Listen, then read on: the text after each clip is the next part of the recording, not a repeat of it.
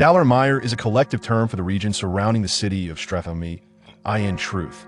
It comprises 54 villages, farms, and 7 cities dispersed throughout the Dallarmire area, forming a significant human settlement that serves as a vital stronghold for the human kingdom of Lordaeron. The largest freshwater lake within Lordaeron, Lake Dallaran, divides the Dallarmire region into eastern and western sections. West Dallaran is renowned as a fertile agricultural hub, abundant with farms and home to the grand city of Andorral. Conversely, East Dallaran is somewhat less prosperous. Its hilly terrain is less conducive to crop cultivation. However, its proximity to the high elf kingdom of Quel'Thalas has fostered a thriving commercial landscape, particularly in the border city of Stratholme, which stands as one of the Empire's major trading metropolises.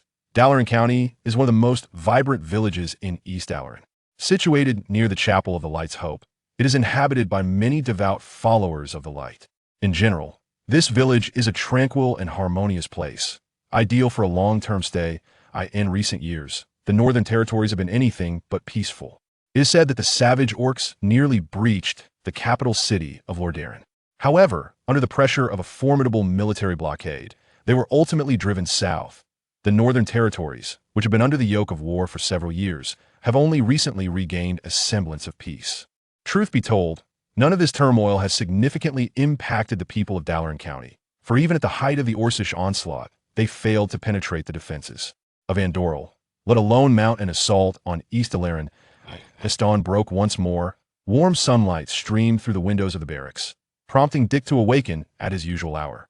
He swiftly rose from his hard cot, washed up, donned a well-worn suit of leather armor, and slung his long sword over his shoulder before stepping out of the barracks to commence his daily duties, patrolling at Good morning, Sheriff. Would you care to sample some of my grapes? They were just picked from Maris Farm. Mr. Dick, I am grateful for your assistance in bringing my child back from Andorral a few days ago. I hear that place is currently plagued by illness. How dreadful. Sheriff, my home has been robbed. It must have been that scoundrel Timmy and his gang. You must apprehend them at once. As Dick greeted familiar faces along the way, the townsfolk eagerly engaged with the sheriff, who had arrived in Dallaran County 3 years prior. Though the young man was not particularly loquacious, the residents recognized him as a compassionate individual, frequently lending a hand to the common folk, a stark contrast to his predecessors, who were known for their extortion and intimidation. Dick had grown accustomed to this warm reception. He politely declined the vendor's grapes, exchanged pleasantries with a grateful merchant, and soothed an irate nobleman who had fallen victim to theft before finally extricating himself from the throng. He rested his hand on the hilt of his sword as he patrolled the narrow streets.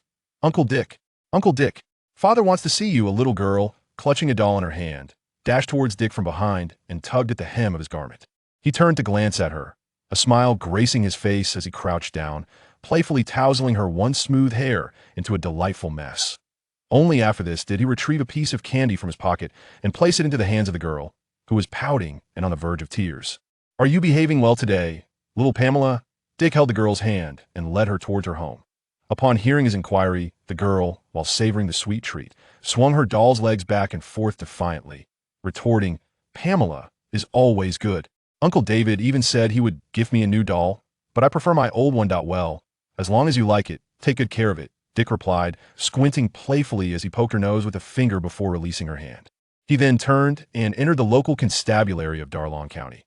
Indeed, this was little Pamela's home. Her father was Joseph Redpath, the chief constable of Darlon County and Dick's immediate superior, renowned as a hunter and warrior.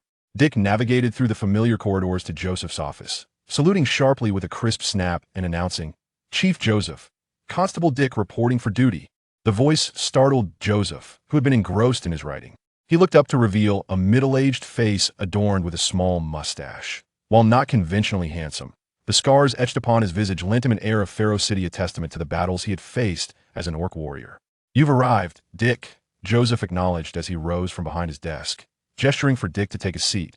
Given that this was merely a small town, one should not expect opulent decor, but Dick paid little mind to such trivialities. His focus was solely on the purpose of Joseph's summons. "Dick, this morning, that troublesome boy Timmy came to tell me that his friends have been captured by a pack of wargs, and he is the sole escapee.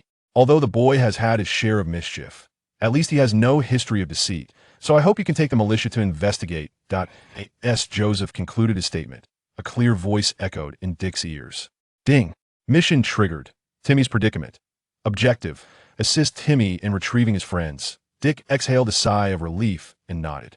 Very well, Captain, but this time I wish to bring along more hunters. If words are indeed lurking near Darlong County, I shall eradicate them. His words were laced with a fierce determination, which pleased Joseph, the seasoned veteran, chuckling heartily as he patted Dick on the shoulder. Ah, you are indeed the soldier who once traversed the Silver Pine Forest alone. Go forth. I shall have David accompany you with the hunters. First, comfort that poor boy. He's frightened to the point of nearly soiling himself. Understood, Dick replied, stepping out of the office.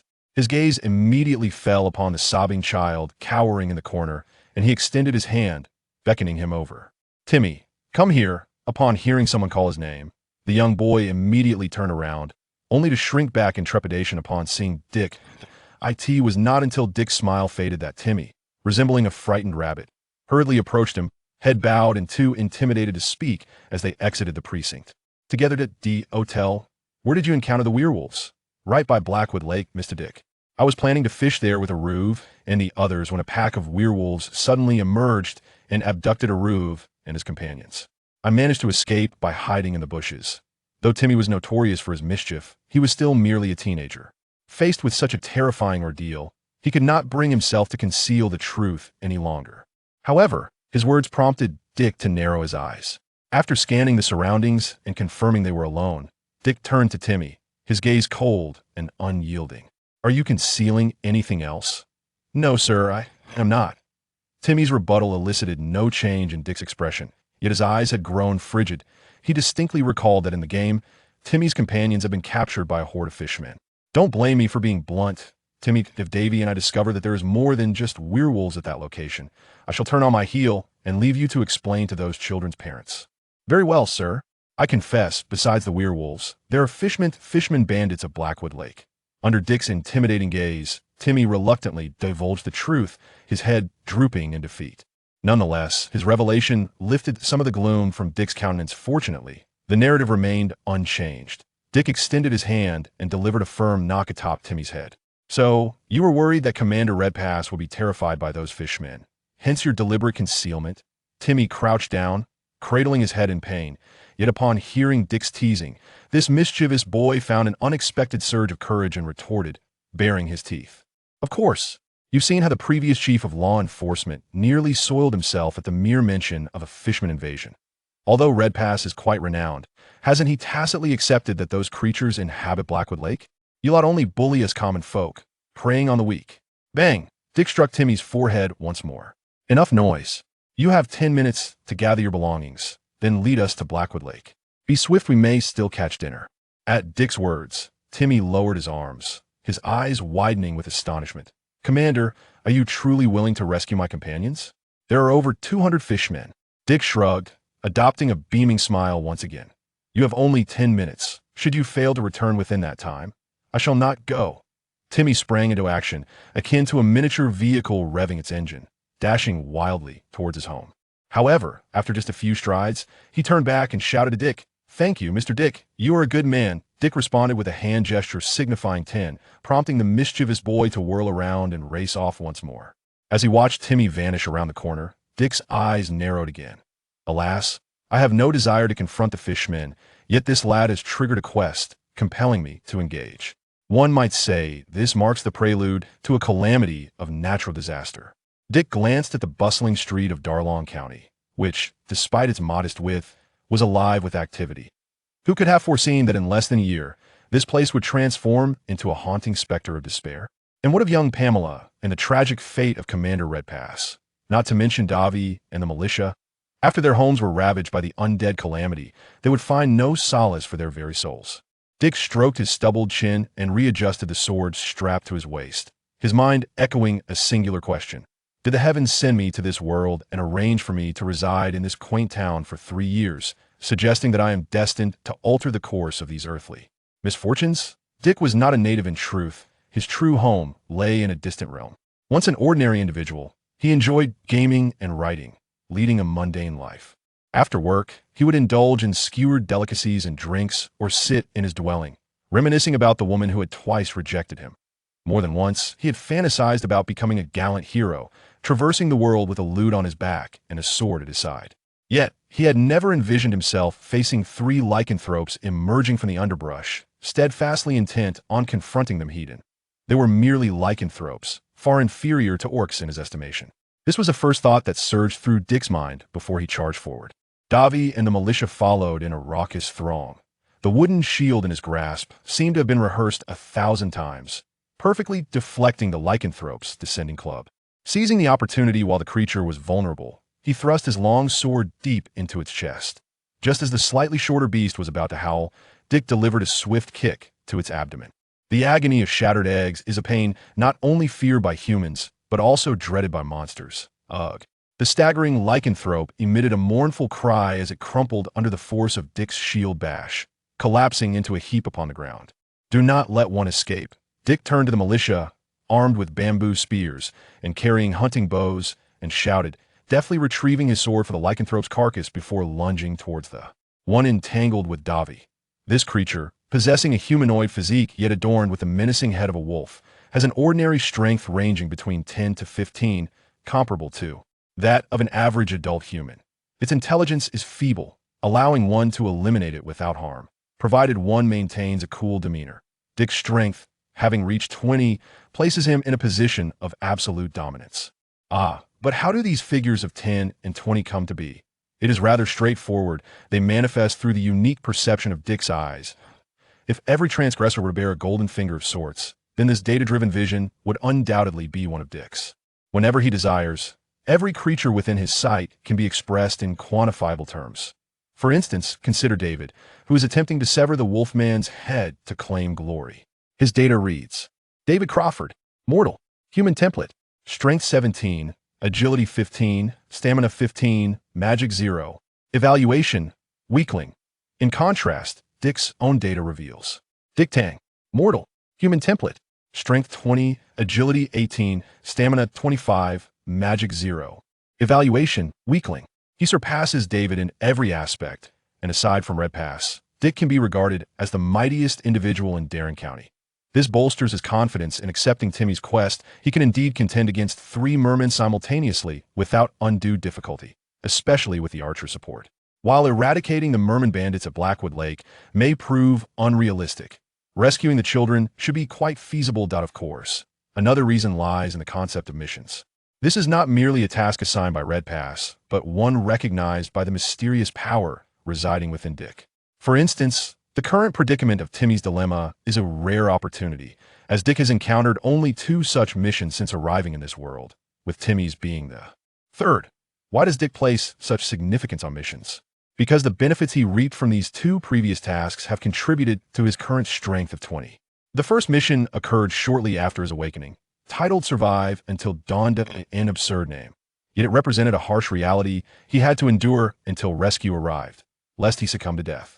He valiantly consumed a venomous snake and managed to hold on until salvation, earning a reward of 3 strength points and 2 agility points. The second mission involved a commission from a local merchant in Darren County, tasked with retrieving the merchant's child from Andohar.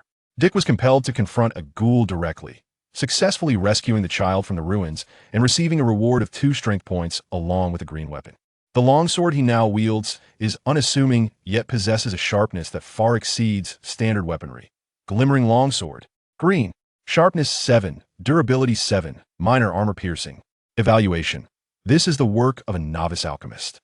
This explains why Dick enjoys such a commendable reputation in Darren County. His selfless assistance to the common folk is a pursuit of further missions. Regrettably, such opportunities are exceedingly rare, with only one occurrence in the span of 3 years. Confronted with Timmy's task, Dick was reluctant to abandon the endeavor. Although he remained uncertain about the nature and implications of this mysterious power, in a world fraught with peril, possessing additional means of self-preservation was undoubtedly advantageous. Dick and Davy lay concealed among the grass by the shores of Blackwood Lake, warily observing the nearby village inhabited by fishmen. These grotesque creatures, with their fish-like bodies, sharp teeth, and weaponry, moved with an alarming resemblance to humans. They represented merely one of the many bizarre indigenous species in this peculiar world. Though individually weak, their collective strength posed a greater threat than that of werewolves. Timmy, come here. Dick turned to beckon the timid boy, who had somehow procured a dark, dwarven firearm slung across his back, and donned his father's leather armor, appearing somewhat formidable, despite his trembling body betraying his fear. "Tell me, where were you attacked?" Davy inquired in a hushed tone. This young man, a close friend of Dick's, had long harbored a passion for weaponry and had recently passed the squire selection of the Knights of the Silver Hand. This was to be his final mission in Dalaran County. "Right around here, sir." Timmy lay flat against the ground, quietly scrutinizing the fishmen marauders traversing nearby. After a brief moment, he excitedly exclaimed to Dick, "Sir, that purple-skinned fishman was the one who snatched a ruff. I saw it clearly."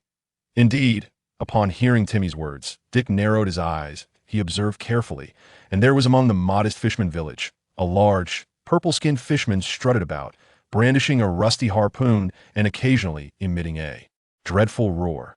"Those children must be imprisoned within that village," Davy spoke gravely. "However, I recall there are 2 more fisherman villages nearby, that if we do not resolve this swiftly, we risk attracting more fishmen, and our numbers are insufficient." Just as Dick was about to respond, Timmy suddenly let out a piercing scream, startling Davy, who instinctively covered the boy's mouth with his hand. "You nearly got us killed, you fool." Davy pressed Timmy to the ground, scolding, "Have you lost your mind? Release him, Davy. We have little time left to discuss." "Look," Dick pushed Davy's hand away, gesturing toward the raucous fisherman village. His voice lowered as he drew his longsword. "That group of fishmen intends to feast upon that child." Davy turned to see, under the command of the purple-skinned fishman, the others dragging a crying child from a burrow. Beside them, a dilapidated cauldron bubbled with boiling water. These monsters were preparing for lunch. "Davy, hand me your shield." Dick extended his hand to take the shield from Davy, a rare piece of fine ironwork in Dalaran County. The black surface was etched with a crude emblem of Lord Darren. Its craftsmanship ordinary, yet it was notably robust and durable. Dick secured his shield to his left arm and addressed Davy. "I will divert the attention of that horde of mermen. You and Timmy must rescue the children. When you make your escape, ensure the militia spares no arrows and suppresses those mermen with utmost swiftness. If you bring back the children, we shall retreat. Do you understand?" "Understood." "You. Be careful." Davy cast a glance at Dick, uncertain of the true strength of this taciturn constable. Yet Brother Redpass had mentioned that Dick was once among the most elite soldiers of the Lord Darren army, making him the only suitable choice for this daunting task of drawing the mermen's ire. "I am charging in." Dick extended his fist and offered a brief smile to Davy. For a moment, Davy hesitated. Although not entirely a novice on the battlefield, he felt a surge of anxiety before the fight. Seeing Dick smile, he momentarily froze, then grinned widely, extending his fist to meet Dick's. "Ha!" Dick sprang from the underbrush, sprinting a few paces, his body shielded behind his protective gear. He struck his sword against the shield, producing a resounding clangon, emblematic display of defense and a method to provoke the adversary, customary among human armies. The raucous noise momentarily stunned the reveling mermen, and the largest among them, a purple-skinned brute, was the first to react, brandishing his spear and emitting a cacophonous roar, "Urigagagralala!" In the next heartbeat, the mermen surged forward in a formidable charge, over 20 of them barreling towards Dick. Yet, their stature, barely half that of an ordinary human, posed no threat to him. To him, the statistics of these mermen were utterly dismal. Mermen, humanoid creatures. Strength 12, Agility 14, Stamina 10, Magic 0. Assessment weak. Bang! Dick's shield came crashing down mercilessly upon the head of the first charging merman, causing his grotesque visage to crumble. The foul, greenish blood splattered across Dick, yet he paid it no heed. With his left hand, he kept the shield raised, deflecting the blows from 5 crude stone axes. The collective impact forced him back a step, but at that moment his right hand retaliated, his sword slicing through the throat of another merman, who fell lifeless to the ground. Hey! Dick executed a powerful kick, sending a merman who attempted to sever his leg flying away. He then swung his right arm, carving a sweeping arc in the air that repelled the encroaching merman. The purple-skinned behemoth, gripping his spear tightly, rudely shoved aside the other merman to stand before Dick. However, Dick chose to ignore him, his peripheral vision catching sight of Davy and Timmy, accompanied by 2 militiamen, rushing into the deserted merman village. Now, he needed to buy them time. "Uragagagaralala!" The purple-skinned merman bellowed in an unintelligible tongue, lunging at Dick with his spear. Yet, the clumsy thrust failed to even graze Dick's attire, as it was effortlessly thwarted by the sturdy shield. Bang! Under the force of the blow, Dick felt a tingling numbness in his left arm, and his previously steadfast stance, akin to a wooden post driven into the ground, swayed precariously, nearly toppling him over. Once he regained his balance, he gazed in astonishment at the purple-skinned merman. What immense strength this creature possesses! Yet, despite his surprise, as a seasoned warrior with the memories of a veteran, Dick could not afford the luxury of distraction in battle. Seizing the moment, he stepped back, thrusting his sword into the skull of another approaching merman, claiming yet another life. This action undeniably roused the ire of the purple-skinned merman, which charged at him once more. However, Dick deftly sidestepped to the left, evading the merman's thrust, and as he turned, he inflicted a grievous wound upon the creature, revealing bone beneath the gash. The merman's attributes materialized before Dick's eyes. Slark, Elite, Humanoid, Strength 22, Agility 15, Stamina 30, Magic 0. Assessment: its existence is an affront to the term elite. Huh, an elite? No wonder. Dick chuckled lightly, refusing to retreat any further. Although this creature surpassed him in strength, it lacked the agility he possessed, thus he felt no fear. With determination, he surged toward the purple merman, engaging it in close combat. While the merman's spear was formidable, it proved ineffective in the confines of their struggle. Elite creatures were a game mechanic. Each species housed powerful individuals, vastly superior in physical prowess to their kin, some even wielding unique skills. Only the most skilled veterans or small, cohesive groups could hope to contend with them. Beyond elites existed rare elites monsters of an even higher caliber, bearing increasingly lucrative spoils. Slark, in this moment, was such a being, boasting strength double that of an ordinary merman and a comparable increase in size. Had it faced someone like Davi, victory would have been assured. Alas, it faced Dick, an anomaly unbound by this world. Dick roared, ducking beneath Slark's fierce spear thrust. He swung his heavy shield, smashing it against Slark's grotesque visage. This mighty strike sent the merman staggering, and seizing the moment, Dick maneuvered past, his glimmering sword radiating lethal light as it found its mark in Slark's neck. Yet, astonishingly, the merman did not succumb. Instead, the excruciating pain liberated it from Dick's grasp, and it bolted away, sword embedded, scattering the surrounding ordinary mermen in a chaotic retreat. However, Dick's valor instilled trepidation in the remaining merman, who hesitated to advance. He extended his left foot, propping up the spear that Slark had dropped, weighing it in his hand before hurling it like a javelin. Slark lay gravely injured even as an elite merman. Of formidable prowess, his current condition rendered any notion of swift escape utterly implausible. Indeed, Dick's strike was akin to shooting at a stationary target. Once the harpoon was launched, Dick, without a glance, swung his heavy shield to crash against the face of another merman approaching him from behind. Bah! A bunch of cowards! With his shield raised defensively, Dick hastily seized a rough stone axe from the ground, wielding it as a weapon as he charged through the merman throng, which was now on the verge of panic. That in the realm of the game, mermen were the quintessential bullies, preying on the weak, and witnessing the downfall of their mightiest, Slark, the remaining mermen quickly scattered. After Dick's relentless assault, breathless, Dick stood his ground, acutely aware that the battle was far from over. The fleeing mermen would undoubtedly seek reinforcements, and with 2 merman villages nearby, they needed to vacate the area before reinforcements could arrive. At that moment, a frantic voice pierced through the chaos, drawing Dick's attention. Mr. Dick, come quickly. We've discovered something else. Dick pounded his numb left arm, then sprinted towards the cave, knowing that Davy was well aware of the merman's threat, yet chose to send Timmy to fetch him, indicating that something significant had indeed been uncovered. What manner of person is this? Upon entering the dimly lit cave, Dick's gaze was captivated by a figure brutally battered by the merman. The rescued children gathered around Davy, who was tending to the injured man. I don't know, he merely claims to be a soldier of the Empire and refuses to divulge anything further, which is why I summoned you. Davy spread his hands, signaling his helplessness. Dick nodded, kneeling beside the barely breathing soldier, and spoke softly. I am Corporal Dick Tang of the 3rd Reconnaissance Squad, 4th Legion of Lord Darren. Soldier, do you have anything to share with me? This introduction widened Davis' eyes. Even he had heard of the 4th Legion's renown, astonished that Dick had once served in such an esteemed unit. The dying soldier seemed to summon the last remnants of his strength, laboriously gesturing towards Davy and the children. Dick nodded affirmatively. Davy, take the children back. Do not concern yourself with me. But the mermen, they cannot harm me, trust me. Dick signaled Davy with a knowing glance. After a moment of hesitation, Davy complied, leading the children out of the cave. Only then did the soldier struggle to speak. I am a knight of the Inner Court, codename Hunter. Dick, I have heard of you, the one who traversed the Silver Pine Forest alone and returned with vital intelligence. I now require your assistance, cough, cough. Your life may very well be forfeit. Ding, task triggered. Life and death. Assist Hunter in delivering crucial intelligence to the contact. Alas, Dick let out a sorrowful sigh. Speak, for a veteran does not fear death. Ahem, very well. Listen closely, for I shall say this only once. Prince Arthas and his soldiers are in pursuit of the source of the plague. He should be near Andoril. I am part of the vanguard, and the origin lies in Stratholme, where the cultists, the cult of the damned, are the true culprits. They have been relentlessly hunting me.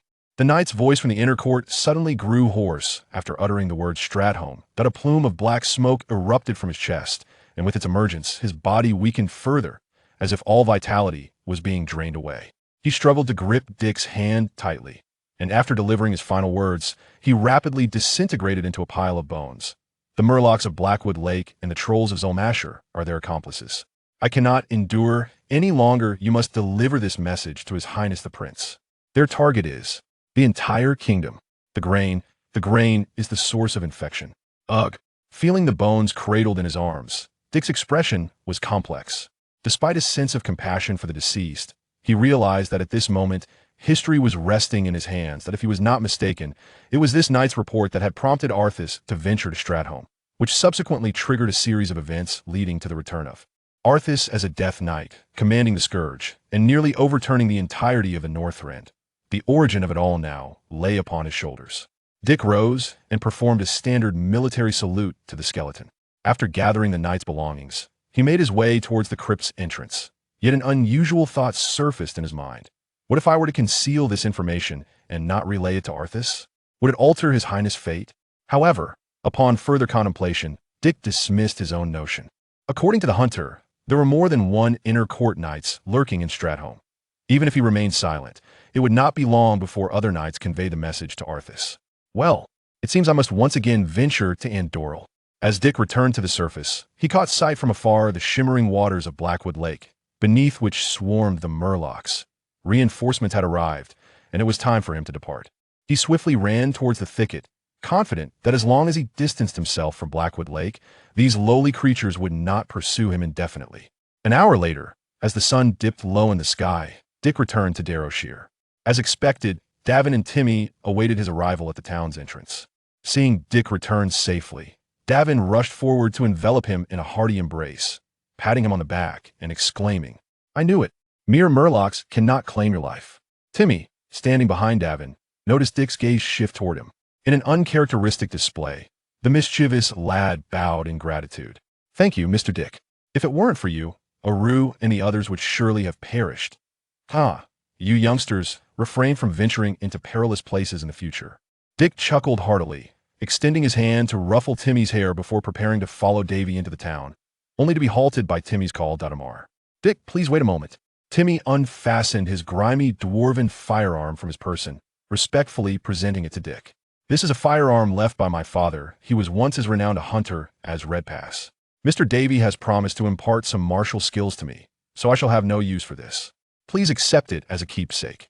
Initially, Dick intended to decline, yet upon recalling the manner in which he acquired the previous glimmering sword, he hesitated and ultimately accepted the tarnished dwarven firearm. He gave Timmy an encouraging gesture, slinging it over his shoulder as he followed Davy into the town. That evening, after a night of revelry, Dick bid farewell to Davy and Redpass, returning to his room with the firearm in tow. He filled a basin with water, seized a cloth, and began to clean the evidently neglected weapon. His intuition suggested that this was the reward for his recent endeavor. Though firearms were not uncommon in the realm of humanity, a gun crafted by the dwarven masters of Ironforge was indeed a rare treasure. After several minutes of diligent cleaning, the firearm emerged revitalized in Dick's hands. The gleaming silver barrels, adorned with intricate black patterns, complemented the polished redwood grip, complete with a simple sight. As Dick held it, he marveled at its weight and feel, both remarkably comfortable. Once restored, the weapon's name materialized before Dick's eyes: Timmy's toy gun. Blue. Accuracy 15, durability 15, damage bonus 20. Special effect knockback. Description: a true masterpiece of a master, with potential for further enhancement. An excellent find, Dick exclaimed, unable to resist slapping his thigh. With such an item in his possession, his journey to Andorral the following day would be considerably more assured. The hunter may not even realize the caliber of the individual he had entrusted his task to with this weapon at hand. Prince Arthas's treacherous path toward death would undoubtedly be fraught with greater challenges. Dalaramur is a collective term for the region near the city of Stratholme, encompassing a vast human settlement comprised of 54 villages, farms, and 7 cities scattered throughout the Dalaramur area. The IT serves as the formidable rear base of humanity's grand nation, Lordaeron. The largest freshwater lake within Lordaeron, Lake Dalaramur, divides the region into eastern and western segments. West Dalaramur is renowned as a prominent agricultural hub, abundant with farms and home to major cities like Andorral. In contrast, East Dalaramur is somewhat less prosperous, characterized by hilly terrain unsuitable for crop cultivation. However, its proximity to the high elf kingdom of Quel'Thalas has fostered a thriving commerce, with the border city of Stratholme standing as one of the empire's notable commercial centers. Dalaran Village, one of the most bustling hamlets in East Dalaramur, lies close to the Chapel of the Light's Vow, attracting many devotees of the Holy Light. Overall, this village is an idyllic place for long-term residents, offering a tranquil and harmonious lifestyle. In recent years, the northern regions have been fraught with unrest. Reports have surfaced of the savage orcs nearly breaching the capital city of Lordaeron. Yet, under the siege of the Imperial forces, they were ultimately driven southward. After years of warfare, the northern territories have barely regained a semblance of peace. However, to be frank, these tumultuous events bear little relation to the inhabitants of Dalaran Village. Even at the height of the Orcish onslaught, they were unable to breach the defenses of Andorral, let alone invade the East Dalaramur region. On yet another morning, as warm sunlight streamed through the window of the barracks, Dick awoke promptly. He sat up from his hard cot, quickly washed up, donned a set of well-worn leather armor, and strapped on his longsword before stepping out of the barracks to commence his day's duty, patrolling. Good morning, Sheriff. Care for some of my grapes? They've just been harvested from Mara's farm. Mr. Dick, thank you for bringing my child back from Andorral the other day. I hear there's a plague raging there. It's truly dreadful. Sheriff, my home was robbed. It must have been those rascals, Timmy and his gang. You must go apprehend them. As Dick made his way through the streets, he exchanged pleasantries with familiar faces. The townsfolk, having known him since he arrived in Dalaran Village 3 years prior, engaged him warmly. Though this young man was not particularly loquacious, the residents recognized him as a kind-hearted individual, often helping the common folk, quite unlike the previous sheriffs, who thrived on extortion. Accustomed to such warm treatment, Dick politely declined the grapes offered by a vendor, shared a few words with a grateful merchant, and consoled a distressed noble who had fallen victim to theft. Finally extricating himself from the throng, he placed his hand on the hilt of his sword and began his patrol along the narrow street. Uncle Dick, Father wants you to find him. A little girl, clutching a doll, came running from behind and tugged at Dick's clothing. He turned to glance at her, a smile gracing his face as he crouched down, tousling her once smooth hair into a delightful mess. Afterward, he retrieved a piece of candy from his pocket and placed it into the hands of the little girl, who was pouting and on the verge of tears. Little Pamela being good today. Dick took the girl's hand and led her toward her home. Hearing his inquiry, the girl, while savoring the sweet candy, swung her doll's legs back and forth defiantly, replying, Pamela is always good. Uncle David even said he would give me a new doll, but I love my old one. Well, I'm glad you like it, but do take good care of it. Dick squinted playfully, giving her nose a gentle poke before releasing her hand. He then turned and entered the precinct of Darlon County. Indeed, this was little Pamela's home, as her father, Joseph Redpath, the sheriff of Darlon County and Dick's immediate superior, was renowned far and wide as a hunter and warrior. Dick confidently strode into Joseph's office, executing a precise military salute and announcing with vigor, Sheriff Joseph, Officer Dick reporting for duty. The booming voice startled Joseph, who had been engrossed in his writing. He looked up to reveal a middle-aged man sporting a small mustache. Though Joseph's appearance was unremarkable, the scars etched upon his face lent him an air of ferocity, marks of an orc warrior, testaments to his valor. You've arrived, Dick. Joseph rose from behind his desk, inviting Dick to take a seat in the modest office. Given that this was merely a small town, one should not expect extravagant decor. However, Dick paid little heed to such trifles. His focus lay solely on the purpose of Joseph's summons. Dick, this morning, that troublesome boy Timmy came to me, claiming that his friends have been captured by a pack of gnolls. He's the sole escapee. Though the lad has a dubious reputation, he has no history of deceit, so I hope you can take the militia to investigate, as Joseph concluded his statement. A crisp voice echoed in Dick's ears. Beep. Mission triggered. Timmy's predicament. Objective. Assist Timmy in recovering his friends. Dick exhaled in relief, nodding in agreement. Very well, Captain. However, this time, I'd like to bring along additional hunters. If gnolls are indeed lurking near Darlon County, I shall eradicate them.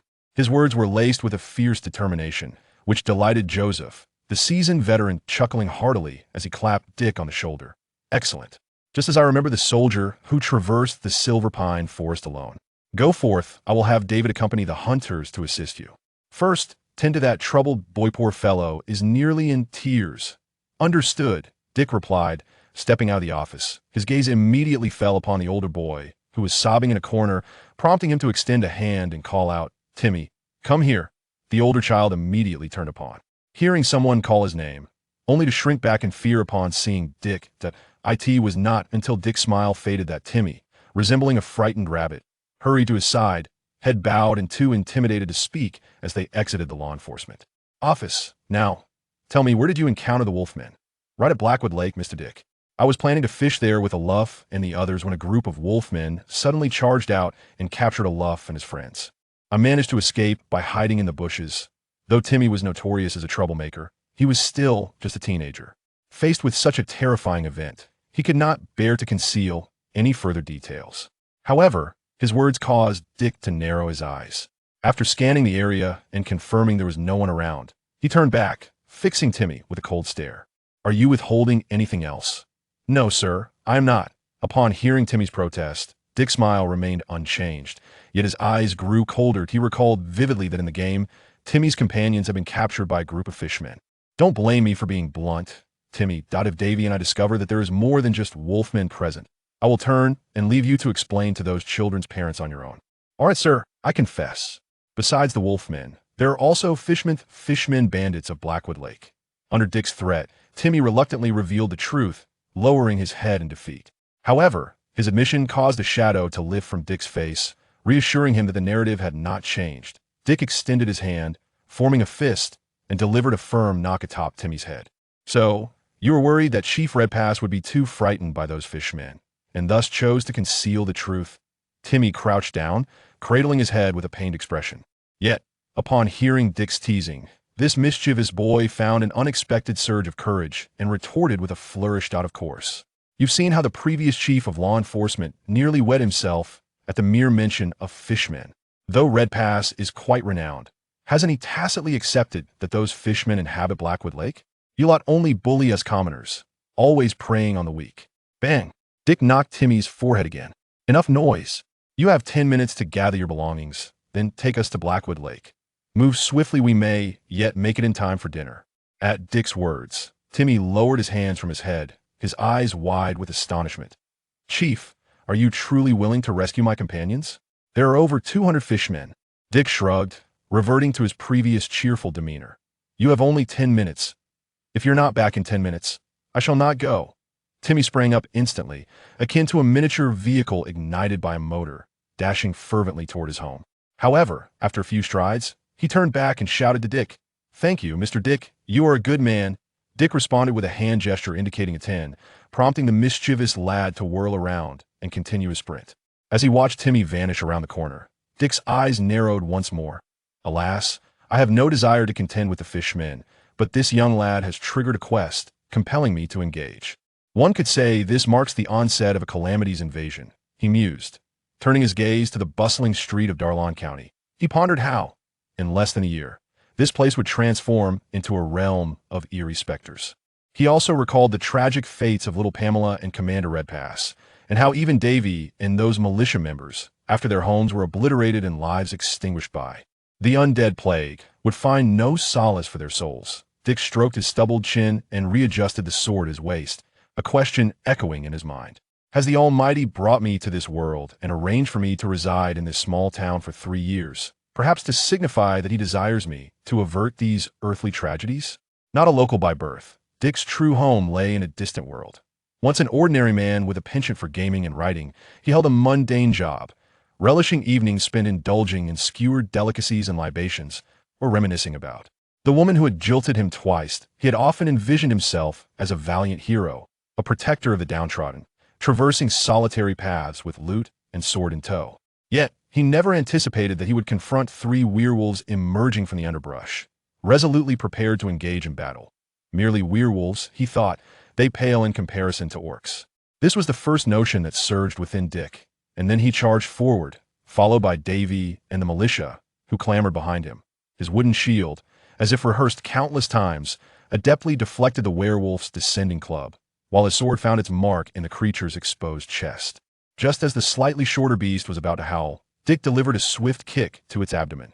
The agony of shattered loins is a terror that not only humans dread, monsters harbor a similar fear. Ugh! The staggering werewolf emitted a mournful sound as it succumbed to the force of Dick's shield, collapsing into a heap upon the ground. Let not a single one escape. Dick called out to the militia, wielding bamboo, spears, and slung bows, deftly retrieving his sword from the werewolf's carcass and charging toward the beast that was grappling with Davy. This creature, possessing a humanoid form yet adorned with the ghastly head of a wolf, exhibits a mere strength of 1,015, comparable to that of an average adult human. Its intellect is feeble, allowing one to dispatch it unharmed, provided one remains sufficiently calm. Dick's strength, having reached 20, places him in a position of overwhelming dominance. Now, how are these figures of 10 and 20 derived? You may wonder.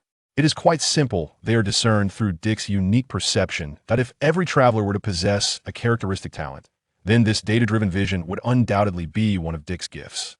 Whenever he desires, every being within his sight can be expressed in quantifiable terms. For instance, the data regarding Davy, who is currently attempting to sever the Wolfman's head to claim credit, reads as follows. Davy Crawford, Commoner, Human Template, Strength 17, Agility 15, Stamina 15, Magic 0. Evaluation, Weakling. In contrast, Dick's own data is Dick Tang, Commoner, Human Template, Strength 20, Agility 18, Stamina 25, Magic 0. Evaluation, Weakling. Surpassing Davy in every metric, Dick stands as one of the most formidable individuals in Darlon County, second only to Reed Pass. This bolsters his confidence in accepting Timmy's task should he choose.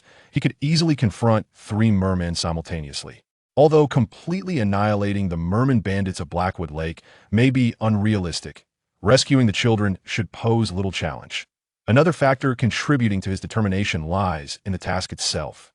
This is not merely an assignment from Reed Pass, but one acknowledged by the mysterious power residing within Dick. For instance, the current Timmy's predicament is such a task, rare and fortuitous. Since his arrival in this world, Dick has encountered only 2 similar tasks, with Timmy representing the third. Why does Dick place such significance on these tasks? Because the benefits accrued from his previous 2 endeavors have granted him that pivotal 20 points in strength. The first task emerged during his initial awakening, survive until dawn. Though the title seemed nonsensical, the reality was brutally harsh. Had to endure until rescue arrived or face death. He managed to swallow a venomous snake and survived until he was saved, earning him a reward of 3 points in strength and 2 in agility. The second task involved a commission from a small merchant in Darlon County, who tasked Dick with retrieving his child from Andohar. Dick was compelled to confront a ghoul directly, ultimately rescuing the child from the ruins and receiving a reward of 2 points in strength, along with a green weapon. This weapon, the longsword he now wields, may appear unremarkable, yet its sharpness far exceeds that of standard armaments. Glimmering longsword, green, sharpness 7, durability 7, weak armor piercing. Evaluation, a novice alchemist's practice piece. This explains the esteemed reputation Dick enjoys in Darlon County. His altruistic assistance to the common folk is driven by the hope of encountering another task. Regrettably, such tasks are exceedingly rare, with only one occurring over the span of 3 years. Confronted with Timmy's daunting task, Dick was unwilling to relinquish his resolve, although the nature and implications of this mysterious power remained elusive to him. In a world rife with peril, possessing an additional means of self-preservation was undeniably advantageous. Dick and Davy lay concealed in the grass by the banks of Blackwood Lake, their wary gazes fixed upon the nearby village of fishmen. These creatures, with their piscine bodies, sharp teeth, and weaponry, moved with a semblance of human-like agility. They were but one of the many bizarre indigenous beings inhabiting this extraordinary world. Though individually weak, their collective strength posed a greater threat than that of werewolves. "Timmy, come here." Dick turned and beckoned the timid boy, who had somehow procured a grimy dwarven firearm slung across his back and donned his father's leather armor. He appeared somewhat formidable, yet his trembling frame betrayed his fear. "Tell me, where were you attacked?" Davy inquired softly. This young man, a close friend of Dick's, had long harbored a passion for combat. Recently, he had successfully passed the Squire selection of the Silver Hand Knights, marking this as his final mission in Dalaran County. "Right around here, sir." Timmy pressed himself to the ground, stealthily observing the fishmen marauders shuttling to and fro. After half a minute, he excitedly relayed to Dick, "Sir, it was that purple-skinned fishman who took a rough. I saw it very clearly." Upon hearing Timmy's words, Dick squinted, scrutinizing the modest fishman village. Indeed, amidst the throng, a large purple-skinned fishman brandished a rusted harpoon, strutting about and intermittently emitting a ghastly roar. "Those children must be held captive in that village," Davy remarked gravely. "However, I recall 2 other fishman villages nearby. If we do not resolve this swiftly, we may attract more fishmen. Our numbers are insufficient." Just as Dick was about to respond, Timmy let out a piercing scream, prompting Davy to swiftly cover the boy's mouth with his hand. "You nearly got us killed, you fool," Davy scolded, pinning Timmy to the ground. "Have you lost your mind? Let him go, Davy. I fear our time for deliberation is running short. Look." Dick pushed aside Davy's hand and pointed toward the raucous fisherman village, his voice dropping to a hushed tone as he unsheathed his longsword. "Those fishmen intend to feast on that child." Davy turned to see, under the command of the purple-skinned fishman, others dragging a screaming child from a burrow. Beside them, a dilapidated cauldron bubbled with hot water as the grotesque beings prepared for their midday meal. "Davy, hand me your shield." Dick extended his hand, taking the shield from Davy to it was one of the few fine iron shields in Dalaran County, its black surface etched with a crude representation of the Lord Darren emblem. While the craftsmanship was mediocre, its robustness and durability were commendable. Dick secured his shield to his left arm and addressed Davy that "I will distract that horde of mermen. You and Timmy go rescue the children. When it's time to retreat, ensure the militia does not spare their arrows. Suppress those mermen with utmost speed. Once you have saved the children, we shall withdraw. Do you understand?" "Understood. You, be careful." Davy glanced at Dick, uncertain of the true strength of this silent constable. However, Brother Redpass had mentioned that Dick was once among the most elite soldiers of the Lord Darren army. He was the only one fit to undertake the task of luring the mermen. Him charging in, Dick extended his fist towards Davy, offering a reassuring smile. Davy paused momentarily, though not a novice on the battlefield. He felt a twinge of anxiety before the fight. Upon seeing Dick smile, he hesitated briefly before grinning widely and bumping fists with him. "Ha!" Dick rose from the underbrush and sprinted a few paces, crouching behind a shield while striking it with his longsword, producing a series of sharp clangs. This was the standard defensive posture, a method employed by human armies to taunt their adversaries. The ruckus startled the reveling mermen, and soon the largest among them, a purple-skinned brute, was the first to react, brandishing his trident and emitting a hideous roar. "Ulagagagahalar." In the next moment, the mermen, now alert, charged towards Dick en masse. The sight of 20-odd mermen rushing forward was indeed impressive. However, these creatures, standing only half the height of an ordinary man, posed little threat to Dick. In his eyes, the statistics of these mermen were utterly dismal. Mermen, humanoid creatures. Strength 12, agility 14, stamina 10, magic 0. Evaluation, pitiful. Bang. Dick's shield came crashing down mercilessly upon the head of the first merman to charge, the grotesque visage collapsing instantly, green, foul blood splattering across Dick's form. Yet he paid no heed to it. His left hand held the shield before him, blocking the slashes of 5 crude stone axes. The combined force of the blows made him stagger back a step, but at that moment his longsword retaliated, swiftly slitting the throat of another merman, who fell lifeless to the ground. High. Dick delivered a powerful kick, sending a merman, who attempted to sever his leg, flying away. He then swung his right arm in a grand arc, executing a sweeping strike that repelled the encircling merman. The purple-skinned giant, gripping his trident tightly, rudely pushed aside the other merman to stand before Dick. However, Dick paid him no mind. His peripheral vision caught sight of Davy and Timmy, accompanied by 2 militia members, charging into the deserted merman village. He needed to buy them time.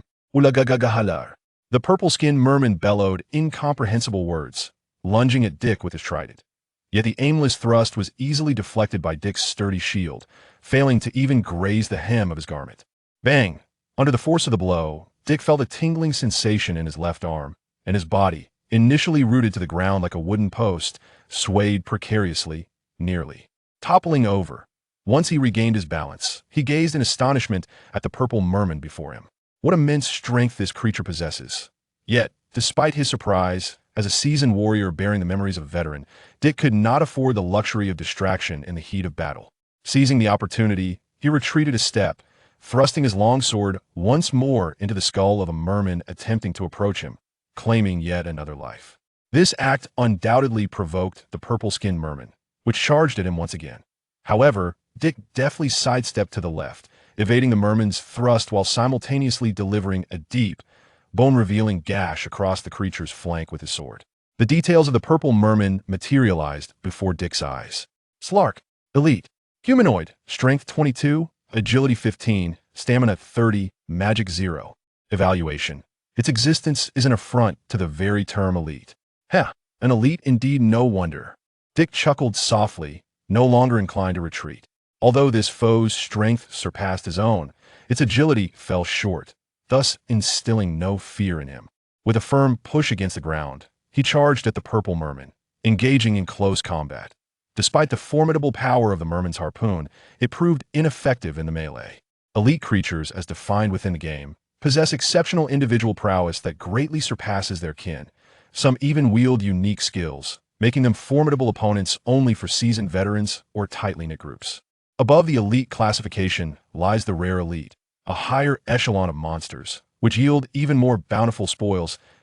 Present, Slark epitomized such an entity, boasting double the strength of a common merman and nearly double its size. Had it faced someone like Davi, victory would have been assured. Alas, it confronted Dick, a being not of this world. Die! Dick roared, ducking beneath Slark's ferocious harpoon thrust. With a heavy shield, he delivered a powerful strike to the merman's grotesque visage, sending it reeling. In an agile maneuver, Dick slipped past Slark, his shimmering longsword radiating a deadly gleam as it pierced the merman's neck with precision. Yet, remarkably, the merman did not succumb. Instead, the agonizing pain propelled it to break free from Dick's grasp, fleeing with the sword still embedded in its flesh, inadvertently scattering the surrounding common mermen, who were caught off guard. However, Dick's formidable presence instilled trepidation in the remaining mermen, who hesitated to advance. Extending his left foot, he propped up Slark's harpoon left on the ground, weighing it in his hand, and like a javelin, he hurled the harpoon forward. Slark lay grievously wounded. Even as an elite merman of extraordinary prowess, he could hardly hope to escape swiftly in such a state. One might say that Dick's strike was akin to targeting a stationary object. After the spear was cast, Dick paid no heed, swinging his heavy shield to strike another merman approaching from behind. Bah! A bunch of cowards! Dick positioned his shield before him, casually picking up a crude stone axe from the ground to wield as a weapon, and began to charge recklessly through the already terrified throng of mermen in the realm of the game. Mermen are the quintessential bullies, preying upon the weak while fearing the strong. With the mightiest of their kind, Slark, already vanquished, the remaining mermen scattered in disarray after enduring Dick's onslaught. Panting, Dick stood firm, acutely aware that the battle was not yet concluded. The fleeing mermen would undoubtedly seek reinforcements. 2 merman villages lay nearby, and they must vacate the area before the mermen returned. At that moment, the frantic voice of Timmy, emerging from the merman lair, captured Dick's attention. Mr. Dick, come quickly. We've discovered something else. HM? Dick rubbed his numb left arm and dashed toward the lair. Davy could not possibly be oblivious to the threat posed by the merman, yet he had chosen to send Timmy for Dick, suggesting that Davy had indeed uncovered something of great significance. Who is this person? As Dick entered the dim lair, his gaze was drawn to the figure, battered and bloodied from merman torment. The rescued children clustered around Davy, watching as he tended to the injured man.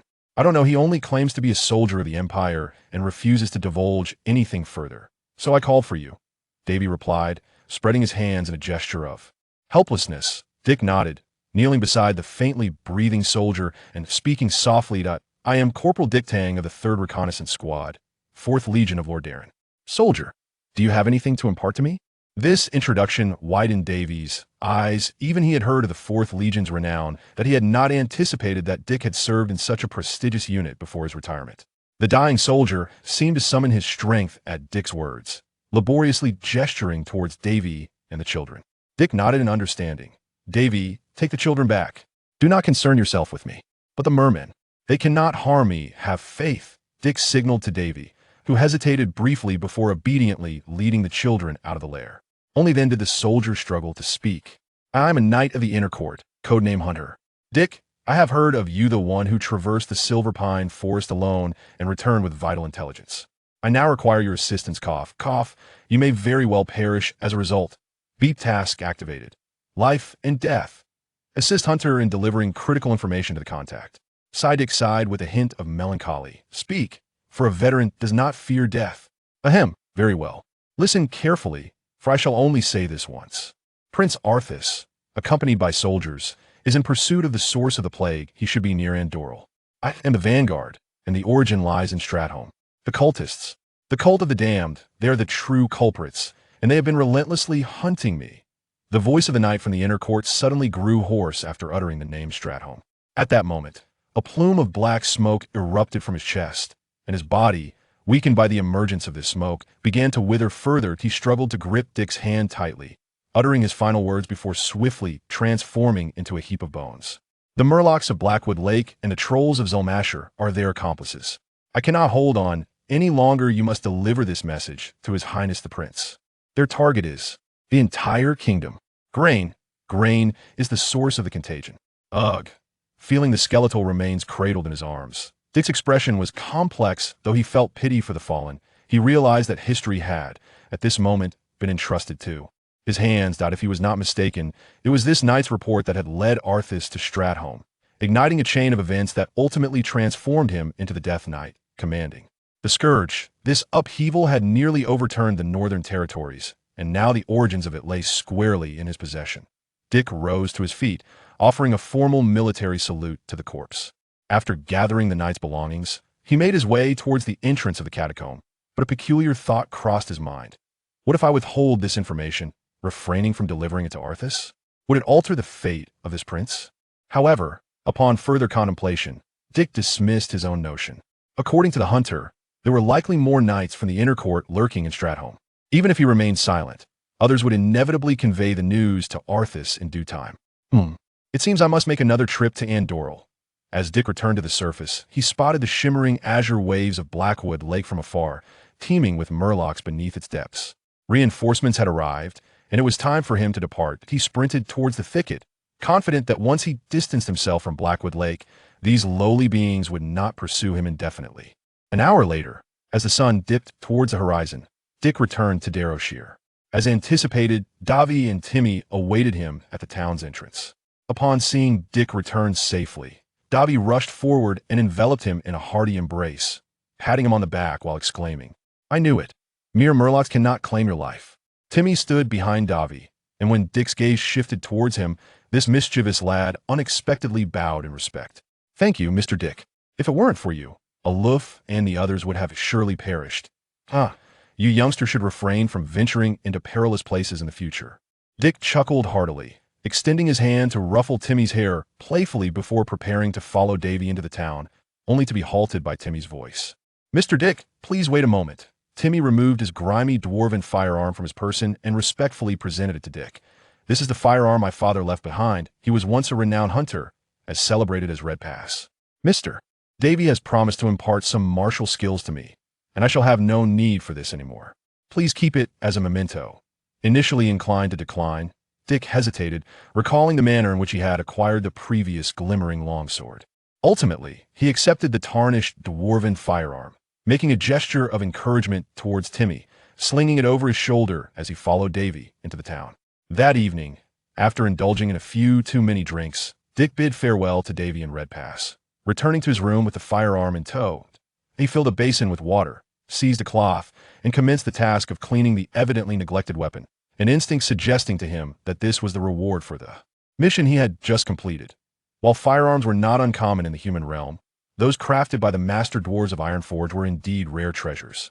After a span of 10 minutes, as Dick wiped away the last remnants of grime, the exquisite short-barreled hunting rifle seemed to come alive in his hands. The silver barrels, aligned side by side, bore intricate black engravings, while the polished redwood handle gleamed under the light, complete with a rudimentary sight. As Dick held it, the weight and feel were remarkably comfortable. Upon its cleansing, the weapon's name materialized before Dick's eyes. Timmy's toy gun. Blue. Accuracy 15, durability 15, damage bonus 20. Special effect knockback. Description: a true masterpiece by a master craftsman, with potential for further enhancement. What a splendid item!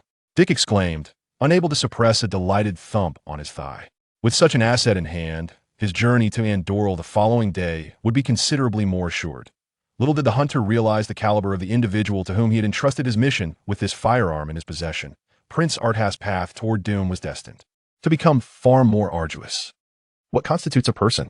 Dick was uncertain, yet he was well versed in numerous methods to easily extinguish a life.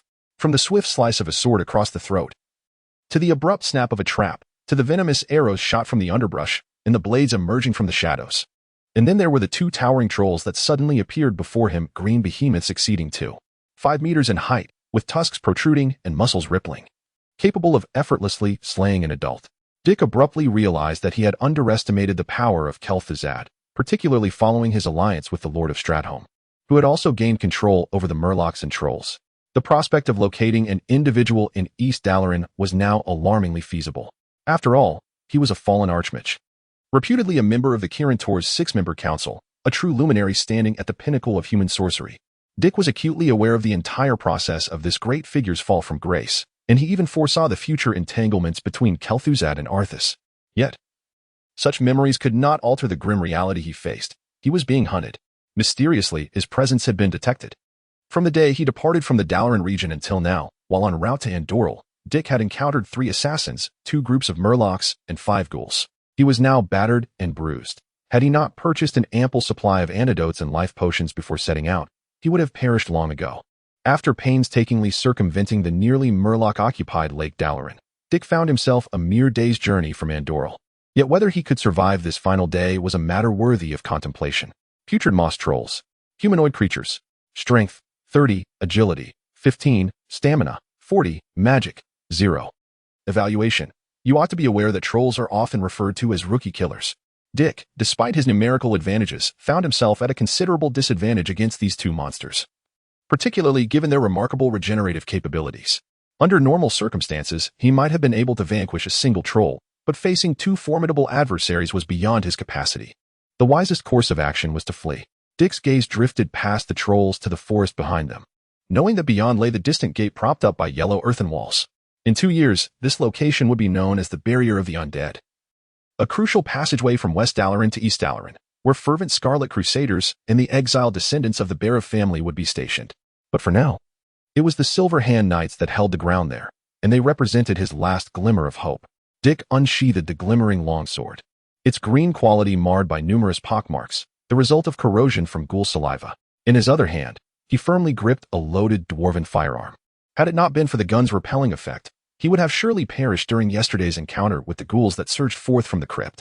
Timmy, you rascal. May your father's hunting rifle grant me another stroke of luck. Taking a deep breath, Dick charged forward, aiming to breach the blockade posed by the 2 towering trolls and escape into the forest, hoping to draw closer to the necromantic bastion. Although he might not match the troll's speed in the woods, this was his last desperate gambit. The putrid moss trolls were native creatures of Zulmasher, descended from the Amani trolls who had been driven into the human realm by the high elves of Quel'Thalas. Zulmasher lay nestled in a treacherous ravine in eastern Dalaran, and if Dick was not mistaken, it was likely the current stronghold of the Cult of the Damned. The trolls faced a grim fate. Their entire kin had been transformed into undead minions by Kel'Thuzad. However, their present circumstances were far from dire, for they had the backing of the Cult of the Damned. Even the 2 soldiers dispatched to their doom boasted a complete set of respectable chainmail, adorned with fearsome helmets and wielding decapitating axes as tall as Dick himself, truly armed to the teeth. As Dick charged, the trolls surged forward, resembling 2 moving hills hurtling towards him. Dick exerted all his strength, leaping from the ground, and swung his glimmering longsword towards the neck of the left troll.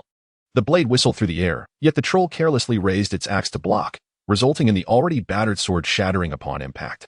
However, Dick's dwarven firearm was far sturdier than the axe. At the moment of his leap, the double-barreled muzzle was aimed squarely at the face of the other troll. Bang! Dick pulled the trigger. Though the right troll instinctively raised its hand to shield its face, the weapon was a blue-quality item with enhanced damage effects. The shot struck true, and the troll staggered back, grasping its face as it collapsed to the ground, writhing in agony. While such damage posed no mortal threat to a troll with remarkable regenerative abilities, the severe injury to its eyes had temporarily rendered it incapable of fighting back. Dick had successfully delivered a critical strike, yet his fortune would not extend further. "Atacoma!" roared the left troll, its battle axe whirling through the air before crashing down onto Dick's midsection, which offered no leverage for defense.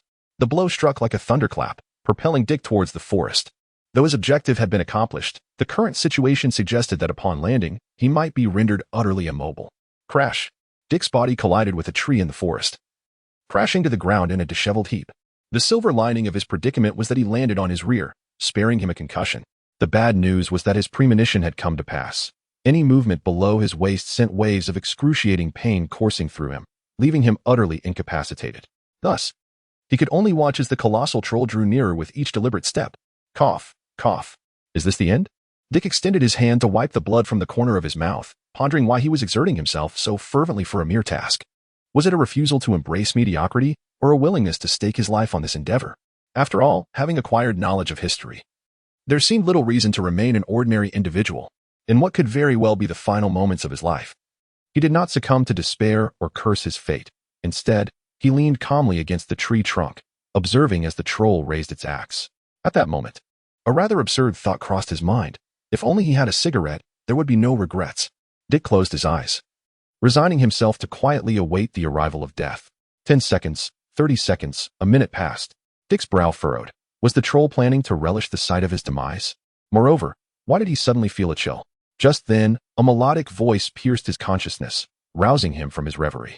"Hey, if you don't get up soon, I'm leaving." Dick opened his eyes to find a slender figure blocking the sunlight, a woman, indeed, an alluring woman. She held a short staff in one hand while the other pressed against her pointed hat, her long skirt fluttering gently in the breeze of the forest. It was an extraordinarily beautiful scene, especially juxtaposed with the troll encased in a block of ice, a sight more enchanting than anything Dick had ever witnessed in this life or the last. "Will you not speak? Or are you too stunned?"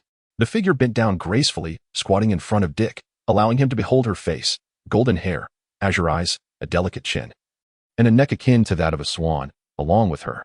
Ahem. In short, she was an exceptionally beautiful woman, perhaps too captivated by her presence. Her information materialized before Dick's eyes. Jaina Proudmoore. The Lord. Human template. Strength 15, Agility 80, Stamina 780, Magic 800.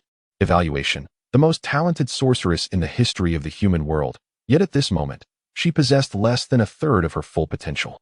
Taking a deep breath, Dick smiled with a sense of relief. "Madam, I shall repay you." What? Jaina, not yet the sovereign she would become, nor the war mage driven to madness, was still in the prime of her life, a Na'vi and charming mage. Thus, she found herself unable to suppress a chuckle at Dick's declaration. If she was not mistaken, the bloodied and disheveled human before her probably lacked the strength of even a seasoned warrior at most. He was a fledgling just stepping into the intermediate ranks. He claimed he would repay her? Ha ha. Jaina chuckled in a rather ungracious manner. However, as a princess of the Koltira's kingdom, her upbringing forbade her from behaving inappropriately in the presence of males. Thus, she merely covered her mouth with a light laugh before earnestly inquiring, "Ahem. Greetings, I am Jaina, a mage from Dalaran.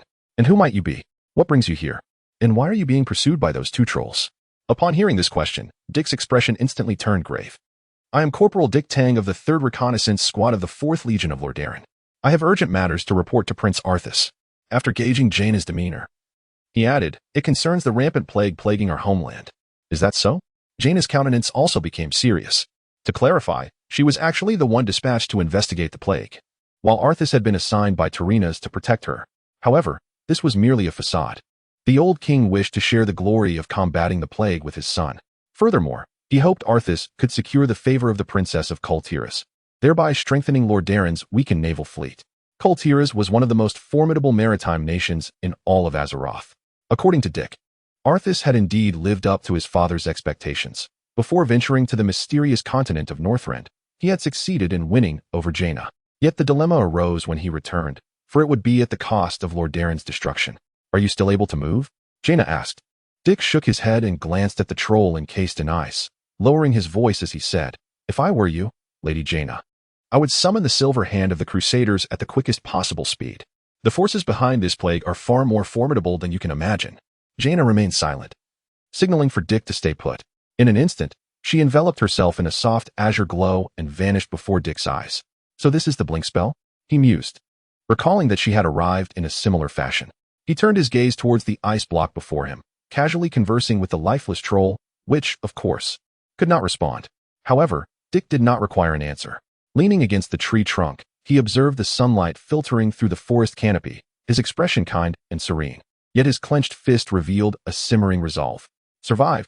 Next time, I shall not be caught so off guard. Chapter 5. Greetings, and Doral. Although Jaina's movements were swift, by the time she arrived with 3 paladins carrying a stretcher, Dick had already succumbed to unconsciousness. A single, forceful blow from a troll could easily claim the life of an ordinary person, yet the mere fact that Dick still breathed attested to his remarkable resilience. In light of this predicament, even Jaina, despite her urgency to uncover the secrets of the plague, was compelled to remain within the confines of the Crusaders' encampment, awaiting Dick's recovery. Fortunately, the paladins possessed healing abilities, and under the care of a seasoned paladin skilled in restorative spells, Dick's condition improved significantly. By the following morning, Dick opened his eyes to find Jaina standing by the window, curiously observing the training of the paladins. Clad in a white robe with a blue cloak draped over it, her short staff secured at her waist, and her golden hair cascading over her shoulders, she presented quite a sight.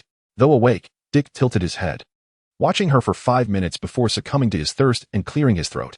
"Ah, you are finally awake," Jaina exclaimed, displaying an evident familiarity with tending to the ailing. She reached for a cup of water from the table and handed it to Dick. Although his waist still throbbed with pain, the old paladin's healing magic had worked wonders, allowing him to move with some ease. Supporting himself with both arms against the wall, Dick's complexion appeared somewhat pale, a normal consequence of significant blood loss. After gulping down a generous amount of water, Jaina seized the opportunity to inquire, "Did you not mention having information regarding the plague? Please divulge it now." Dick shook his head. "No, that cannot be. I must wait until Prince Arthas arrives before I can disclose this information. But I am the one conducting the intricate investigation into the plague." Jaina protested, a hint of defiance in her voice.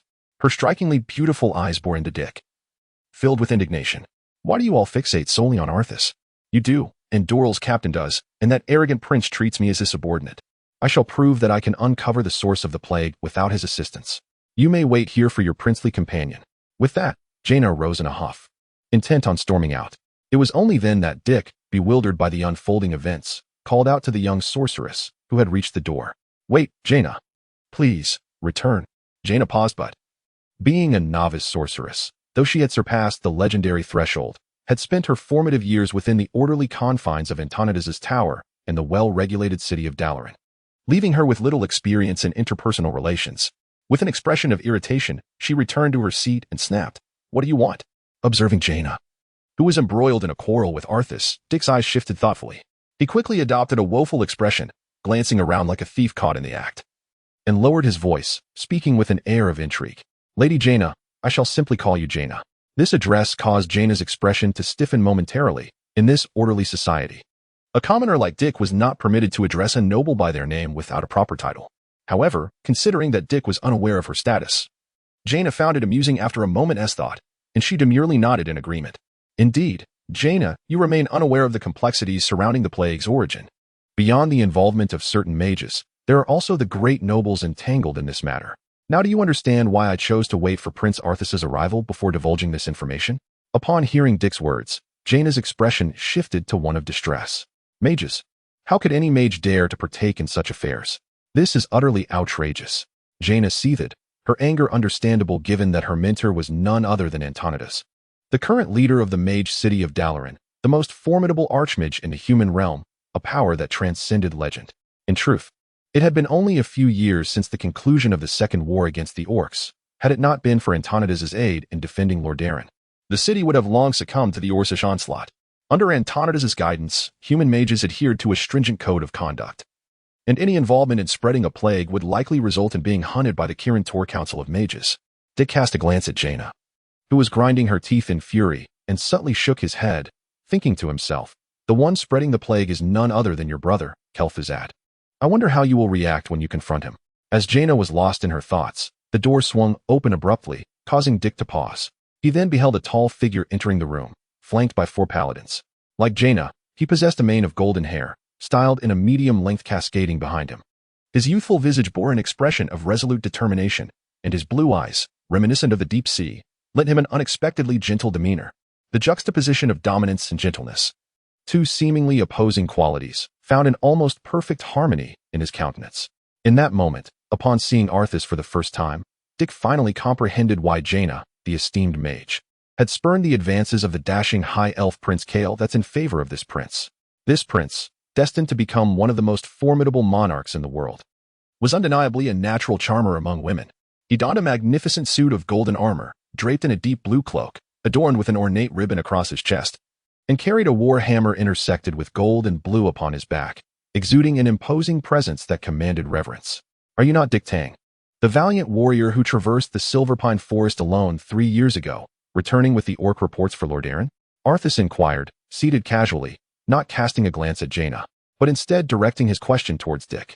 This minor detail brought a flicker of joy to Dick's heart. Jaina, dear Jaina, as I promised to repay you, I shall assist in dismantling this ill-fated bond, sparing you from bearing the name of the widow wherever you go. The illustrious history that Dick possessed had been deeply concealed over the past 3 years, leaving even Jaina and the noble paladin who rescued him oblivious to the fact that this seemingly humble farmer was indeed a person of great significance. Indeed, Your Highness, Dick replied with a respectful bow, his tone light yet earnest. It is a true delight to see you again. This was not mere flattery. After he had delivered the orc reports, he had been personally received by King Tyrrhenus, who bestowed upon him a knightly medal, the highest honor attainable by a common soldier, an accolade that Arthas himself had pinned onto his leather armor. Thus, this marked their second encounter. However, Dick was acutely aware of the gravity of the situation. Before Arthas could pose further inquiries, he lowered his voice. Your Highness, please ensure our privacy. I have crucial intelligence to report regarding the origins of the plague. Upon hearing this, Arthas regarded Dick intently, then gestured for the 4 paladin guards and the elder paladin who had accompanied him to exit the room, leaving only Dick, Arthas, and Jaina in the chamber. Your Highness, during my tenure as sheriff in Darrowshire, after repelling a horde of murlocs, I unexpectedly encountered a knight from the court, who claimed to be a scout dispatched by you. Here is his identification badge. Dick struggled to unfasten his garment, retrieving a small iron plate from the inner pocket of his shirt and presenting it to Arthas, who examined it with a grave expression before nodding in acknowledgement. This indeed bears the insignia of the Night Owls. No, Your Highness, there is no need for further testing, Dick interjected, waving his hand dismissively. Feigning fatigue as he continued, his code name is Hunter, a knight you sent to Stratholme, approximately half a month ago. Arthas's inquiry had been unveiled, yet he displayed no sign of embarrassment, a sentiment Dick could comprehend, having once served as a scout in the 4th Legion himself. Such caution was entirely warranted. Thus, he spoke directly. Your Highness, according to the dying words of the Hunter, the origin of this plague is in Stratholme, specifically in the vicinity of Zolmasha. The plague was instigated by grain transported from Stratholme to Andoril, orchestrated by a shadowy faction that calls itself the Cult of the Damned, led by none other than. Dick glanced at the steadfast Jaina, lowered his head, and uttered the name that left Jaina in stunned silence. Kel'Thuzad, the former Archmage of Dalaran. This is impossible. Jaina sprang from her seat, a flicker of terror crossing her beautiful face. Noticing Arthas's cold gaze upon her, she hastily insisted, this cannot be. He must be lying. Brother Kel'Thuzad, he vanished a year ago. Arthas looked at Jaina, then turned to Dick, their eyes locked. And Dick showed no sign of evasion. In truth, the Hunter met his demise because, while infiltrating the Cult of the Damned, he was discovered by Kel'Thuzad, who ensnared him in a curse. Ultimately, exhausted and weakened, he fell into the clutches of the cursed murlocs. Arthas fell into silence. Even he felt the weight of pressure when faced with a powerful mage. After half a minute, he rasped, what evidence do we have? Dick, you know that without proof, I cannot present a warrant for the arrest of an Archmage to my father. I have no evidence, but the Hunter mentioned that Kel'Thuzad is not currently in Stratholme. He roams within the kingdom of Lordaeron, secretly orchestrating the distribution of the plague-ridden grain. Therefore, if you follow the direction of that grain supply, you shall easily uncover the evidence. Chapter 6. The butterfly-induced tempest. Dick lowered his head. These revelations were certainly not imparted to him by the Hunter.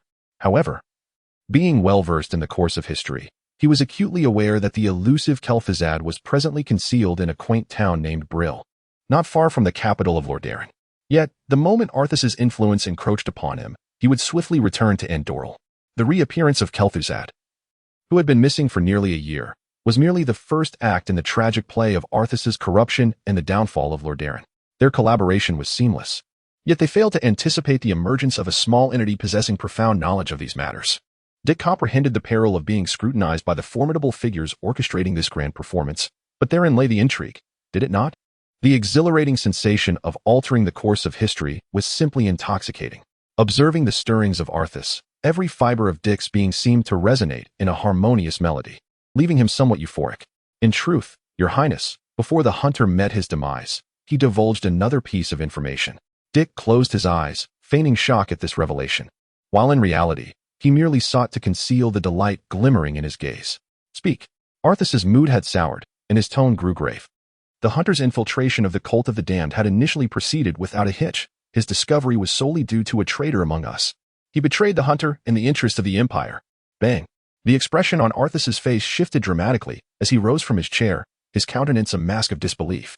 He stared at Dick, attempting to discern whether this audacious commoner was indeed mad enough to voice such treasonous claims. The royal court had placed inner knights in every major city, and only the highest official of this city would be privy to such information. If Dick asserted that the hunter had been betrayed, it implied that the highest authority in Stratholme had turned traitor.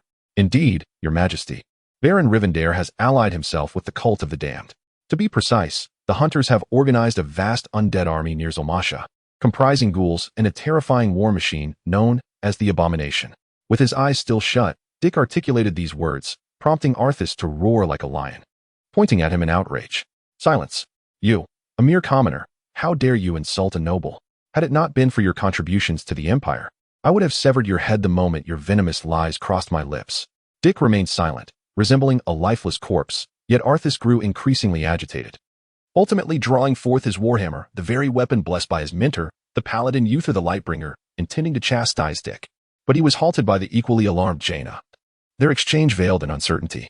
Arthas shot Dick a furious glare before storming out, while Jaina cast a complex glance at Dick before following suit. In the cramped room, silence once again enveloped the atmosphere. Moments later, Dick stretched his arms and laid his body flat on the hard bed, emitting a comfortable snore while mumbling indistinctly. Oh, the show is about to begin. Bang. Arthas, in a fit of rage, slammed his fist onto the table, causing the quill to bounce and leave an unsightly mark on the exquisite stationery, ruining the letter that the prince had only partially completed.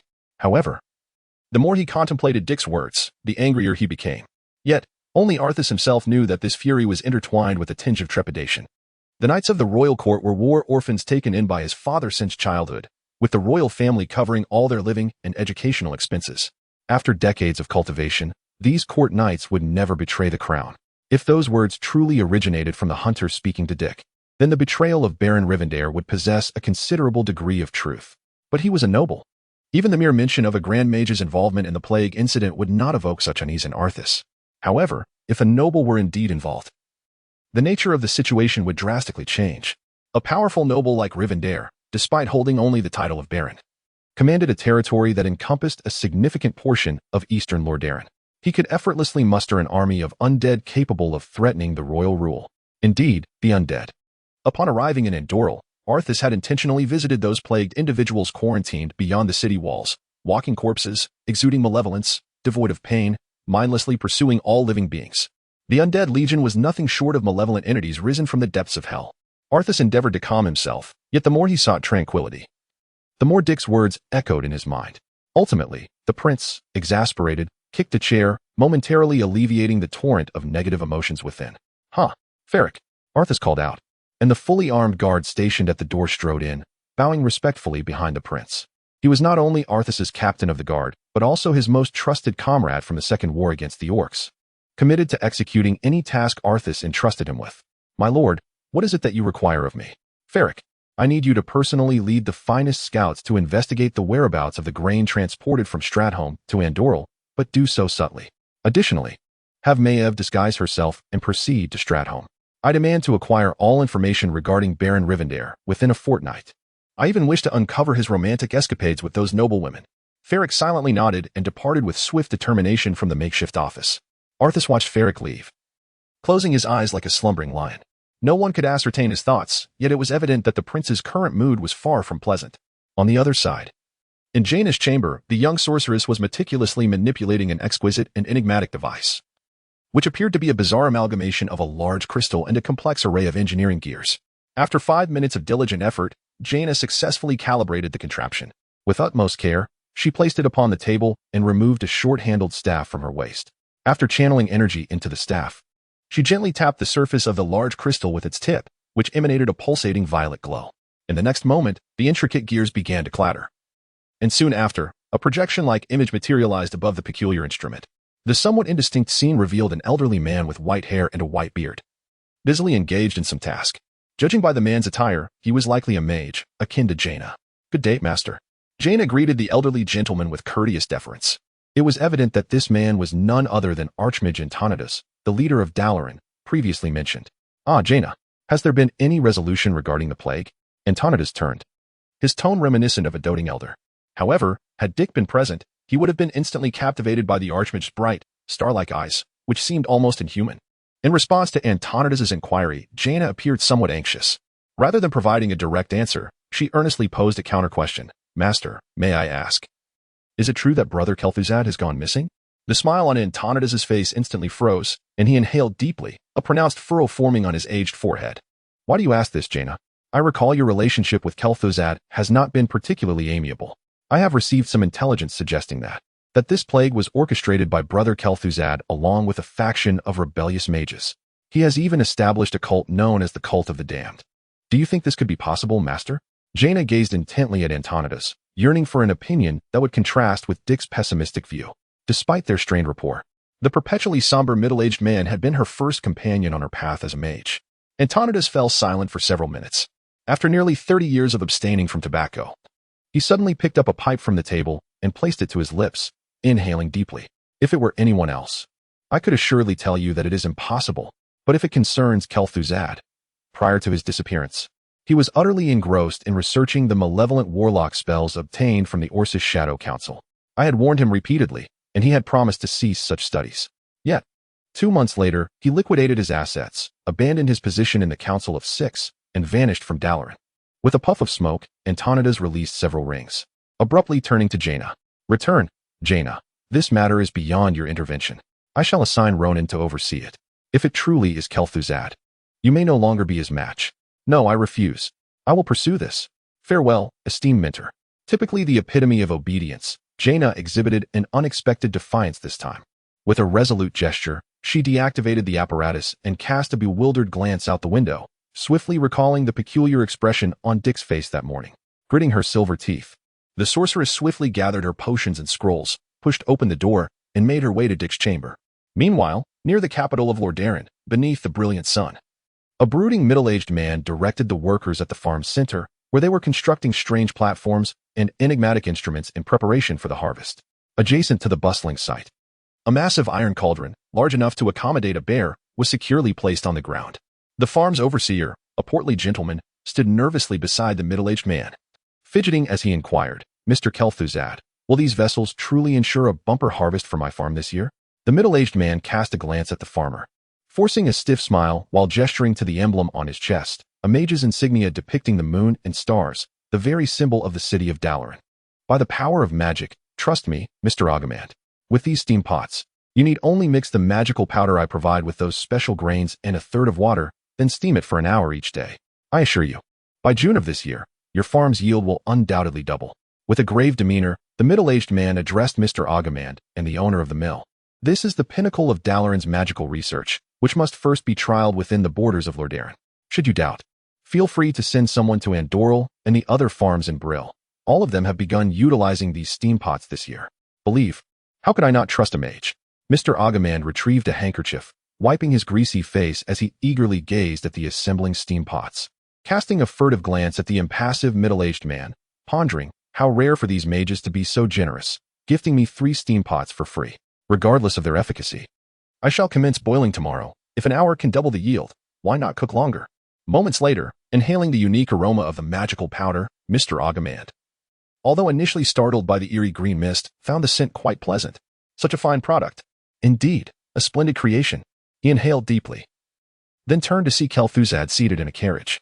"Ah, Mr. Kel'Thuzad, will you not stay for a meal? The bread from Agamand's mill is renowned throughout the entirety of Tirisfal."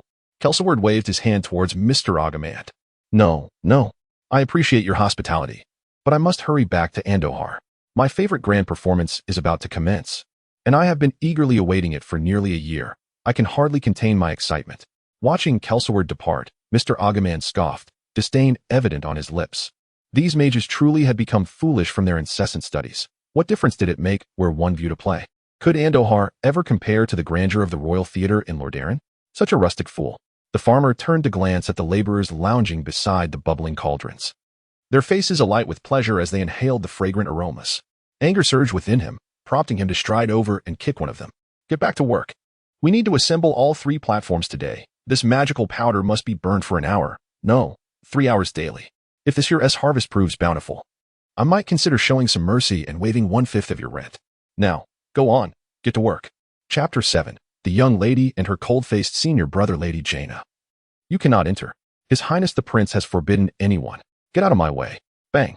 Startled from a reverie of his homeland by a sudden cacophony, Dick rubbed his eyes, perplexed as he gazed toward the doorway. Hadn't Arthas confined him to his quarters? Why was there such a commotion? He lamented the dream he had just left behind, almost delivering a resounding slap to the woman who had spurned him twice, only to be awakened at that very moment. Observing the indented pillow, Dick stroked his chin, contemplating whether to return to slumber. Bang! Another soft thud echoed as the door was flung open. Indeed, it had been forced wide, crashing down directly before Dick's bed and scattering shards of ice across the floor. It was then that he realized the flimsy wooden door had been entirely encased in ice. Dumbfounded, he sat on the edge of his bed, clutching his pillow. Turning his head, he beheld the fierce expression of Jaina, and beyond her lovely form, he noticed the 2 guards, also frozen solid. It appeared the young lady had no intention of taking lives. The guards had merely succumbed to unconsciousness. What do you want? Before Jaina could respond, Dick yawned and inquired, slowly rising from his bed. Although his waist still ached somewhat, it no longer hindered his movement. I need you to help me find Kel'Thuzad. Jaina, evidently unaccustomed to such rule-breaking endeavors, hesitated, her words faltering as she lowered her gaze mid-sentence. This momentarily piqued Dick's interest, though he swiftly continued. Very well. However, you must bring Prince Arthas along. Why? Jaina abruptly lifted her head, fixing an intense gaze on Dick, as if attempting to see through him entirely. Dick, holding a cup of water, appeared somewhat bored, casually dismissing her question with a wave of his hand. There is no reason. You must bring him. Otherwise, I will not assist you in locating Kel'Thuzad. It would be tantamount to walking into a death trap. The rationale for insisting on Arthas's presence was straightforward. Kel'Thuzad had become an agent of the enigmatic northern continent of Northrend, the impending focal point of darkness for the next decade, the malevolent ruler of Iceground Glacier and the Lich King's avatar. It was imperative to awaken the darkness within Arthas, compelling him to fulfill the script devised by the Lich King and the powerful entities behind him, ultimately leading to his demise at Arthas's hands. Moreover, it was crucial that this death be significant, orchestrated in such a manner that it would inexorably drive Arthas to Stratholme, embarking on the preordained path of darkness. Nevertheless, Jaina was no ordinary individual. Her eyes darted thoughtfully before she nodded. You make a valid point. Having Arthas with us will indeed enhance our safety. Wait here. I shall inform Arthas at once. Dick, poised like a refined lady, perched himself on a chair, crossing his legs and offering a slight nod without uttering another word. 5 minutes later, Jaina's figure, accompanied by a shimmering blue light, appeared before Dick, her left hand delicately clasping a finely crafted Lordaeron royal insignia, which she waved before him. I have arranged with him. He will seek reinforcements in Hearthglen, while we proceed ahead to rendezvous with him in Endoril. Observing her youthful radiance, Dick felt an urge to playfully poke her nose, yet he restrained himself. Rising to his feet, he followed closely behind Jaina as they exited the military camp, his focus entirely on the task at hand, a rather cunning endeavor that required either Arthas or Jaina to fully trust his words for it to be deemed successful. However, what would the reward be this time? An item or attributes? Dick's curiosity was piqued. This intrigue was so profound that he hardly noticed as Jaina led him down a secluded path. Upon reaching the end, Jaina abruptly halted, causing Dick to nearly stumble into her. Here, consider this your payment for my hiring you. The radiant lady turned around, tossing Dick a dainty trinket. He caught it in his hand. This must be his reward for the undertaking. The violet insignia, green in hue, boasted stats of 5 strength, 5 agility, 10 stamina, and 10 intelligence. Appraisal. This item is prized for its potential, crafted from composite magical materials. With the fortune of encountering an enchanter, it could be enhanced almost indefinitely. Moreover, it served as Jaina's identification upon her arrival in Dalaran, holding significant collectible value. Ah, the lady is indeed generous. Dick joyfully affixed the insignia to his belt and then raised his gaze, only to realize he and Jaina had arrived outside the Crusaders' fortress. Across the not-so-clear waters of Lake Mirandol, with a view of the fog-laden Andoril, Jaina stood by the roadside, curiously observing Dick, the humble soldier. She had heard from Arthas about his past earlier that morning, yet what truly intrigued her was his demeanor towards her. He seemed entirely oblivious to the disparity in their statuses. Jaina even felt as though he regarded her no differently than he did the guards. "Hey, we're off. Lady Jaina, didn't we agree to head to Andoril? Follow me. I know a shortcut." Perhaps invigorated by the scent of freedom, Dick felt elated. He called out to her, then ducked into the forest beside the road. After a brief hesitation, Jaina lifted her skirts and followed suit. As Dick traversed the area where he had been ambushed by trolls, he observed the now-dried bloodstains on the ground and whistled, recalling something that lifted his spirits further. He and Jaina were walking along the shores of Lake Dalaran. According to the usual route, they would need to travel in the opposite direction for roughly half a day's journey to reach the Garon farm, then proceed southwest for another 2 hours to finally glimpse the Grand Bridge leading to Andoril. However, for Dick, being a player, it was inconceivable to take such a convoluted route. Thus, he guided Jaina to the opposite side of Andoril, a location considerably closer to the Crusaders' fortress. Yet, due to the terrain, there were no well-defined paths, although they could save 2/3 of the time. In fact, had it not been for the consideration that the young lady would undoubtedly refuse to accompany him for a swim, Dick had even contemplated swimming to Andoril. That way, they could reach the city walls in no more than half an hour. This epitomized the player's mindset, always straying from the beaten path. However, as the two of them exerted themselves to ascend an unnamed hillock, Dick suddenly halted. His gaze lingered nostalgically on the desolate rise, as if he wished to articulate something. Yet the words remained unuttered. "What is the matter?" Jaina inquired, noticing Dick's unusual behavior. He merely shook his head and offered her a smile. "Would you believe me if I said that a truly significant figure would be buried here one day?" Jaina turned to survey the hill, shaking her head in disbelief. Truly significant individuals are interred in their homeland's graveyards. Who would choose to be left to rot in the wilderness? "You must be..." Bang! Before she could finish, Dick lunged at her, pinning her down. The noble lady, accustomed to her royal upbringing, instinctively prepared to scream, only to have Dick cover her mouth. "Stay still. There is someone over there." Their proximity made Dick's breath warm against Jaina's earlobe, rendering her momentarily weak. She scarcely registered his words until he attempted to rouse her a third time. Only then did the flushed young lady respond. She lowered her voice, gritting her teeth as she asked, "Who is it? Where? If I'm not mistaken, it should be the mages of the Cult of the Damned. They are plundering the graveyard of Andoril. Damn it, I forgot there was a graveyard here." Dick rolled over, releasing Jaina as they both crouched in the grass, apprehensively peering through the foliage. They could discern a group of figures clad in black robes, busily standing amidst the graveyard, propped up by their staffs, surrounded by numerous open coffins, a scene that was utterly chilling. Just as Dick was about to crawl forward to gather intelligence on the enemy, Jaina's complexion turned ashen. She sprang to her feet, tugging Dick back in the direction they had come. "Run. We've been discovered. Just now a powerful mental probe swept over us. It's Kel'Thuzad."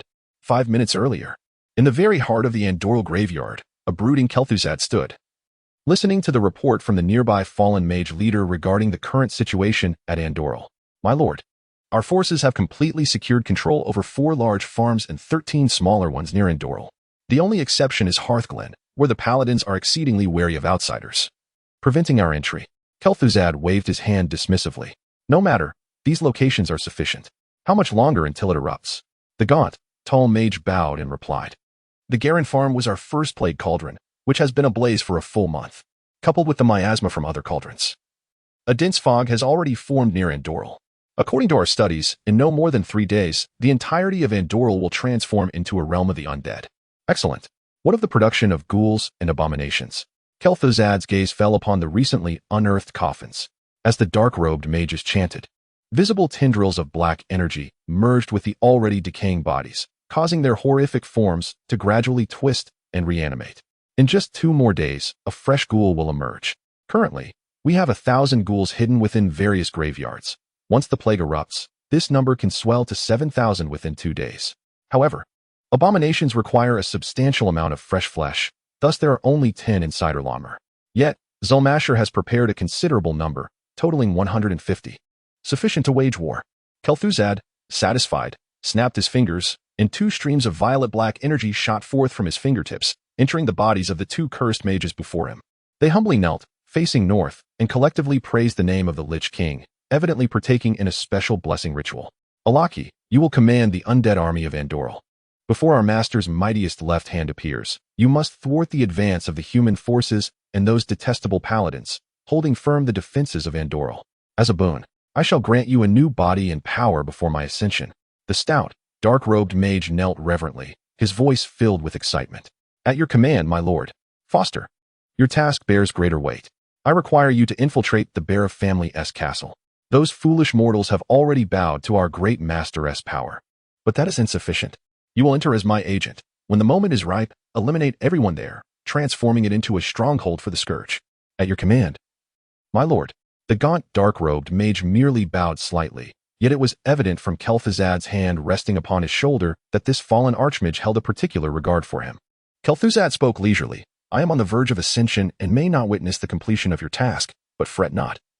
Your ascension will be executed personally by our master's left hand. It is my honor, my lord. Kel'Thuzad gazed at the gaunt mage with satisfaction. Just as he was about to utter something further, his expression shifted suddenly. He tapped his staff lightly upon the ground, and in the next moment, this fallen archmage vanished into the eerie graveyard. With a cold demeanor, he emerged from a spatial portal, observing the mage lady shielded by an unknown human, a faint, indescribable smile gracing his otherwise indifferent face. Long time no see, Gianna, my brilliant little junior. Chapter 8. A desperate struggle by the shores of the gently rippling Milindar Lake. In a desolate wilderness rarely trodden by human feet, two factions stood in confrontation. One exuded an indescribable chill and malevolence, while the other was imbued with a coldness that seemed capable of freezing the very soul. Kel'Thuzad, is it truly you? Jaina, shielded behind Dick, could not conceal the sorrow etched upon her face as she beheld Kel'Thuzad emerging from the portal. Overcome with emotion, she broke free from Dick's protective grasp, seemingly intent on rushing towards the dark figure. Why? Why would you do this? Master, the esteemed Minter held you in such high regard. To be candid, it was Dick's first encounter with Kel'Thuzad in his human form. Despite the gray streaks in his hair, the combination of his frosty demeanor lent him an unexpectedly striking allure, reminiscent of a stern yet warm-hearted elder. Yet, Dick was certain that the heart of this individual was far colder than his countenance suggested. In an instant, he enveloped Jaina in his embrace, forcefully pulling her back several steps. Kel'Thuzad merely regarded the weeping Jaina and the warily vigilant Dick with indifference before shaking his head. You, a mere child, will never comprehend. The Archmage Medivh opened the dark portal, ushering in the Orcish invasion. Yet he simultaneously bequeathed upon us the arcane and precious sorcery of warlocks, an esoteric tradition that rivals our own heritage from the High Elves, perhaps even surpassing it in ferocity. A sardonic smile graced Kel'Thuzad's lips as he gazed at Jaina, as if he perceived the stubborn influence of Antonidas within her. He could not suppress a derisive snort. But Antonidas has grown old. He lacks the wisdom of his youth, foolishly locking such invaluable tomes in the library's basement, forbidding any research. He fails to grasp the true might of those spells. Dalaran is rife with cowards who dare not challenge Antonidas' authority. Only I, and I alone, can recognize the worth of those incantations. This heralds the dawn of a new era, a grand age of magic. Kel'Thuzad spread his arms wide, seemingly ready to embrace this magnificent epic, yet both madness and reason appeared to coexist within him. He observed Dick, who had retrieved his firearm, and Jaina, who, having dried her tears, gripped her staff resolutely. Only the chosen few are worthy of entering this great era. You are all but the soon-to-be discarded. Dick regarded Kel'Thuzad, a peculiar smile suddenly illuminating his face. Oh, so this is the Orcish madman confined to the frozen throne, expounding upon your philosophy? At these words, Kel'Thuzad's eyes widened in disbelief. How do you know? Boom. The answer came in the form of Dick's silent aim and the subsequent pull of the trigger. From the twin barrels of the dwarven firearm, a flash of fire erupted, and two specially crafted black projectiles, propelled by the primal and explosive gunpowder of this world, roared forth, hurtling towards Kel'Thuzad's visage. A triumphant smile had just graced Dick's face when, in the next instant, Kel'Thuzad raised his left hand.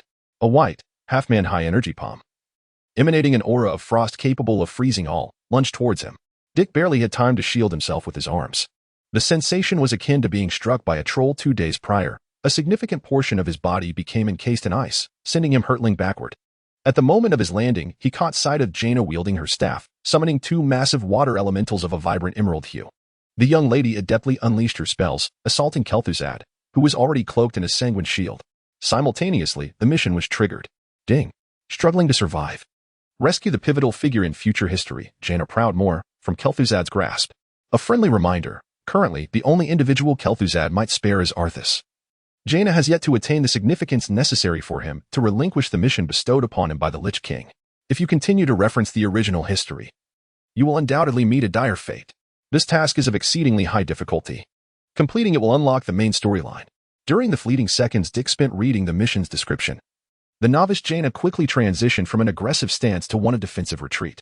Antonidas, her mentor, was proficient in time and frost magic, while also possessing knowledge of fire magic.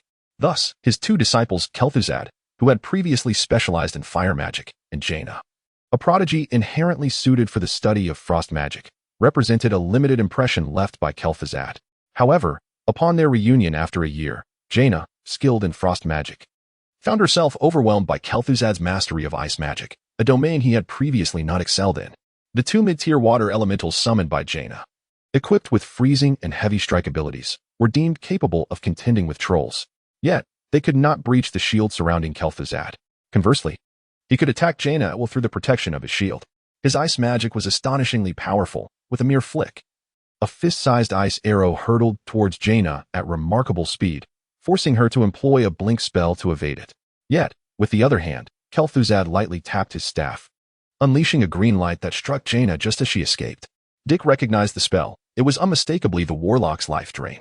Unprepared, Jaina was caught off guard, which disrupted her original rhythm of attack. As her vitality was siphoned away, she stumbled, and Kel'Thuzad seized the opportunity, his staff delivering a flurry of curses: painful curse, weakness curse, fatigue curse, elemental curse, all successively afflicting her. These curses entirely disregard defenses, directly affecting the body. Under the influence of these curses, which vary greatly in effect, Jaina's combat prowess swiftly diminished to its nadir. Ultimately, Kel'Thuzad, wearing a triumphant smile, unleashed a sulphurous flame from his left hand, casually casting it towards Jaina. The flame struck her like a cannonball, shattering her icy shield and sending her hurtling into the arms of Dick, who had just risen to his feet, toppling both to the ground once more. Though the duel between the legendary mages lasted only a few fleeting seconds, the surrounding earth had already been eroded and frozen by ice and shadow energy, pockmarked and resembling a battlefield ravaged by artillery fire. This was Dick's inaugural glimpse of a battle between mages, spectacular in light and shadow, devastating in power. Had victory belonged to the adversary, he would have likely leaped to his feet in applause. Even now, however, their condition was dire. Dick felt utterly frozen, his combat ability negligible in the eyes of Kel'Thuzad, the amalgamation of Frost Mage and Shadow Warlock. Most critically, Jaina bore 4 lethal curses and was further destabilized by the final sacrificial spell, her magical energy in disarray. Her complexion had turned a deep crimson, her body convulsing, Dick's frozen hand pressed against her forehead, feeling an intense heat emanating from her. The potency of the spells was considerable, yet their combat awareness and casting techniques were utterly abysmal. Antonidas had squandered yet another prodigy. How lamentable. Kel'Thuzad withdrew his blood-red shield, and the 2 water elementals had dissipated as Jaina lost her fighting spirit, leaving behind 4 shattered elemental binding bracelets. As he advanced towards them, the chilling and corrosive aura emanating from this future lich was palpable. Dick understood that time was not on his side. This fiend harbored murderous intent. Do you have any final words? I shall graciously grant you the opportunity to speak. Kel'Thuzad raised his peculiar staff, adorned with dragon motifs in a deep crimson hue, for blood-red stones floating above and below. Yet at that moment, Dick, who had been fixated on him, suddenly spoke up. Let us negotiate, Kel'Thuzad. What? Kel'Thuzad thought he had misheard. This audacious human had no standing to propose a negotiation. Did he truly believe he could leverage knowledge of the great Lich King's essence? Ridiculous. Kel'Thuzad perceived it as mere theatrics on Dick's part, and as his staff was poised to descend, Dick shouted again, the artifact left by the Titans. The crimson dragon-shaped staff, enveloped in a terrifying chill and shadow energy, hovered above Dick's forehead. He gazed at the staff, recalling that it was known as the Cursed Staff, a drop from the floating city of Naxxramas, striking in appearance yet seldom wielded by player mages due to its average attributes. What did you say? Kursazid finally granted Dick an opportunity to speak. However, judging by the unwavering staff resting upon his forehead, it was evident that a poor response would lead him and Lady Jaina to a frigid demise. Under the pressure of life and death, Dick swallowed hard, organized his thoughts, and began to articulate his words. After the Titans departed from this realm, they left behind guardians to watch over Azeroth. These guardians reside in a hidden sanctuary in Northrend. During my service in the 4th Legion, I inadvertently stumbled upon another hidden place in the Tirisful Glades, where the remains of a guardian lie buried. I am certain that relics of the Titans remain there. Kursazid regarded Dick with a gaze akin to that reserved for madmen, shaking his head as if to dismiss him. Just as the staff was poised to strike, Dick shouted once more, "Our lives rest in your hands. What benefit would I gain from deceiving you? Accompany me to witness the truth. If it proves to be real, grant me an opportunity. I am willing to serve under the Lich King. I shall also persuade Jaina to join your ranks. Do you not despise Antonidas? Let him witness the betrayal of his most esteemed disciples. Would that not be the most exquisite punishment? Oh, this is rather intriguing." Kersazid squinted, observing Dick. Then glancing at Jaina, who lay unconscious yet convulsing in pain, he tilted his head thoughtfully. "One last question. Why should I trust you? You are merely a soldier. While Jaina, a princess of Kul Tiras, has no reason to heed your words." I. Dick faltered under the unconventional inquiry. He glanced at Jaina's anguished visage, gritted his teeth, and retrieved the violet insignia from his belt, presenting it before Kersazid. "Because we have already forged a lifelong bond. You must recognize this. She bestowed it upon me as a token of our commitment. Thus, I can persuade her to join the Scourge, but not at this moment." Ah, the insignia from when Jaina first joined Dalaran. Ha. Who would have thought that a noble princess would develop affections for a crude human soldier? This is undoubtedly the most amusing jest I have heard all year. Kersazid retracted his staff and extended his hand, touching Jaina's forehead. Instantly, her form slumped, though she remained in a state of unconsciousness. Just as Dick exhaled in relief, he was unexpectedly seized by Kersazid's grip on his left hand. A gentle press elicited a cry of agony from Dick, as if flesh were being lacerated, scorched, and charred. "I still find it difficult to trust you, however. With this mark of the Scourge, should you defy my commands, your body will gradually transform into that of the undead. I believe a filthy ghoul suits your identity quite well." Ha. Chapter 9. The Crossroads Andoril, to the left of the Melandal Lake Bridge. Kel'Thuzad. "You shall pay dearly for your actions."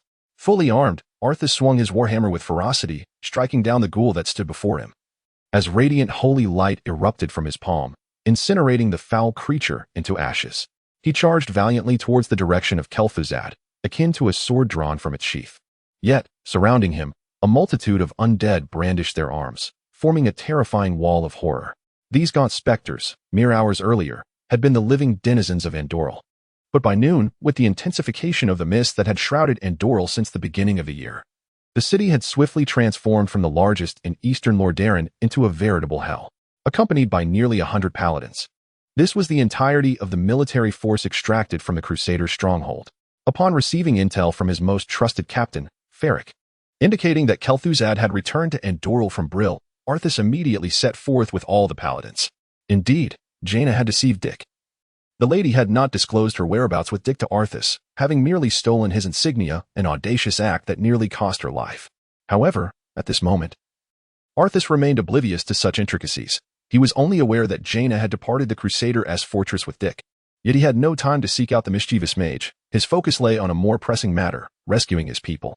As the future king of Lordaeron, Arthas was undoubtedly a capable ruler in this regard. Yet, this determination also constituted his greatest vulnerability, a flaw that the shadowy puppeteers had regrettably discerned. Kel'Thuzad, leaning upon his staff and devoid of expression, stood in the central square of Andoril, observing Arthas's arduous charge through the throng of undead. A flicker of disdain crossing his gaze. He could not fathom why the great Lich King had chosen this feeble paladin as his right hand. With but a fraction of his strength, he could effortlessly dispatch this foolish prince, who was equally perplexed as to why he was destined to fall by this wretch's hand. Nevertheless, Kel'Thuzad was a man of diligence. Since his omnipotent master commanded it, he would comply, aspiring to attain greater power and delve into more profound magics. With a slight movement of his fingers concealed behind his back, a gap suddenly appeared among the undead that had previously formed an impenetrable barrier against Arthas. Holy light, grant me strength. Arthas keenly seized this opportunity, raising his warhammer high. He invoked the power of the holy light, and as energy from an unknown source surged within him, pure golden righteous light began to swell throughout his being. This holy radiance was akin to the sun melting ice for the undead, enveloped by the radiant light. The warhammer swept gently, widening the gap before Arthas considerably. The undead on either side, trapped within the luminous barrier, wailed as they disintegrated into gray ashes. Your punishment has arrived, Kel'Thuzad. Arthas boldly brandished his hammer, charging towards the visibly shaken Kel'Thuzad. With a light tap, the dark crimson staff in Kel'Thuzad's grasp was sent flying. Before a second strike could land, Kel'Thuzad spat a mouthful of blood, causing the arcane energies he had been conjuring to dissipate.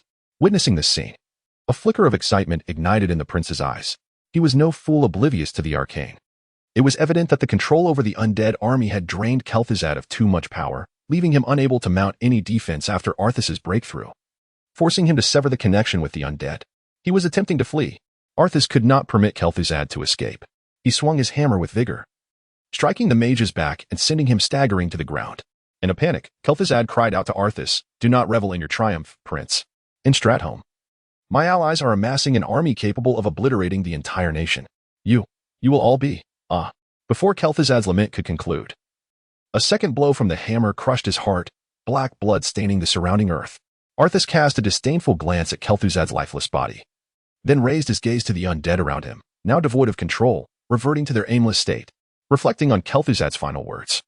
A hint of weariness crossed Arthas's resolute face, only to be replaced by unwavering determination, his stubborn gaze invoking a chill in those who beheld it. Farik, incinerate this corpse and take the ashes. We shall proceed to Stratholme. Farik, wielding a large shield and an axe, swiftly dispatched a lurking ghoul before hastening to Arthas's side. His absence quickly filled by another paladin. My lord, should we not rest for a day? You appear fatigued. No, we head straight to Stratholme. My people are suffering, and I must rescue them from the darkness. Arthas's voice rang with conviction, and paired with the intensity of his gaze, none could doubt his resolve. The surrounding paladins, inspired by his words, displayed resolute expressions, their spirits lifted as they tore through the disorganized undead ranks with the light. Arthas led the charge, swinging his hammer, with Farik carrying a small satchel behind him, followed closely by the other paladins. This band of warriors resembled champions defying death, purifying the undead in their wake. The valiant fighters plunged silently into the mist, soon disappearing from sight. This was meant to be an epic tale of justice triumphing over evil, where the valiant warrior vanquishes the fallen. Yet, from the vantage point of the tower atop Andoril, Dick and Jaina found the scene utterly laughable, akin to a poorly executed stage play. The arrogant fool failed to consider that a grand mage could be so easily dealt with. Jaina, filled with exasperation, uttered a scathing remark, but her body had just endured the torment of 4 curses. Furthermore, this mage, who was not yet the formidable leader she would become a decade hence, remained weakened, needing to lean upon her staff for support. Yet this frailty only fueled her ire. Stratholme was clearly a trap set by Kel'Thuzad. How could he have jumped into it without a second thought? Truly, cough, cough. The intensity of her anger strained her already fragile form, and the heavy anti-magic chains binding her arms and legs nearly brought her to her knees. Dick hurried forward to offer assistance, but Jaina brusquely rejected his outstretched hand, her eyes betraying an unabashed disdain for him. Get away, you pitiful coward. Dick's hand froze midair. Despite his efforts to mask it, the mark of the cursed colt on the back of his left hand remained glaringly evident. He bit his lip, trying to convince himself to disregard Jaina's misconceptions, yet the murderous glare in her eyes compelled him to bury his concerns deep within. Taking one last glance at the defiant Jaina, he turned and departed from the unguarded rooftop. Go, seek your dark master. Thank him like a dog for sparing your life. As he descended, his body stiffened momentarily, but he quickly regained composure, leaving Jaina alone on the rooftop. The rare ferocity in her expression faded. She leaned against the filthy wall and slowly crouched down, attempting to curl her frail body into a ball, her arms wrapped around her knees, burying her head. Moments later, the sound of quiet sobs filled the dimly lit space. I'm sorry, sob. I'm so sorry. Arthas, if it weren't for me. The voice was faint but resonated enough for Dick, hidden in the shadows, to hear. Upon the mention of Arthas's name, he fell silent, concealed in darkness. He watched the sobbing noblewoman, witnessing for the first time the proud lady display such vulnerability, resembling a frightened little girl afraid of thunder. He quietly slipped away, this time without looking back. I'm sorry, Dick, if I hadn't pulled you out. I shouldn't blame you. I'm so sorry. Alas, the corner where she spoke was now empty. Beneath the tower, Dick languidly reclined in his chair, his vacant gaze fixated upon the web at the tower's shadowy pinnacle.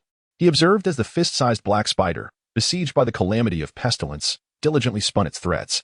Once, he harbored aspirations of becoming such a spider, casting his web across the world, relishing the grotesque desperation of prey striving to escape its grasp. Yet, just yesterday and today, he witnessed 2 self-proclaimed hunters, foolishly ensnared in a larger web, though they yearned to break free. Their feeble strength rendered them unworthy even to attempt to shatter the silk strands.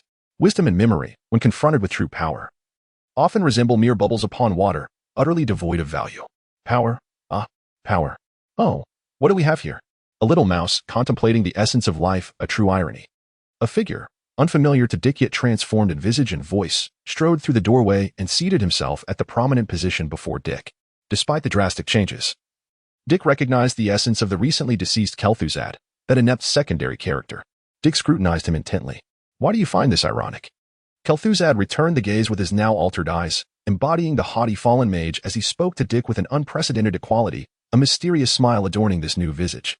Because I have discovered that a humble commoner perceives the world with greater clarity than a noble prince. I have just reviewed your every movement, a month ago. You ventured to Endoral, rescuing a girl from a small village on the outskirts, did you not? You even advised the master of the Garan farm to dispose of our plague cauldron, but alas, that fool ignored your counsel. Thus, I am curious, how did you deduce the cauldron's purpose before these events unfolded? Shouldn't such a revelation have been reported to the king? Is it not the sheriff's duty? 5 days later, Dick once again displayed his trademark squinting smile. Guess? Bang. For his levity, Dick paid a steep price. Despite the transformation of his form, Kel'Thuzad's mastery over arcane power remained intact. A necromancer's strike sent Dick spinning twice through the air before he collapsed to the ground. The brothers of Tirisful have relayed their message. We depart tonight. And little mouse, you would do well to comply. You may fear not death. But surely you must consider the well-being of others, would you not? Chapter 10. The kiss. Upon reaching this segment of the narrative, Dick found himself enveloped in perplexity. Given the prowess possessed by Kel'Thuzad at the time of his demise, how could it be that his corporeal form could be reduced to ashes? Yet his very soul remained unprotected? With the veil of mystery now lifted, it was revealed that although Arthas had obliterated Kel'Thuzad's physical form, his essence continued to reside within another vessel. If no unforeseen circumstances arose, it appeared he would endure for an extended duration. However, comprehending this revelation bore little significance for Dick's present predicament. Since that day of sorrowful tears, Jaina had matured remarkably overnight. She no longer hurled harsh words at Dick. Yet she employed a far more insidious method, ignoring him entirely. Fortunately for Dick, he found himself devoid of time to ponder the thoughts of the young lady. It was already the afternoon of the 3rd day since their nocturnal departure, and they had now arrived at the location of the Agaman mill. Before the arrival of Kel'Thuzad, Dick, and the magically bound Jaina, the inhabitants of this once thriving mill had already been slaughtered by the preceding cultists, seated in a chamber reeking of blood. Jaina maintained an expressionless visage, while Dick's gaze remained fixated upon the blood-splattered wooden door, lost in contemplation. Kel'Thuzad occupied the seat of authority, with 3 cultists, their forms shrouded in dark robes, kneeling before him to deliver their report. In accordance with your commands, we have employed the 10 finest hunters from the locality to venture into the isolated valley for reconnaissance. Ultimately, only 3 returned. Yet they beheld the structure collapsed at the lake's bottom. Based on their descriptions, it seems to be the target you seek. The cultist's report was meticulous, yet Kel'Thuzad remained pensive, his silence extending for several minutes before he posed a question. Is it perilous there? Why did only 3 return? The 3 cultists exchanged glances, and the one of highest rank responded, dangerous, not exactly. There are neither ferocious beasts nor treacherous terrains, but it is indeed peculiar. According to the 3 survivors, any who approached the lake succumbed to madness, their minds unraveling. 7 hunters perished in internecine conflict, with only 3 who kept their distance from the shore surviving. At this revelation, Kel'Thuzad's brow furrowed deeper. He waved his hand, and all present cultists respectfully exited the chamber, leaving only him, Dick, and Jaina. Little mouse, you claim to have witnessed the artifact with your own eyes. Pray tell, why did you not succumb to madness? Dick turned his head, tilting it slightly. It is quite simple. I covered my ears and closed my eyes, remaining within for less than 3 hours. In response to this nonsensical answer, Kel'Thuzad snorted disdainfully, extending his left hand towards the bewildered Jaina. She was utterly perplexed by the discourse regarding the artifact. Yet, in the next moment, she felt an overwhelming surge of magical power gripping her throat, lifting her off the ground. In merely 2 seconds, she found herself suspended in midair, struggling against the force. While she heard Dick let out a sigh. Release her. Can we not engage in discourse civilly? This man has lost his mind. How dare he speak to Kel'Thuzad in such a manner? 3 large question marks floated through Jaina's nearly suffocating mind, but in the next moment, the pull of Kel'Thuzad's magic surprisingly eased, and he ultimately set her down upon the ground.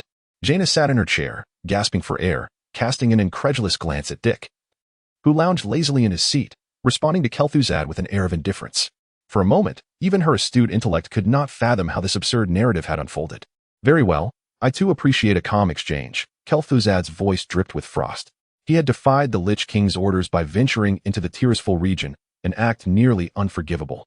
Thus he possessed little patience for Dick's childish games. Fortunately, he understood how to compel Dick to acquiesce. That was the battlefield of the Guardians and the Old Gods, where the faceless ones inherited the malevolent powers of the ancient deities. They had perished there, yet the corruption they left behind lingered. In that realm, What the eyes beheld were illusions, and what the ears heard were sinister whispers. To slumber there meant your soul would be tainted by the most primordial evil of this world. Do you comprehend, Master Mage? Although Dick's final address was laced with sarcasm, this time, Kel'Thuzad wisely refrained from retorting. The old gods, monstrosities formed from the most primal malevolence of Azeroth, were well within the knowledge of Kel'Thuzad, who had unearthed many relics throughout his journey. Yet, as astute as he was, he would not wholly trust Dick's words. After a few moments of contemplation, he gestured towards Jaina. Tonight, we shall ascend the mountain, and she shall accompany us. Dick nodded apathetically, rising to stretch and stifle a yawn. He ambled towards the door. But as he stepped outside, his foot slipped, and he clumsily fell to the ground. Had he not grasped the doorknob, this mishap might have resulted in a grievous injury. Grayson was a seasoned human warrior. Such a profession was not uncommon among the cursed mages of the Cult of the Damned. Yet, Grayson was an exception, as Kel'Thuzad held him in high regard, though he himself was unaware of the reason. This did not hinder him from basking in the envious glances of others. He was a taciturn individual. Unless absolutely necessary, he would not engage with others or utter a word. Many speculated that this was precisely why Kel'Thuzad placed his trust in him. Grayson bore another title, that of the warden for the important captive, Jaina, and thus he remained stationed beside her makeshift tent day and night. Although the cursed mages were indeed malevolent beings, they too required sustenance and rest. Particularly after Kel'Thuzad announced their departure for the night, most chose to retire before darkness fell, replenishing their strength, save for those few essential guards. Grayson harbored similar intentions. However, as he balanced his meal tray and approached a nearby haystack, preparing to finish his meal and retreat for a respite, he was unexpectedly confronted by an individual cloaked in a black hood, face obscured and head bowed, a garb that had become rather commonplace among the followers of the cursed god. Thus, Grayson paid little heed to this figure. Yet, the stranger, engrossed in his own thoughts, failed to watch his path and collided directly with Grayson, spilling vegetable soup and scattering the contents of the nearby package across the ground. The impact caused the stranger to trip over the very package, tumbling awkwardly to the earth. In the current mage circles of Azeroth, storage packages were still a rarity, gaining prevalence only after the fall of the Quel'Sala Empire, when exiled high elf magic tailors introduced them into the human realm. Consequently, all of Grayson's belongings were meticulously packed within his own.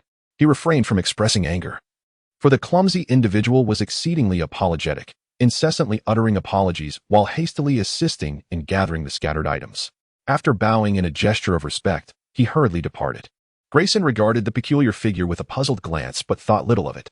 Those who orbited around Kel'Thuzad seldom interacted with the acolytes dispatched to the regions of Tirisful, rendering him unable to recognize every individual within the base.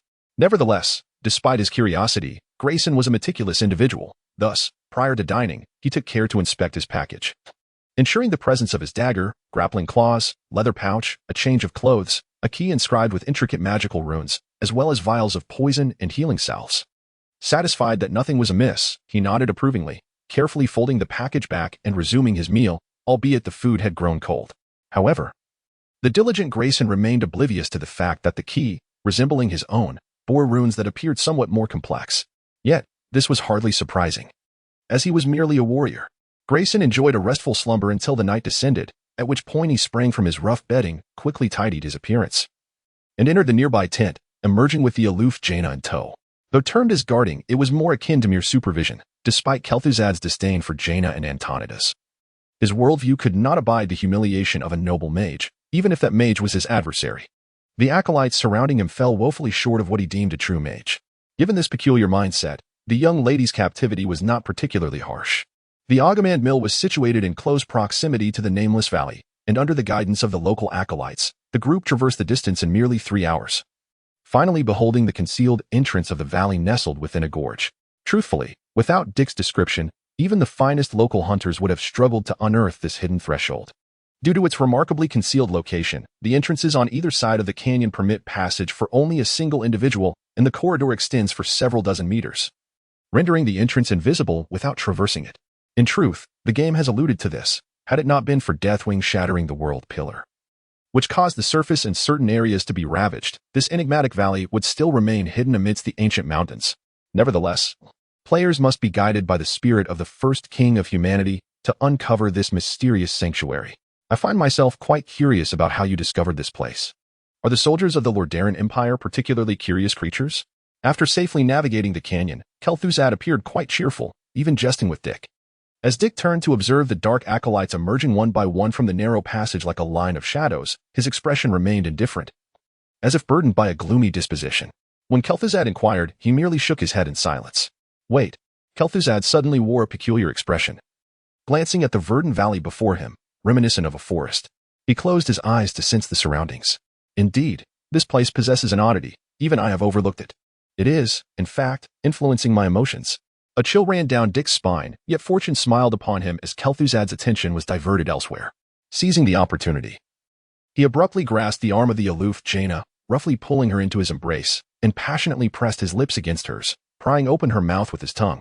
The young lady, a princess who had spent her first 22 years in Dalaran, had never encountered such an experience and instinctively sought to resist. However, she soon felt a cold sensation brushing against her tongue. In that moment, the young lady's eyes widened in astonishment. Chapter 11. The Calamity Unveils a Path. My interest in this place grows ever deeper. Kel'Thuzad extended his withered palm, intricate magical sigils manifesting at his fingertips. With a flick, he summoned a violet beam of light before him, akin to a blindfold used by the sightless, obscuring his vision. This was arcane sight, a wondrous magic that could substitute for one's eyes. Yet, Kel'Thuzad perceived no difference in his surroundings.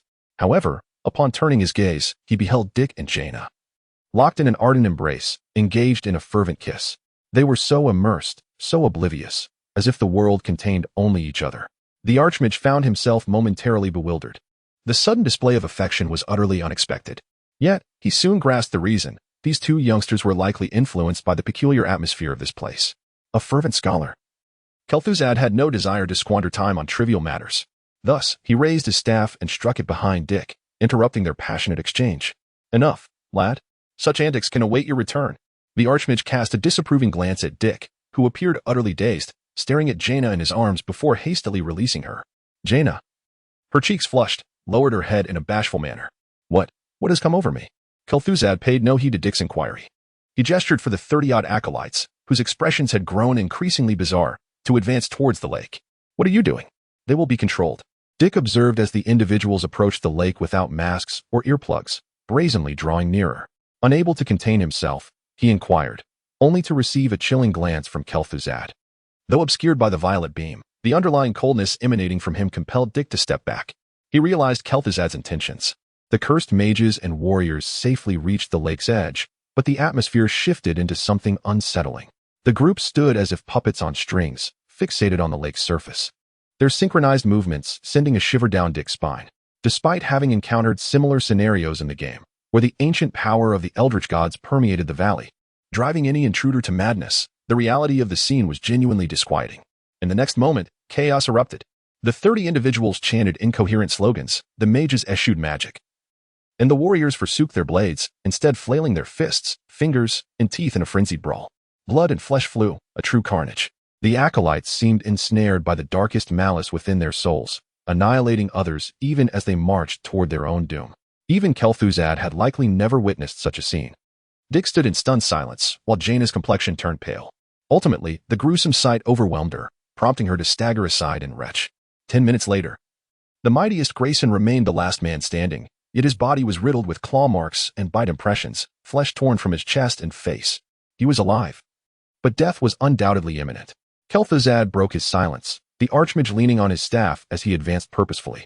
Dick followed closely behind him, while Jaina, though reluctant to approach this slaughterhouse, was even less willing to remain alone in this eerie valley. Without even a glance at the surviving Grayson, the fallen Archmage raised his staff, arcane energy coursing through his form, coalescing into a dark red luminescence at the staff's tip. He pointed the staff at a corpse, its entrails violently exposed. Upon the infusion of dark red energy, the remnants of blood and flesh began to quiver. The skeleton seemed to awaken with a semblance of consciousness. It shook its form, wiping away the bloodstains from its bones, and then pulled a tattered black robe from the ground, draping it over its bony frame. Within the hollow eye sockets of the skeleton flickered 2 glowing green flames, and in its grasp was a skeletal staff. This was a skeletal mage, and evidently a rather formidable one. Kel'Thuzad continued to touch the staff to each corpse, and soon a skeletal battalion of 30 emerged amidst the blood-soaked landscape. Reeking of carnage, 20 skeletal mages and 10 skeletal warriors wielding bone swords and shields materialized by the crystalline lake. Yet, this spectacle did not fully astonish Dick. What truly left him in awe was when Kel'Thuzad inserted 2 black stones into Grayson and another warrior's bodies, chanting incantations and infusing them with energy. A dark red glow swirling around the two corpses, seemingly transforming them. From his enchanted satchel, Kel'Thuzad produced 2 sets of black skeletal armor and intricately crafted dark runic weapons, casting them into the dark red radiance. Moments later, accompanied by a series of crackling sounds, a dense fog rose, revealing 2 towering figures clad entirely in black armor, standing behind Kel'Thuzad. As Dick approached, he could perceive the stench of blood, decay, and corruption emanating from these shadows. Their eyes had been replaced by dark red flames of soul fire. Death Knights. Jaina gasped in horror. These vile weapons, initially conceived by orc warlocks during the Second War, were harbingers of slaughter on the battlefield. To Dick's astonishment, he realized that Kel'Thuzad had mastered the art of creating Death Knights. He understood that this knowledge must have come from the Lich King, trapped within the ice-crowned glacier of Northrend, the very soul of the first orc warlock, Nizul. The exceptionally talented Archmage had refined this technique, infusing the Death Knights with the powers of frost and plague. The creation of the Death Knight represents a pinnacle of technological mastery, epitomized by Arthas wielding the runeblade Frostmourne. The power of countless souls perpetually safeguards the corporeal form of this second Lich King. Had it not been for the intervention of the last remaining first-generation paladin, the venerable Uther, who, wielding the divine sword Ashbringer and empowered by the light, sacrificed his life to sever the cursed blade 7 years later, Arthas would have remained unconquered. In a previous life, Dick had traversed the questline of the Death Knight class, and to become a competent Death Knight entails an exceedingly intricate, precise, and tedious process, far from the expediency exhibited by Kel'Thuzad. Thus, these 2 Death Knights, though they appeared fearsome, were likely mere half-finished creations. Behold, the undead possess no reason. Do not contemplate, are impervious to the seductive whispers of dark magic, and remain oblivious to scenes of corruption. They do not rest, rendered into the epitome of warriors. Kel'Thuzad paid no heed to Dick and Jaina. He, filled with ambition, uttered a few words before issuing the command to advance. The 2 Death Knights led the way, followed closely by 30 skeletal guards, encircling Kel'Thuzad. The entire battalion thus plunged directly into the frigid waters of the lake. A spell resembling a colossal bubble enveloped Kel'Thuzad's form, effortlessly shielding him from the encroaching water as he descended to the lake's depths. Naturally, he did not neglect to cast a protective shield over Dick and the magically shackled Jaina. The lake, not vast in size, cradled a dilapidated palace at its center. The temple's design was both rugged and intricate, distinctly not the work of humans or any other beings. Dick recognized it as a tomb erected by the remaining guardians in honor of their fallen brethren, a place known as the Fallen of Tyr. Kel'Thuzad's command over the undead was nothing short of artistry. In under 10 minutes, the 30 skeletal soldiers, under his direction, thoroughly scoured the crumbling palace. Yet, aside from a few murals of scholarly interest, they unearthed nothing of significance. The Archmage turned to gaze at Dick, who stepped forward to survey the temple's arrangement. After pacing a few steps, he crouched down, gesturing towards the stone slab before him, mimicking a tapping motion. In the water, sound could not propagate. Although Kel'Thuzad possessed formidable magical prowess, he was not omnipotent enough to maintain a constant mental link, necessitating communication through gestures. Observing Dick's movements, he pointed towards the Death Knight bearing the runic battle axe, who approached, lifting the heavy weapon that shimmered with interwoven green and red light. With 3 resounding strikes, the water surged in response, and simultaneously, the stone slab shattered. The surrounding waters suddenly roared with turbulence, eagerly rushing into the massive passageway concealed beneath the slab. Kel'Thuzad's eyes gleamed with excitement as he waved his hand once more, prompting the Death Knight, accompanied by the skeletal warriors, to stride boldly into the hidden grand corridor. This is a winding U-shaped passage, where 3 individuals, after walking through the water for 10 minutes, finally gasped for air. However, as they emerged from the passage, they stood frozen in place, including Kel'Thuzad. Here, astonishingly, lay the depths beneath the lake, concealing a subterranean complex reminiscent of the palace at the lake's bottom. Yet, the structures here were preserved in a more pristine state, and above them, luminous moss clung to the rocky ceiling, illuminating the underground palace like a myriad of radiant lanterns. Regaining his composure, Kel'Thuzad cast a skeptical gaze at Dick, his tone decidedly brusque. What is the meaning of this? Do you not think an explanation is in order? Dick squinted, pausing for a few seconds before exhaling deeply. That stone slab is a seal left by the Titans. This place harbors not only artifacts, but also beasts they have imprisoned. Suddenly, a Death Knight's runeblade was thrust against Dick's throat, and shadows loomed across Kel'Thuzad's face. Are you deceiving me? No, I assure you, I am not. Without me, you would never have discovered this place. A courteous smile graced Dick's face as he regarded Kel'Thuzad, his tone growing firmer. Having come this far, the Titan seal has been broken, and the monsters are awakening. Unless we eliminate them, we shall not leave unscathed. Thus, whether you wish to or not, you must partake in this game. Kel'Thuzad inhaled deeply, turning to observe the bizarre creatures emerging from the palace. Although reluctant, he directed the Death Knights and skeletal soldiers to charge forth. He hurled a corrosive red magic sphere, reducing a tentacled beast to a heap of flesh, then turned back to find Dick loading bullets into a dwarf's firearm. So who exactly are you? Dick glanced at him, then at the activated plague mark on his left hand, and shrugged. I am Dick Tang. Chapter 12. The Blade of the Dark Empire. Having reached this juncture, Dick no longer concealed his identity, as he unleashed the fiery wrath of his dwarven musket upon the feeble remnants of the ancient gods. He candidly recounted the history of this palace to Kel'Thuzad. This place, known as the Fall of Tyr, serves as the tomb of the ancient Titan guardian, Tyr.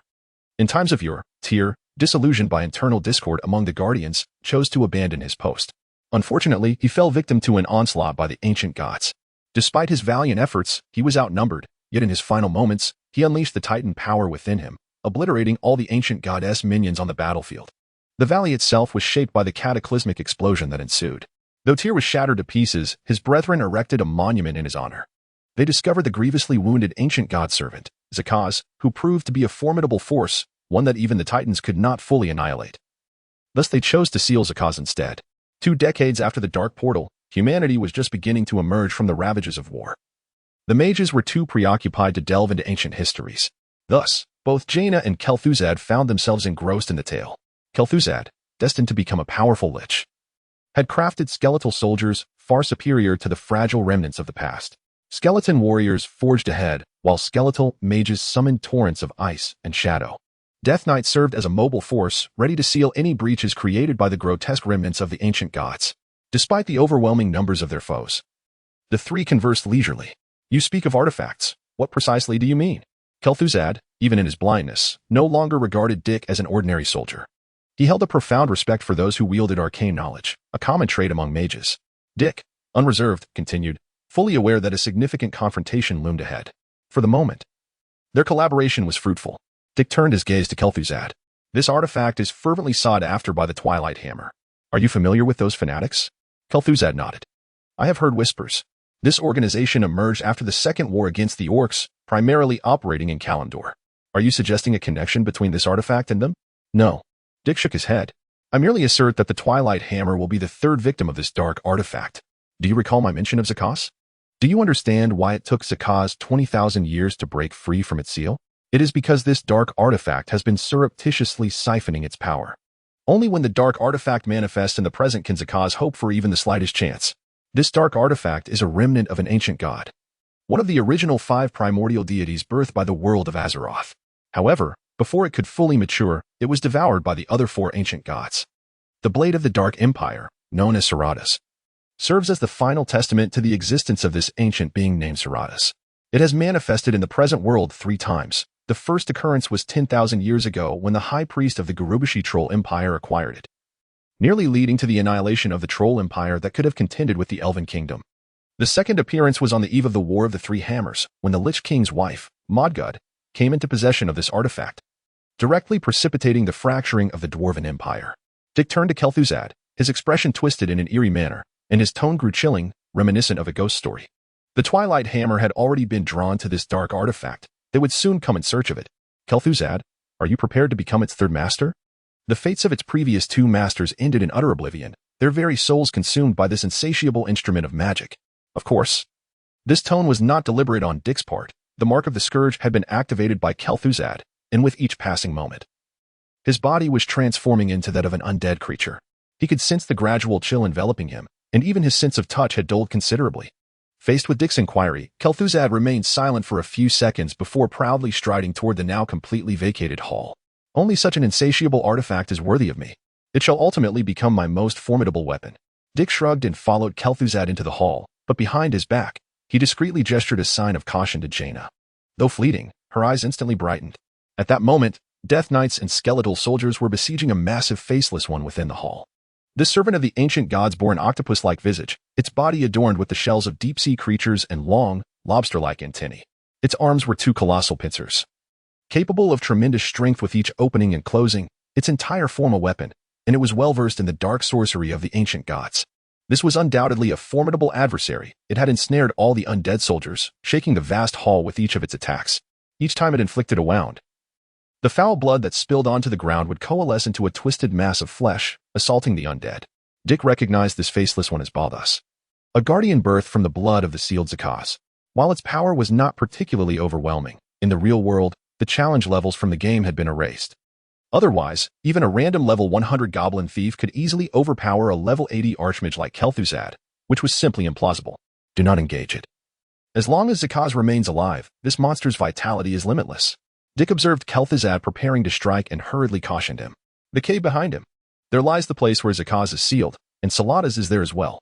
Kel'Thuzad swiftly reacted, gripping Dick and Jaina's shoulders as he blinked, transporting them across the battlefield of the Faceless One, Boris, and the undead. Such prowess, truly worthy of the title of Archmage. At the very least, Dick had never witnessed an NPC mage capable of teleporting others alongside them within the game. Standing at the cave's entrance, Kel'Thuzad immediately sensed a heavy aura of darkness permeating the cavern, and, somewhat intoxicated by his own power, he strode boldly into the depths. At that moment, Jaina had just freed her left hand from the quietly unfastened anti-magic shackles, ready to cast a spell, but was restrained by Dick, whose visage had become alarmingly gaunt and pallid. Jaina looked at him as he silently shook his head. Now was not the time for action. Dick hastened into the cave, with Jaina closely following. Kel'Thuzad stood in the center, gazing at the colossal creature, ensnared by a purple spell upon the ground. If the guardian, Boris, was already terrifying, then the beast lying here was undoubtedly of demonic proportions. It bore an entire body covered in deep green carapace, its size 5 times that of Boris. And its octopus-like visage was even more grotesque, adorned with circling appendages resembling fish fins and a long, sea creature-like tail, bristling with bony spikes. As it lay bound to the earth, each breath it took amplified the oppressive atmosphere within the cave. The visible black energy swirled around its form. Each inhalation and exhalation seemed to herald the onset of a black tempest, dispersing into the air and clashing with the imprisoning purple energy, igniting countless sparks with every passing second. Close to this colossal beast, a strangely designed dagger floated in midair. It was a deep purple hue, with a handle perfectly sized for an adult's grip, adorned with a ring of handguards covered in black barbs. At the center of the guard, an eye perpetually opened and closed seemed to gaze directly at Dick, while the blade itself was a curved, reverse edge, purposefully crafted to rend flesh, an insidious weapon. Upon the dark, menacing blade, different magical runes appeared every second. As Dick beheld it, whispers began to echo in his ears, noisy yet profoundly resonant. Kel'Thuzad, entranced by the dagger, was captivated by the immense magical energy it contained, and the whispers lured him deeper into fascination. He stepped closer, utterly absorbed, failing to notice that Dick was stealthily advancing toward the sealed body of Zakaz behind him. As Kel'Thuzad extended his trembling hand to grasp the handle of Salada's, the purple binding effect enveloping Zakaz's form dissipated entirely. In that instant, Dick leapt forward, lunging at Zakaz's body. Dick was certainly not seeking death, quite the opposite. He was pursuing the sole path to survival for himself and Miss Gianna, as Zakaz lay sprawled on the ground. Even Kel'Thuzad failed to notice that a bronze longsword was embedded in Zakaz's heart. Dick did not lie. Rather, he merely concealed a portion of the truth. Within this palace, surrounding the ancient god's servant Zakaz, lay not one but several artifacts, 3, to be precise. Aside from the Saradas, blade of the Dark Empire, which sought to wholly consume Kazaz's power, the sword closest to Dick was the very longsword lodged in Zakaz's chest. A two-handed greatsword that had resided within Zakaz's body for a full 800 years, 2 millennia and 8 centuries ago. In a fragmented human world beset by the invasion of trolls, the first unified nation, the kingdom of Arothar, was formed. The formidable ruler Arothar allied with the high elves of the time to repel the trolls, dismantling the once mighty Amonthul trolls that dominated the northern frontiers. However, shortly after the conclusion of the war, Arothar mysteriously vanished, and his kingdom fragmented into the 7 nations we know today. 600 years later, during a border patrol, Arothar encountered Saradas as it entered the mortal realm, and the unshackled Zakaz broke free from its seal for the first time. At that moment, the ancient god's servant was frail, leading Arothar to engage in combat with it. In a final strike, he plunged his long sword into Zakaz's heart, compelling it into a state of slumber. The Emperor Arothar himself perished in the last retaliatory strike of the ancient god in this nameless valley. This sword, known as Scamdo, or the Slayer of Armies, was the very weapon Arothar used to wound Zakaz, the first great sword of the human realm. Harboring the spirit of humanity's first warrior king and nurtured by the ancient god's servant's power for 800 years. It is no exaggeration to say that this weapon possesses potential rivaling that of the fabled Frostmourne. In fact, even within the realm of the game. This sword is one of the 3 artifacts of the warrior class, while the Serata's Blade of the Dark Empire belongs to the Shadow Priests, a profession that has only emerged within the last decade, rendering any claims of ownership premature. Dick's true objective was not this sword. He understood that with his current strength, even if he were to acquire Scamdo, he would stand no chance against Kel'Thuzad. The disparity in their powers was far too vast to be compensated for by a mere weapon. Yet, Dick was aware of a crucial detail. If he were to extract this sword, the slumbering Zakaz would awaken. This was the opportunity he had been patiently awaiting. Chapter 13. The Silver Hand. Dick was uncertain of the true strength of Kel'Thuzad, yet he was confident that it could not surpass the zenith of Zakaz's power. After all, Zakaz was a formidable adversary capable of facing the Titan's creations in direct combat. Even in his weakened state, Zakaz would prove more than a match for the not-yet-lich Kel'Thuzad. As Dick, wielding a sword nearly his height, tumbled to the ground, Kel'Thuzad, lost in the dark allure of the Blade of the Dark Empire, was abruptly roused. However, before he could unleash the full might of the plague mark inscribed upon Dick's hand, he found Dick sprawled on the ground, his expression blank. His left hand bearing the plague mark positioned beneath the horizontally held crimson blade. In a flash, the blade glimmered, and blood spilled forth as Dick let out a muffled groan. Grasping the hilt, he staggered towards Jaina, who had already freed herself from the magical restraints binding her wrists and ankles, and together they fled the cave. The left hand severed by the sharp scander crumbled into a heap of bone upon impact with the ground, though seemingly reckless. Dick's desperate strike had indeed carved a path for their escape. With no reservations, Jaina, having recuperated well over the past 2 days, was able to harness her ample mana to aid Dick in their flight. Yet, an unsettling sense of trepidation lingered within Kel'Thuzad, given Dick's composure throughout their ordeal. Could it be that he only intended to flee? At present, however, Kel'Thuzad found himself powerless to thwart Dick and Jaina, for Zakaz had unleashed a furious assault upon him. One of the most formidable servants of the old gods, even after being sealed and diminished for 22,000 years, Zakaz's innate strength was beyond mortal reckoning. The dark sorcery emanating from this ancient entity rendered Kel'Thuzad somewhat helpless, especially as the Seratas in his grasp began to utter its eerie whispers, further undermining his spellcasting. Consequently, the once magnificent Kel'Thuzad, who had exuded an air of unparalleled confidence since their first encounter, found himself thoroughly overwhelmed in direct combat by the towering Zakaz, who stood a colossal 10 meters tall. The cavern was saturated with the dark tide unleashed by Zakaz, mingled with Kel'Thuzad's chaotic magic. Upon emerging from the depths, Jaina and Dick beheld Death Knights and skeletal warriors still engaged in battle with the faceless guardian, Purse. The 2 fugitives paid no heed to the chaos of the battlefield. Just as Jaina was about to escape the confines of the temple, the weakened Dick grasped her arm, having lost considerable blood. Even running had become a strenuous task for him, though Jaina had torn a precious magical scroll to cast a healing spell upon him. The spell sealed within the scroll was but a mockery in the eyes of true priests, serving merely to staunch his bleeding. To the left temple, Dick insisted with unwavering determination. "But your wounds," Jaina exclaimed, concern etched on her face. Through gritted teeth, Dick managed to utter, "To the left. There lies something capable of confronting Kel'Thuzad." Upon hearing these words, Jaina immediately altered her course, nearly carrying Dick upon her back. Had it not been for the significant growth she had undergone during her recent captivity and her awareness of the sacrifices Dick made to rescue her, it would have been utterly unimaginable for a lady of her stature to be so intimately close to a man. At this moment, one must also express gratitude to Kel'Thuzad for activating the plague mark upon entering the temple, as the gradual necrotization along their journey had reduced Dick's weight by at least a quarter. Otherwise, Jaina might have struggled to bear him. During their previous conversation, Dick had been somewhat vague about the temple's structure, a deliberate ruse on his part. Had Kel'Thuzad known what lay buried within this side hall, he would have preferred to obliterate it entirely rather than retain the Blade of the Dark Empire. It was previously mentioned that Tyr had chosen this place to detonate his own body, annihilating all ancient god servants save for the Zakari. However, Tyr did not completely disintegrate. Following the explosion, the arriving guardians discovered 2 remnants he had left behind. The first was his weapon, the Silver Hand Warhammer, imbued with the power of order, one of the 3 sacred artifacts of the knightly class within the game. The second item also bore the name Silver Hand, though it was not a weapon. During the climactic battle against the Chromatic Dragon King and the progenitor dragon Galakrond, Tyr, who had appeared as an ally, lost a considerable portion of his arm to Galakrond's bite. Consequently, he forged for himself a fist fashioned from silver. This is also the origin of the name for the elite Silver Hand Knights of Lordaeron, that the creator of the Paladin class, High Bishop Alonsis failed. may not have anticipated that the true two silver hands still existed in this world. They were indeed Tyr's final relics. Once hailed as the king of order, Tyr's powers, while distinct from the holy light, shared a lethal efficacy against undead creatures. Moreover, within the side hall lay a self-destruction mechanism that, once activated, could instantaneously obliterate all structures within the temple, burying everything beneath the depths of the lake.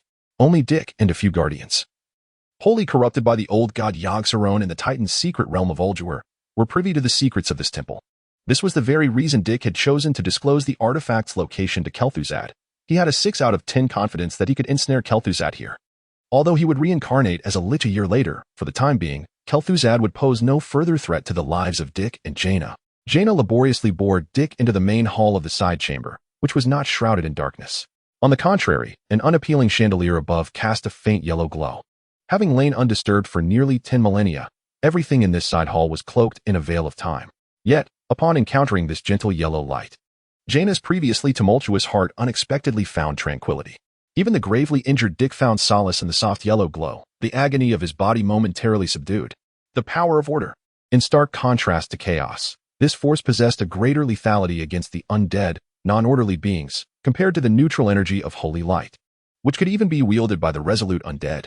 Beneath the yellow luminescence of the side hall stood a statue of a figure brandishing a warhammer, embodying the image of Tyr. Yet, Dick had no time to regard the statue. He knelt laboriously, raising the razor-sharp scander with one hand, thrusting it forcefully downward towards the statue's base. Dick, this is a tomb of the gentry. If we seize the silver hand and take the warhammer, the temple will self-destruct, and Kel'Thuzad will be unable to intervene. This is our sole opportunity to extricate ourselves from his grasp. Just as Dick's words echoed, a commotion erupted from outside the side hall. Jaina, startled, rushed to the entrance, only to scream in alarm. The undead! They've drawn that creature here. Stay calm, Jaina. Keep them at bay. I need but a moment, just a moment. Dick struggled to wield the immense scander. This sword, a broadsword in its own right, required both hands for an ordinary adult to lift. Attempting to dig with a sword was far less effective than using a spade, yet at that moment, it was their only chance. Once Kel'Thuzad fully mastered the dark artifact, Sargeras, the weakened Sakaz would no longer stand a chance against him. Although the holy hammer, the silver hand, loomed above, its feeble power of order might not even deter the faceless one. Poth. Time was running short for the two fugitives. Jaina stood frozen, watching as Dick swung his remaining arm, laboriously excavating the heavy stone slab. She beheld the fierce and defiant expression on his typically tranquil face. She understood he was fighting with all his might. Jaina gently released the teleportation scroll crafted by Antonidas, hidden within the sleeve of her robe. Taking a deep breath, she prepared herself for battle as never before, ready to face her demise in this uneven confrontation, entrusting her back to this unremarkable, coarse soldier. He was neither a noble nor a warrior. He would bow before the enemy and could not inspire courage in others. Yet, what did that matter? He was the first man, apart from her father and mentor far across the sea, who made her feel secure. Was that not enough? 2 death knights, 30 elite skeletons, a faceless guardian, and a legendary mage clashed in a desperate struggle within the cramped hall of the side chamber, while outside the fray, Dick relentlessly dug into the earth. 1 minute, 2 minutes, 3 minutes. The cacophony of fierce battle resonated in Dick's ears with every passing moment. He was utterly exhausted.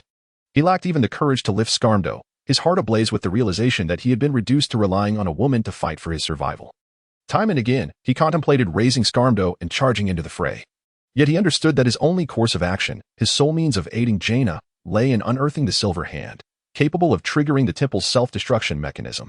With a mechanical motion, he plunged Skarmdo into the earth, applying every ounce of his strength to press down upon the hilt, scraping the soil away. His ears strained, fearful of the imminent sound of Jaina's anguished cry. He dared not pause. He could not afford to stop. Hence, he urged his cursed hands to move, his wretched body to act. Clang! The tip of Skarmdo struck something solid. In a frenzy, Dick cast aside the heavy sword and hurled himself into the dark pit, laboriously clawing with his right hand to extract the resplendent silver box from beneath the statue. Gritting his teeth, he pried open the unguarded container, revealing the miniature silver fist within. Grasping this exquisite artifact tightly, Dick yearned to plunge into the battle. The mere presence of this silver hand, imbued with the lingering essence of Tyr's order, could undoubtedly banish the undead and faceless ones. If only Jaina could seize the chandelier hammer at the temple's summit, they would escape. Yet, at that very moment, as Dick joyfully emerged from the pit, he heard the sound he dreaded most. He beheld Jaina, her body brutally pierced by the monstrous claw of a faceless one, collapsing to the ground. Clatter. The silver hand fell to the earth. The very object Dick had deemed his trump card cast aside, rendered meaningless. He had always believed that the silver fist sustained his resolve to continue digging, the key to turning the tide in adversity. Yet, as he lay powerless upon the ground, he realized that his true pillar of strength, the source of his drive to persevere even when the oil lamp flickered low, had never been the silver fist. It was Jaina, the noble lady who, even in such dire circumstances, continued to believe in him and fought to buy him time. Now, with his spiritual support shattered, everything felt devoid of meaning. Chapter 14. Turning the world with a resounding thud, Dick collapsed to the ground, utterly shattered by the sight of Jaina's lifeless form. The warhammer that had once hovered above his head began to descend gradually after he unearthed the silver hand, ultimately resting behind him. Yet, he did not dare to glance back. Exhaustion, anguish, and despair surged within him, but upon witnessing Jaina's tragic body sprawled on the ground, Dick clenched his teeth defiantly and painstakingly retrieved the silver hand from the earth. He raised the solid fist forged from silver before him, advancing step by step toward the battlefield.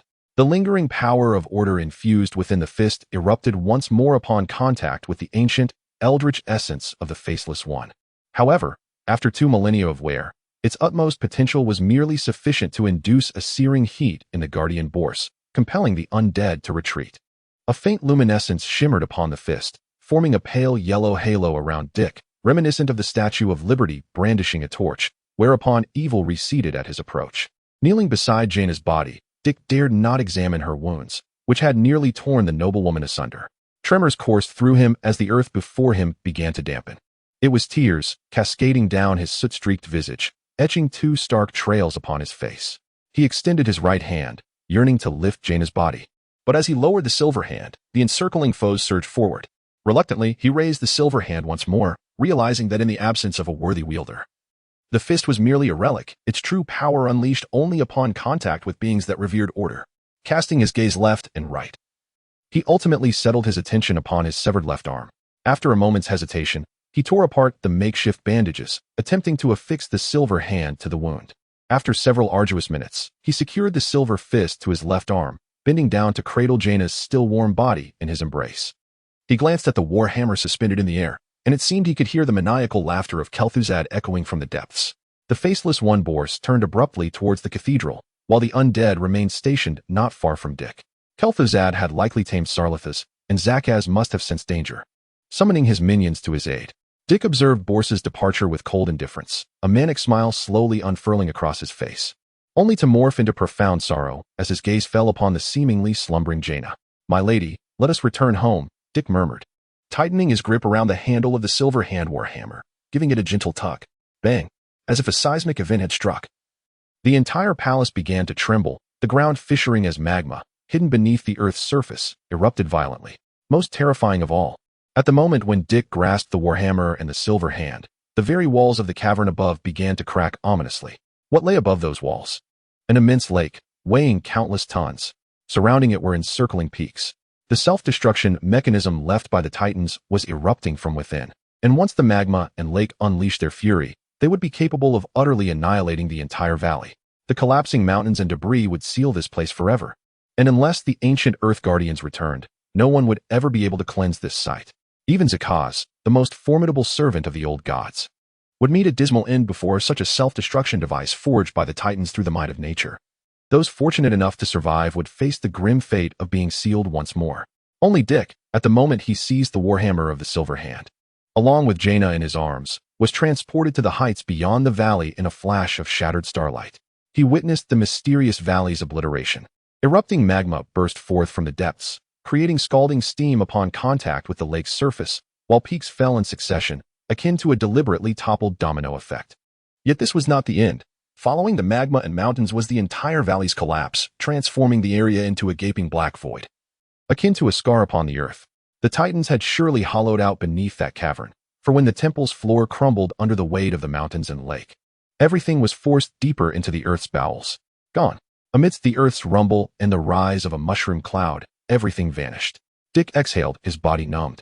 As he struggled to sit cross-legged upon the ground, devoid of any joy that vengeance might have brought, Jaina remained cradled in his arms. The warhammer of the silver hand and Scamdo cast aside, no artifact could compare to the girl nestled within his embrace. He longed for her to leap from his arms, cheeks flushed, perhaps even delivering a playful slap or two. But alas, ding! The sound of a notification jolted Dick from the depths of his sorrow, rousing him as he rubbed his eyes, appearing as if still caught in slumber. He vividly recalled that the task of survival mandated the preservation of Lady Jaina's life to be deemed complete. Yet now, clang! Just as Dick was struck with shock, a sharp shattering sound emanated from around Jaina. He looked down to see her nearly torn body enveloped in a warm golden light, which then transformed both her and the light into a peculiar black and white hue. After 6 seconds, a completely unharmed Jaina, her white gown unblemished, reappeared in Dick's embrace. Witnessing this scene, a familiar spell of a mage flashed into Dick's mind. Time rewind. At this moment, overwhelmed with joy, Dick even contemplated giving himself a slap. How could he have forgotten the skill of this bug-like arcane mage, which could revert the mage to a previous state, a divine ability said to even circumvent death? Antonidas was the first grand mage in gaming history to delve into the arcane arts of time. This skill was likely his invention. As his most cherished disciple, Jaina was to receive a personal boon from the old mage, perhaps a time reversal spell or a scroll imbued with magical seals. It was simply too easy. How splendid. Truly splendid. Dick, in a state of incoherence, gazed at Jaina, who lay undamaged but in a deep slumber. He clutched her tightly, akin to a greedy miser who feared his treasure might sprout legs and flee. Yet, his fervent embrace stirred Jaina from her sleep, causing her brows to furrow in confusion. Upon opening her eyes, she realized she was being held. Her countenance flushed crimson, and without hesitation, she unleashed her full magical power. Like a blooming purple energy flower, a master mage's magical explosion erupted around her, and in his already depleted state, Dick stood no chance of enduring such a force. He was instantly hurled away.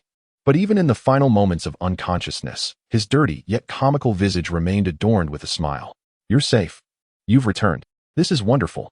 The next instant, Dick's world faded into darkness, the sound of Jaina's startled exclamation becoming inaudible. Darkness enveloped him entirely. Upon opening his eyes in this void, the first sight he beheld was a glimmer streaking through the blackness. Soon after, a shimmering meteor shower, ablaze with starlight, illuminated the entire dark expanse. Dick felt as though he were witnessing a surreal documentary, his vision swiftly traversing to an inconspicuous planet amidst countless celestial bodies. There, he observed giants traversing the land, wielding wooden staffs. With each stride, they could span mountain ranges, and even the sea posed no insurmountable barrier before them. As they walked, they scattered specks of light, which, upon touching the ground, gave rise to the first tree, and from the ocean emerged the nascent forms of life. They cleaved the sky, casting the tumultuous ancient elements into other realms, engaging in battle with grotesque monsters, beings whose mere glance could send chills coursing through one's beings, vanquishing and sealing them away.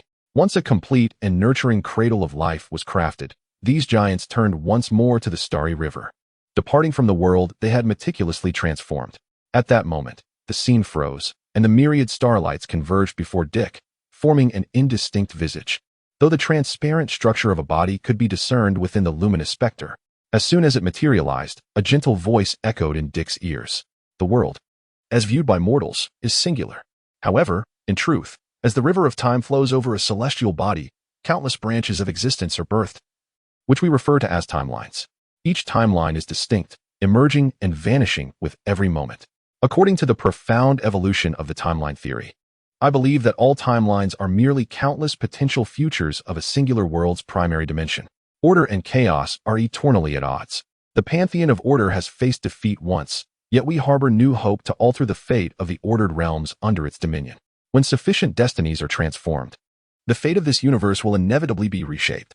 Timewalker 102-9304, this embodies the significance of the second life bestowed upon you, the mission you carry. A colossal figure, radiating starlight, sits opposite Dick, one hand delving into the structure of the planet Azeroth, which soon materializes before him as a projection. Dick remains silent, seated with his chin propped up, his eyes blinking rapidly. Finally, gazing at the starlight projection of the planet Azeroth presented by the specter of Norgannon, he extends his hand and taps the luminous sphere. Ding. Main quest initiated. Assist the Pantheon in constructing a timeline world that diverges from the primary world's development.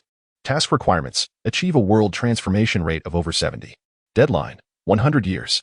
Current world transformation rate: 2. Profession template loaded. Upon reaching a transformation rate of 10, new features will be unlocked. Wow! Dick exclaimed in awe. He had pondered numerous possibilities regarding his arrival in this world, but when the true answer was unveiled, he realized his imagination had been rather limited. I am not a stowaway through time. What is this? A sanctioned traverse? The young man grinned widely, feeling emboldened by the support of the pantheon behind him, thus relinquishing the need for stealth. Moreover, this main quest resonated profoundly with Dick's aspirations. Transforming the entire world sounded quite formidable, did it not? Yet, upon regaining his composure, Dick suddenly felt a sense of confusion.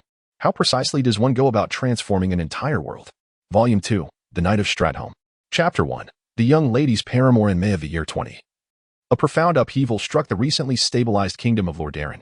An outbreak of the undead plague erupted within the empire, leading to the complete devastation of the eastern heartland and the fall of the city of Stratholme. In a mere month, the number of afflicted soared to a staggering 1 million, plunging the realm into a state of widespread panic. On the road from the quaint town of Brill in the Tirisfal region to Stratholme, a horse-drawn carriage sped along. Once a bustling trade route, it now lay desolate, devoid of life. To ordinary merchants, Stratholme had become akin to a hellish nightmare. Though the carriage was already moving at a brisk pace, the driver still harbored dissatisfaction. He cracked his whip, the sound echoing sharply in the air, urging his 4 magnificent steeds to accelerate further. Emblazoned on the carriage door was the royal crest of the Lordaeron Empire, signifying its affiliation with the monarchy. Consequently, no one dared to impede its frantic progress along the road. Inside the carriage, a troubled Jaina sat upon Dick's lap, her expression grim. Her discontent stemmed not only from the fatigue of their long journey, but also from the scroll she clutched tightly in her hand. This scroll, delivered by an envoy from Dalaran, bore the semblance of a letter. As Dick leaned against the swaying carriage, his gaze fell upon the final signature, rendered in flames. Like a living entity composed of luminescence, it represented a name of undeniable significance, Antonidas. Alas, my mentor has lost his senses. Jaina, in a fit of irritation, crumpled the scroll and cast it aside onto the floor. With a heavy sigh, she buried her head against Dick's chest, her voice muffled as she spoke. I have already sent Kel'Thuzad's relic to him, yet he remains oblivious to the gravity of the situation, insisting that I return to Dalaran and leave the aftermath to that simpleton, Ronan. Lord Antonidas is indeed concerned for you, Dick replied, gently caressing Jaina's back. Ever since he awakened, their relationship had flourished rapidly. Although propriety dictated that Dick maintain the facade of her protector in public, it hardly hindered the fervor of their romance. In just one day, Dick had conquered the second line of defense, yet continuing further would prove far more challenging. Having returned from the ruined Valley of Shadows a day after Kel'Thuzad's demise, Jaina wasted no time. She swiftly entered King Tyrrhenus' court, revealing to the wise old monarch the trap Kel'Thuzad had devised for Arthas. Though aged and weary from the ravages of war, King Tyrrhenus remained resolute. Upon hearing Jaina's account, he immediately penned a decree, entrusting her to deliver it to the Silver Hand, currently active in the region of Andoril, commanding the paladin Uther to lead a rescue mission for Arthas. This is also the reason why Jaina and Dick find themselves seated in this speeding carriage. Jaina, unwilling to witness Arthas fall into a trap, feels a sense of pure responsibility rather than the infatuation she once had. Dick, on the other hand, is returning to the region of Stratholme solely due to the demands of his mission. Quest triggered. Major historical event, Stratholme. Description, save the fate of Stratholme. Reward, World Shift 2-6. If Dick had previously hesitated on how to accumulate the 70 World Shift, the quest triggered upon meeting King Tyrrhenus ignited a glimmer of hope within him. Working amidst the Pantheon, which had been entirely vanquished by the Dark Titan, not only marked a pivotal historical juncture, but also presented itself in the form of a quest. This bestowed upon the bewildered Dick a radiant path. As long as he persevered, he would inevitably accomplish the main quest. What are you thinking, little rascal? Jaina inquired, casting a sultry glance at the squinting Dick. He paused momentarily, pursed his lips, leaned down, and their lips met in a tender embrace. After 2 minutes, however, the young lady, feeling a peculiar discomfort beneath her, blushed and extricated herself from Dick's embrace, indignantly seating herself on the opposite chair. Yet, her ire lasted only a few fleeting seconds. As her gaze fixated on Dick's left hand, clad in a black glove, even with her superior intellect, she felt a twinge of trepidation in the presence of such an extraordinary hand. Had they truly fused together? Noticing the young lady's inquisitive stare, Dick, still pale, shrugged and removed the glove from his left hand, revealing a silver fist. I am uncertain how this occurred, but in just one night, it indeed grew onto my severed limb. As Dick flexed his fingers, the exquisitely crafted silver hand moved with a lifelike dexterity under his control, functioning just like a genuine hand. It possessed all sensory feedback, save for the pain. Apart from its distinct hue, the silver hand left by Tyr had seamlessly integrated into Dick's body. Though uncertain, Dick speculated that this might be an additional reward beyond the 15 points of attribute enhancement after the completion of the lingering task. Incredible. A relic left by the Titans has manifested in such a manner, and you have acquired it, Jaina exclaimed, donning a special pair of frameless glasses. She drew Dick's left hand closer for a meticulous examination, summoning her short staff to channel her magical energy. However, when the violet light from her staff met the silver fist, it vanished instantaneously, as if a drop of ink had been cast into the ocean. Nevertheless, Dick felt a sudden jolt throughout his body. The flicker of magical energy elicited a faint discomfort, causing him to grimace. In response, his left hand, now animated, swiftly reached forward, pulling the unsuspecting young lady back into his embrace once more. Release me, you scoundrel. Ugh, how insufferable. The Crusaders' Bastion has now become the temporary stronghold of the Silver Hand Order, forming a triangular battlefield with the Hearthglen to the north of Dalaran and the Imperial forces stationed to the west. This strategic formation has effectively trapped the undead onslaught centered in Endoral, a city now irrevocably transformed into a bastion of the undead. The Dalaran region serves as a vital agricultural zone for the Empire, characterized by its flat terrain dotted with numerous farms. The only significant city is Endoral, a fact that brings the commanding officer Uther a modicum of satisfaction amidst the chaos. In a unified effort, the three factions managed to cleanse the surrounding lands of wandering undead just 3 days after Prince Arthas reported the dire situation in Endoral. However, despite their combined strength, they have been unable to breach the defenses of the city itself. Ordinary soldiers find themselves at a disadvantage against the undead. The only effective counter to the relentless assault comes from the paladins of the Silver Hand.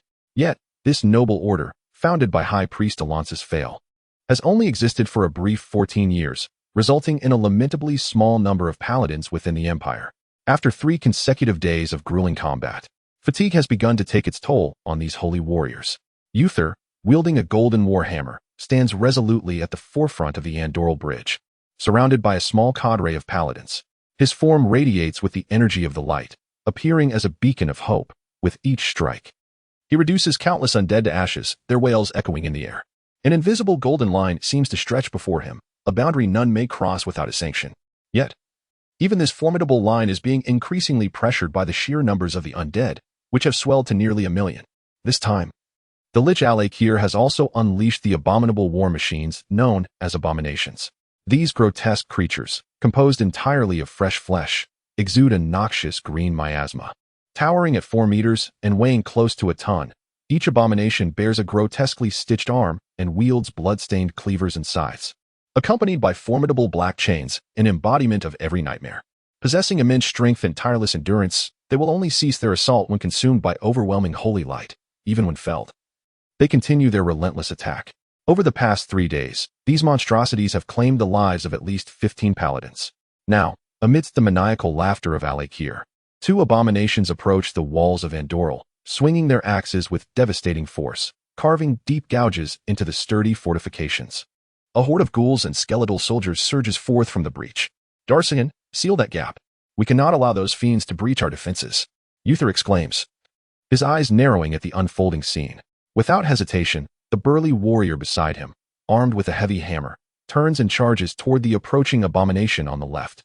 Sidon Dathrahan, one of the 5 knights of the Silver Hand, was more than capable of dealing with the approaching undead on the left. But what of the right? Observing the frenzied ghouls drawing ever closer to the disordered rear lines, Uther felt an overwhelming sense of regret. Why had he ever heeded the insidious whispers of that treacherous Basilius, consenting to the revocation of Tyrion's divine light? If that old companion were still present, he would be free from worry. And then there was Turallion, who had vanished during the Second War, a warrior of immense strength and sagacity, one of the original 5 paladins. Now, only he, Dathrahan, and the somewhat less combat-inclined Gavinrad remained. Hold on, I shall return shortly, Uther shouted to the paladins behind him as he surged forward into the tide of undead on the right. Yet, as he charged halfway, a thunderous roar erupted from the rear lines. Begone, evil! A young man, clad in a black servant's robe and wielding a crimson and azure double-handed sword, burst forth from the ranks, plunging directly into the oncoming horde of undead. He fought valiantly, but after cutting down several ghouls with unstoppable ferocity, he found himself ensnared in their grasp. Uther quickened his pace. He could not stand idly by as a brave warrior fell before him. However, just as he neared the battlefield, a holy power surged forth from the sea of undead, capturing his attention. The light is upon us, Uther observed the young man, humbly kneeling on the ground, his long sword replaced by a resplendent heavy warhammer. A visible aura of brilliance enveloped him, forming a blazing barrier that incinerated any undead bold enough to approach. Beneath this radiant halo, the swiftest of ghouls shrieked in terror, fleeing in disarray, while even the fearsome abomination halted its advance. At that moment, he had transformed into a paladin. Uther was momentarily bewildered, as one of the first-generation paladins. He understood better than anyone the arduous path to becoming such a champion. One must possess a sincere faith in the light, preferably emerging from a clerical background. Endure a grueling regimen of martial training for at least a year.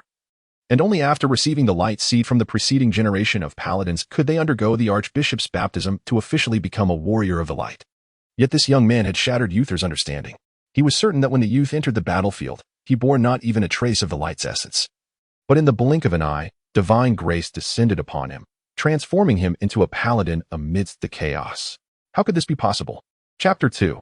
The flames of justice. The disarray surrounding Uther is a sensation that Dick cannot currently comprehend. Upon arriving at the Crusaders' fortress with Jaina, they learned that Uther was overseeing operations at the Andoral front. Without hesitation, they hurried to Andoral, only to encounter a sudden onslaught from the undead.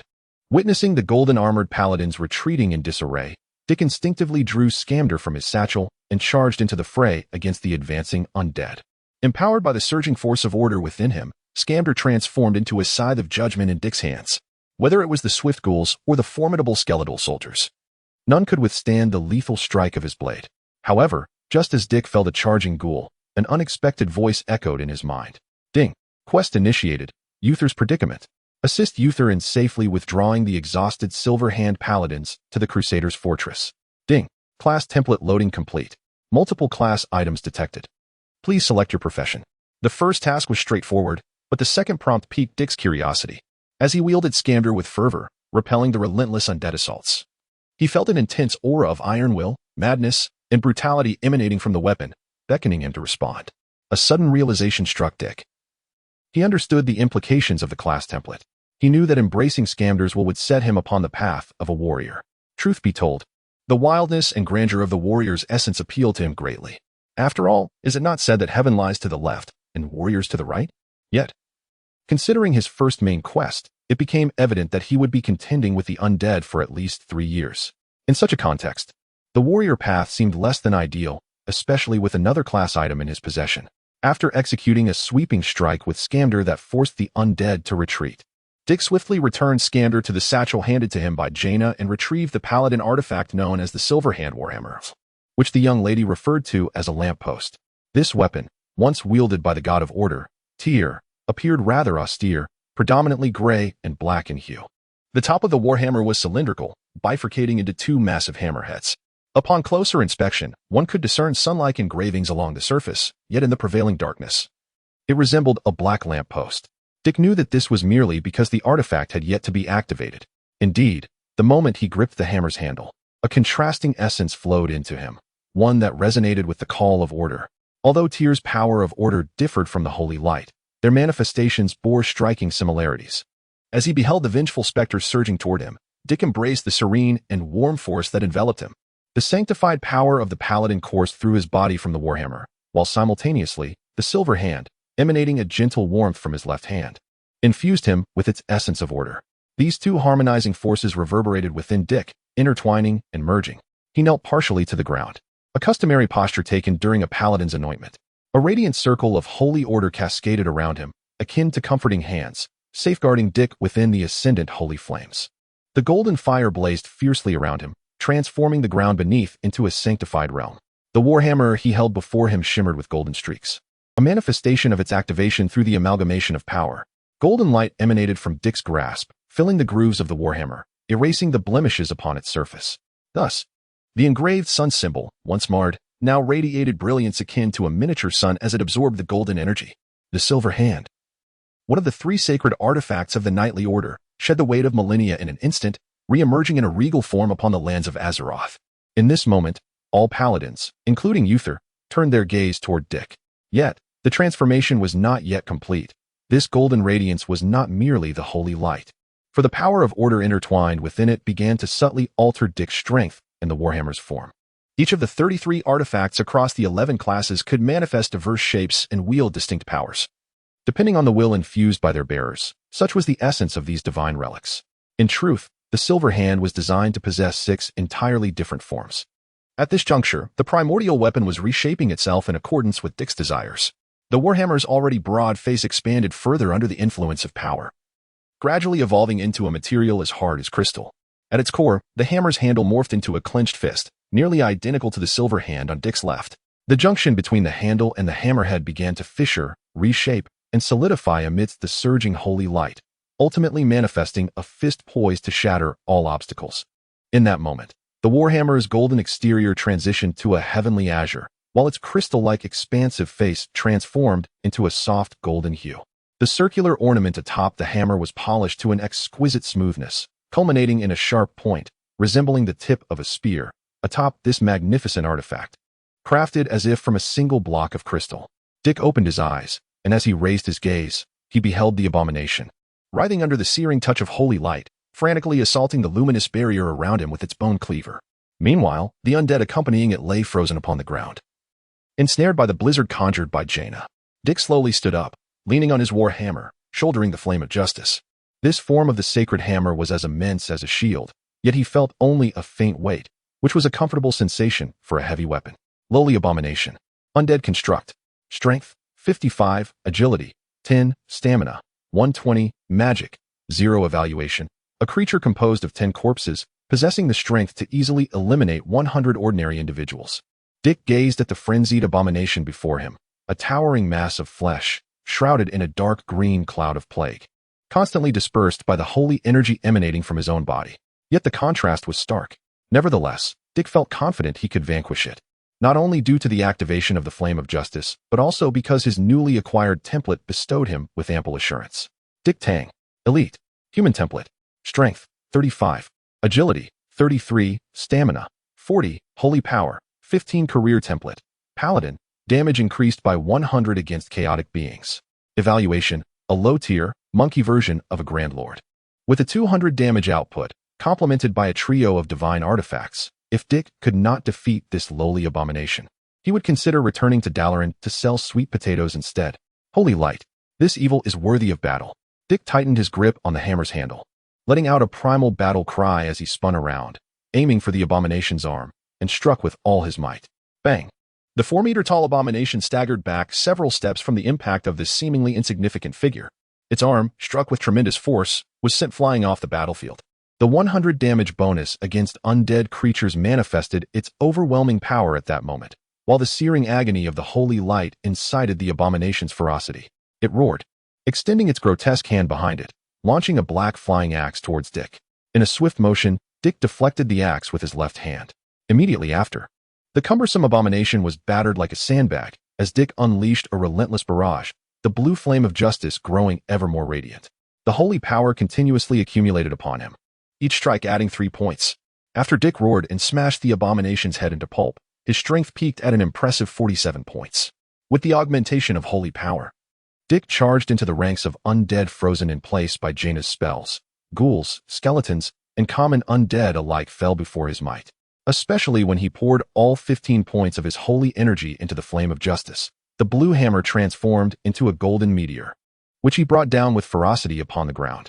The power of the holy light surged into the earth, exploding once more across the battlefield. In that singular blow, he obliterated all undead surrounding him. Despite the toll taken by that strike, which drained Dick of his last vestiges of strength, he breathlessly leaned on the flame of justice. Yet, under his fervent outburst, the tide of undead threatening to disrupt the rear of the Silver Hand Knights was quelled. Upon witnessing Dick's formidable display, which completely subdued the abomination, Uther returned to the front lines with a sense of relief, perhaps spurred on by the sudden appearance of reinforcements. Coupled with Jaina's widespread blizzard descending upon the sea of undead on the battlefield, the momentum of their assault was significantly hindered, and the morale of the weary paladins was reignited.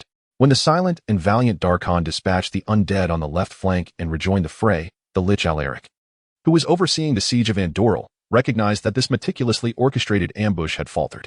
Clad in a magnificent blue robe and adorned with a silver crown, the Lich cast a menacing glance at the suddenly emerging Dick. With a mere thought, all the undead retreated back behind the walls of Andoril. The battle reached its conclusion. just as Dick had begun to rediscover the exhilarating sensation of combat and had clumsily learned to channel the holy light from his hammer to his allies. He observed the retreat of the vast sea of undead, prompting a collective sigh of relief among the paladins. With the striking flame of justice upon his back, Dick returned to Lady Jaina's side, resuming his role as the silent attendant. As they traversed the crowd towards Uther's command post, the survivors lined the pathway, bidding them farewell. These warriors placed their fists upon their chests, expressing gratitude to Dick and Jaina. Although she held the esteemed titles of princess and prodigious mage, it was Jaina's first encounter with these brave soldiers, filled with heartfelt appreciation, causing her cheeks to flush with warmth. Nonetheless, it was evident that her spirits were high. Dick squinted, his attention now fixed on Uther not far away. Observing the valiant knight, who bore the title of the Lightbringer, Dick could not help but ponder the implications. If, 1 year hence, Uther were to survive the battle at Endurel, how drastically might the course of the world shift? Chapter 3. The second domino toppled. Greetings, Miss Jaina. I extend my heartfelt gratitude to you for your assistance alongside this valiant warrior. Stepping away from his imposing battle demeanor, Uther transformed into a courteous gentleman, expressing his thanks to Jaina, who nodded demurely. From her sleeve, she produced a scroll bearing the seal of King Tyrrhenus and presented it to Uther. Commander Uther, this is a private decree from His Majesty Tyrrhenus. As a collaborator, I, along with my retinue, shall also partake in this rescue mission. Upon Uther's perusal of the scroll, Jaina lowered her voice, despite the presence of only 3 individuals, including Dick, within the command tent. Perhaps the contents of the scroll were too harrowing. After reading it, Uther sank into his chair, seemingly devoid of the inclination to converse. He rubbed his temples in distress, shifting his gaze to the smiling Jaina. After a brief pause on the expressionless Dick, Uther finally spoke. The Knights of the Silver Hand require respite. Even with the forces from Hearthglen, we can muster no more than 500 men. If the situation in Stratholme has deteriorated to that of Endurel, such a scant number of soldiers may prove insufficient. You need not worry about that, Mr. Uther. Jaina interjected, glancing back at Dick, who nodded and stepped forward, whispering, according to the lady's private intelligence network, we can be certain that no plague has yet arisen in Stratholme. The dark forces lie in wait within that city, their target being Prince Arthas. As long as we can bring him back before he makes any ill-fated decisions, he shall remain in relative safety. Dick's tone was grave, and Jaina, standing behind him, bore a peculiar expression. When had she acquired a private intelligence network? Oh? Uther's mood lifted slightly upon hearing Dick's resolute words, and he pondered for a moment. Is the information reliable? In fact, the lady possesses further intelligence regarding the undead's activities in the Dalaran region. The area near Quel'Thalas, particularly Zul'Mashur, serves as the origin and stronghold of the undead. Before the dark forces can execute their scheme against His Highness, the entire eastern Dalaran is unlikely to deteriorate. Mr. Uther, let us not forget that the Chapel of the Light's Vow is situated in eastern Dalaran. Provoking those pious recluses would pose significant challenges, even for the still nascent undead. Dick did not directly address Uther's query, but instead redirected the conversation. Upon mentioning the Chapel of the Light's Vow, Uther's furrowed brow relaxed. Though the faith in the light had spread across the eastern continent, accompanied by the fragmentation of the 7 human kingdoms, only 3 sanctuaries of the Light's Church currently stood: the Light's Hope Chapel in Tirisfal, the Chapel of the Light's Vow in eastern Dalaran, and the Northshire Abbey in the southern kingdom of Stormwind. Each of these sanctuaries represented a distinct attitude toward the light. The Church of the Holy Light is characterized by its extreme fanaticism, focusing on the aggressive aspects of the light. This is one of the reasons it later becomes the stronghold of the zealous and deranged Scarlet Crusade. In contrast, the Northshire Abbey is marked by its gentleness, dedicating itself to the healing properties of the light, which is why the Cathedral of the Holy Light in Stormwind flourishes, embodying the essence of the light most closely. The Chapel of the Light's Vow, however, concentrates on the path of the light's guardianship. The paladins emerging from this sacred place are as resolute as steadfast mountains and the very earth itself. This fortitude explains why, 3 years hence, when the entire northern region falls to the undead, only the Chapel of the Light's Vow remains steadfast at the forefront of the undead invasion. At this moment, although the Chapel of the Light's Vow has yet to gain the fame it will later achieve, as Dick noted, it conceals a multitude of ascetic devotees. These fervent believers in the light, once provoked, can indeed present a formidable challenge even to King Tyrrhenus himself. He nodded, stroking his neatly groomed beard, and smiled at Jaina and Dick. Thus, once the knights withdraw from the Crusader fortress, we shall set forth immediately. I have heard that my old comrade, Lord Alexandros Mograine, is currently residing at the Chapel of the Light's Vow. We might enlist his assistance. Upon hearing this, Jaina raised an eyebrow. Are you referring to Lord Alexandros Mograine, one of the commanders of the Paladins during the Second War against the Orcs? My father has often recounted tales of this noble lord's valor, she exclaimed. though I have heard he possesses quite the temper. Indeed, that's him. Uther chuckled heartily, clapping his hands. Alexandros is a commendable paladin and lord. Yet he is quite demanding of his subordinates, particularly his two sons. However, both Renowned and Darian are fine young men, destined to become warriors akin to Alexandros. Dick smiled quietly at this. Alexandros Mograine, lord of the Church of the Holy Light in the region of Brill, would soon become the Ashbringer in 3 months' time. Prior to fully embracing the power of the Lich King, even this formidable Death Knight King would prove no match for him. Tragically, this hero would meet a grim fate. Betrayed and slain by his own eldest son, the younger son, in a bid for redemption, would perish as well, becoming an evil war machine of the Lich King, the foremost of the 4 horsemen. The treachery of the eldest son would lead to his demise at the hands of his fallen brother, resulting in the extinction of the Mograine lineage. This is undoubtedly a lamentable tragedy that would evoke sorrow in all. However, Uther would not witness these events, as he would be slain by his own disciple, Arthas, before the demise of his old friend. Ding. Uther's predicament is complete. Upon receiving the reward for task completion, a faint smile graced Dick's lips. If the course of the world is to be altered, it must begin with the present. Allowing the Ashbringer to remain active sounds like an exhilarating plan indeed. East Dalaran, Zulmasher, a fierce battle rages on. The tattered banners of Lord Darren and the Silver Hand stood tall amidst the humble encampment, while the trolls, now fully transformed into plague-ridden abominations, surged from all directions, intent on breaching the defenses. The thick layer of ash and the scattered, unburied corpses surrounding the camp attested to the prolonged struggle that had raged on. Charge forth. Ferric. Make your way to the Chapel of Light. Seek out Lord Tarangor and summon his aid. With a powerful strike, Arthas felled the plague troll before him. And with a flourish of his left hand, a warm light enveloped the battered Ferric, responding to the prince's call. The valiant captain of the guard cast a glance towards the misty south, let out a mighty roar, and mounted the prince's steed, dashing through the path that Maev and the others had bravely carved with their lives. Witnessing Ferric's successful escape from the enemy's clutches, the weary Arthas inhaled deeply. Fall back. Retreat to the camp and use fire against these vile creatures. The last 20 knights, under Arthas's command, struggled to fend off the onslaught of the plague trolls with their holy water and carefully gathered wood. As the lifeless trolls breached the first line of defense, the battered banners of Lord Darren and the Silver Hand fell helplessly into the surrounding flames. On a distant hillside, a figure clad in a black robe, bearing a long sword, sat astride a steed, accompanied by a few trembling curse mages. Is there still no word from Kel'Thuzad?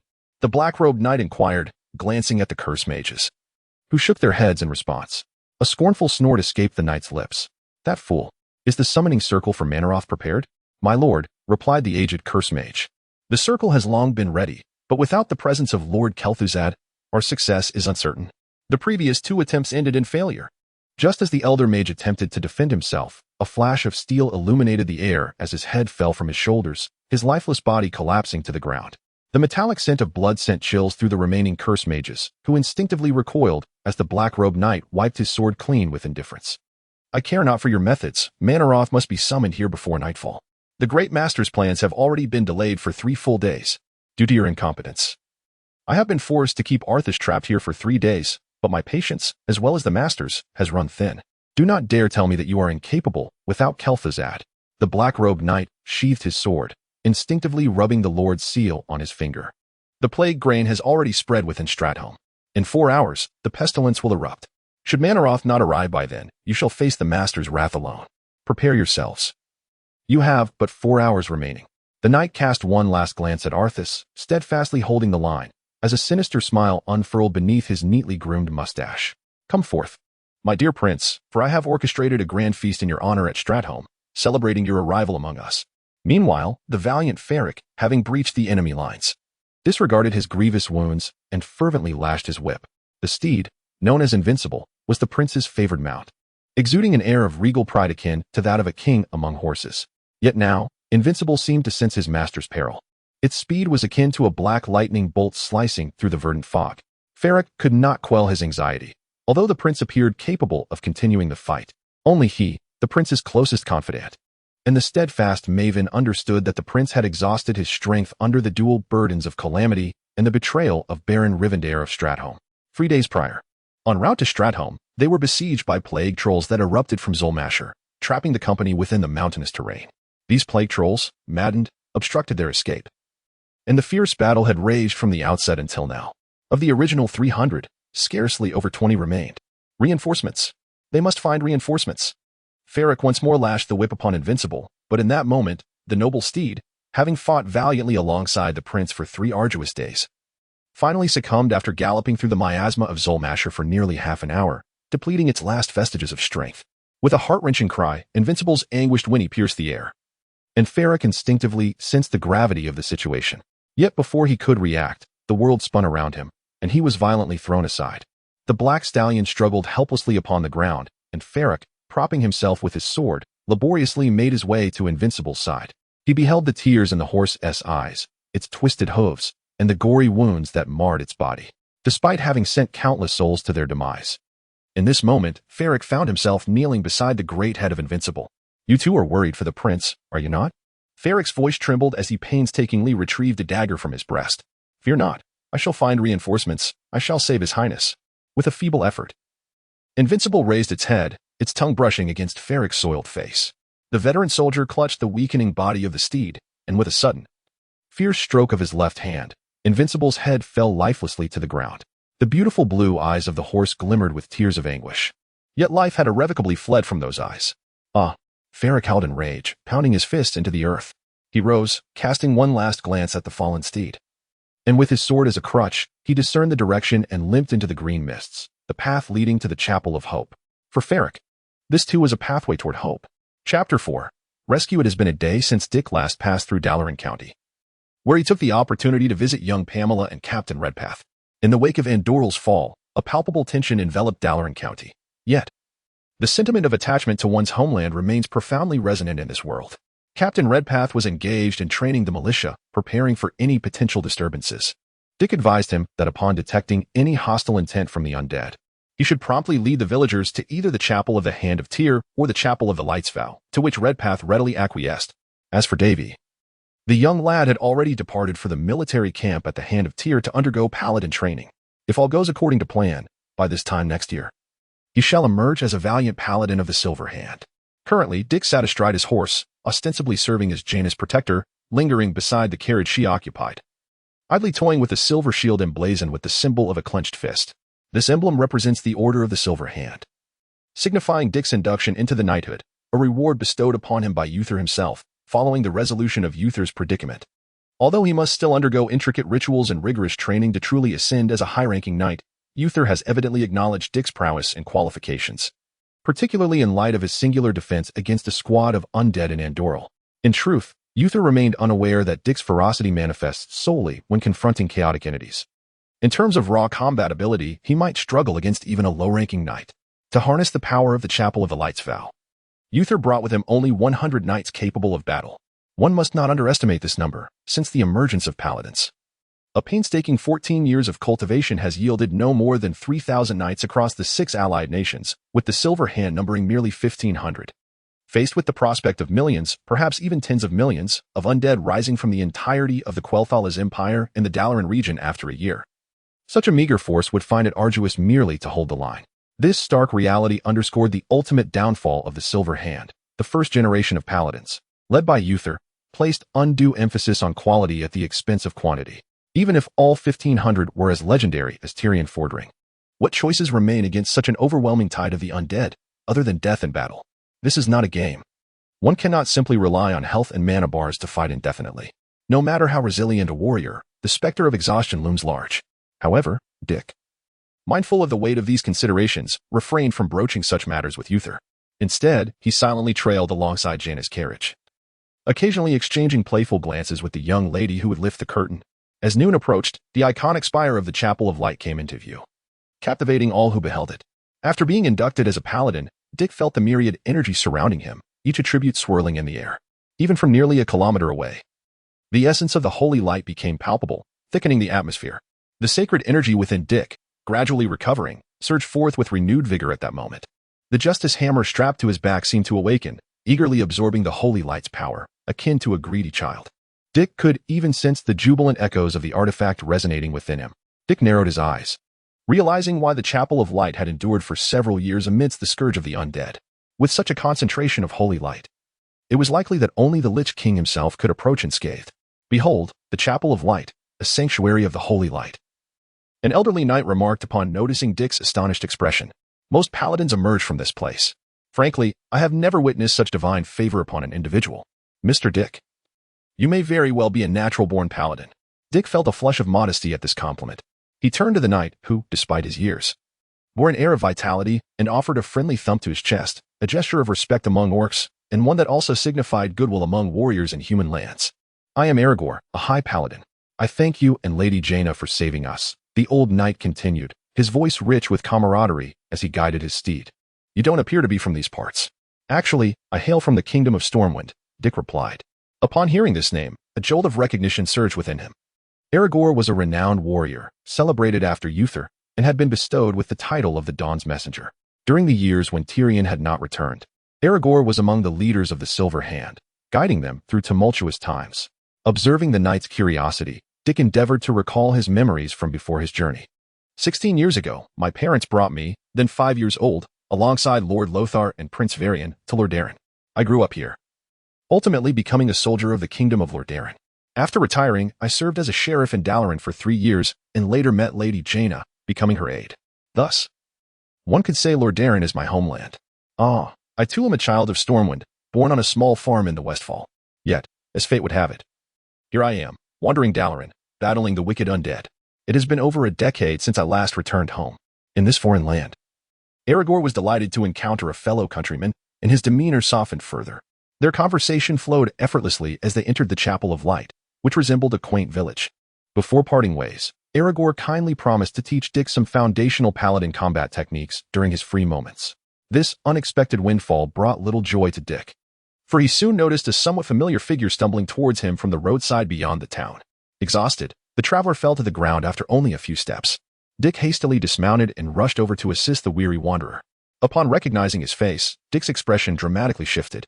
He urgently called out to Uther, who was engaged in conversation with a fully armored middle-aged knight, and to Jaina, Prince Arthas is in trouble.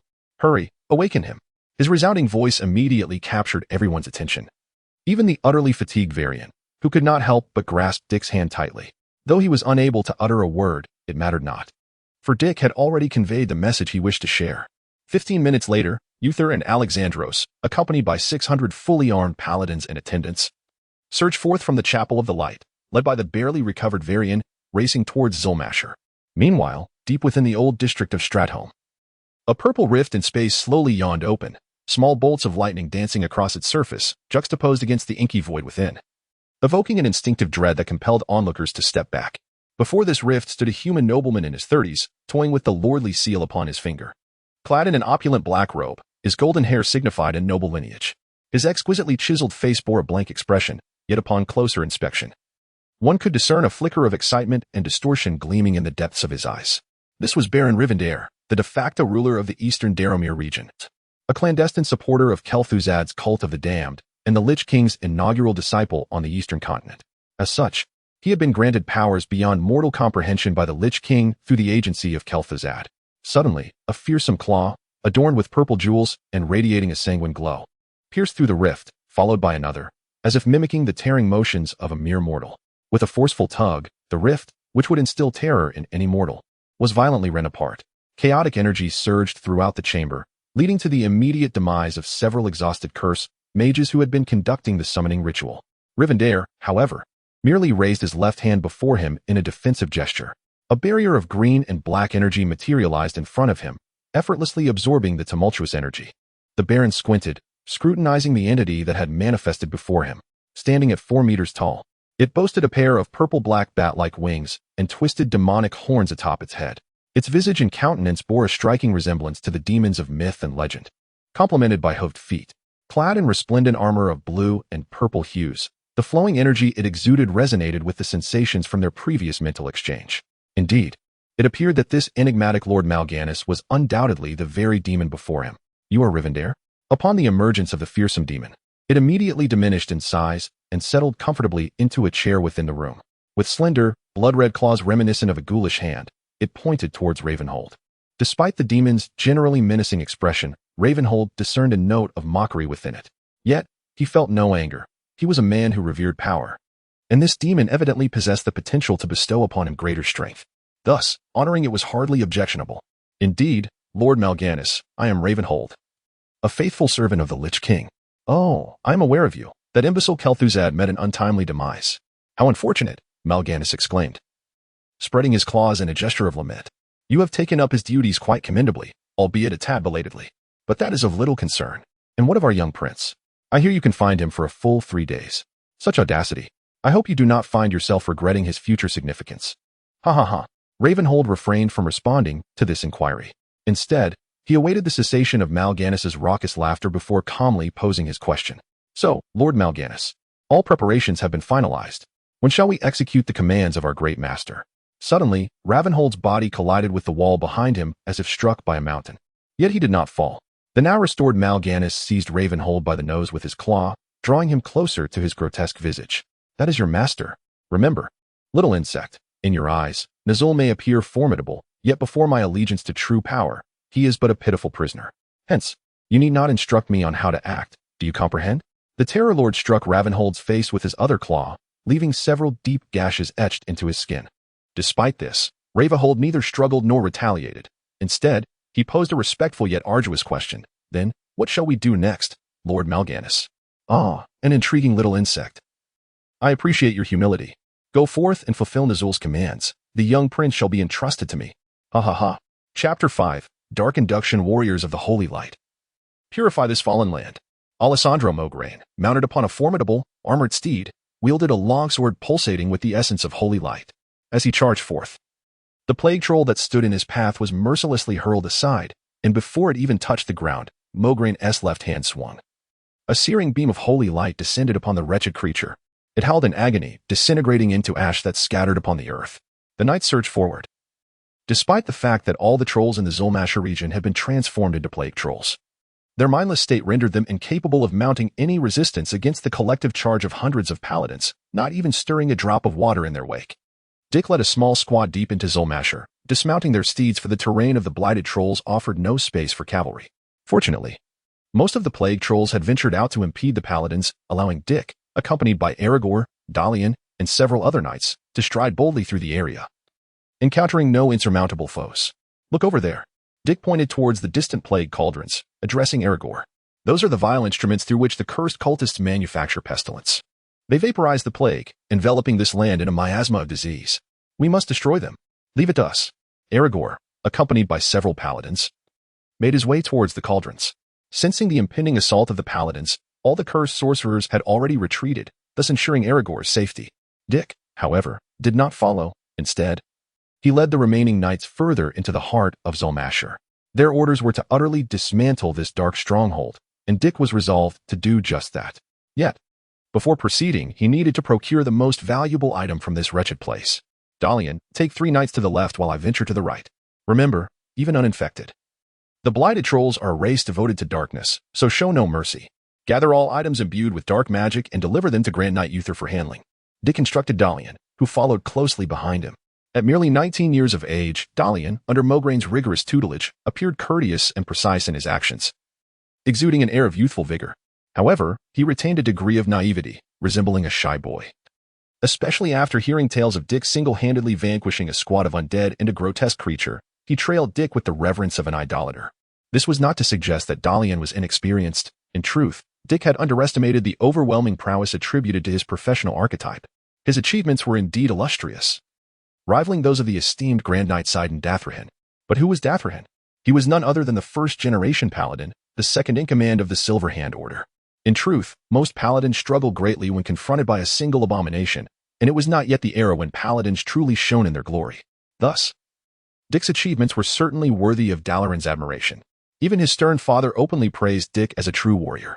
Very well, brother Dick, Dalaran nodded, retrieving his longsword from behind him and departing with the other knights. Dick, meanwhile, instructed his accompanying knights to disperse and search, as he made his way directly to the altar of the slime trolls. At the height of the troll empire, they had once worshipped a malevolent deity named Hacker. Although this entity appeared feeble before genuine power, the title of a malevolent god and the moniker of Soul Stealer indicated that it was far from weak. When the troll empire fell, Hacker was banished to another realm by the green dragonflight, and to summon it once more, 3 ancient troll tablets were required. Fortunately, Dick knew that one of these tablets was hidden in this very location. Though there remained considerable time before the cult of Hacker, the Harlika followers, would gather the troll tablets, Dick believed it prudent to keep such dangerous artifacts close at hand. A mere 15 minutes later, he returned to the camp, shrouded in blood and death, accompanied by the unscathed paladins. After bidding farewell to Dick, Aragorn and Dalaran departed joyfully with their spoils, despite their current plight. The trolls had once been affluent. The slime trolls were a branch of the illustrious Amani trolls. Thus, within their lair, they discovered many valuable ancient magical weapons.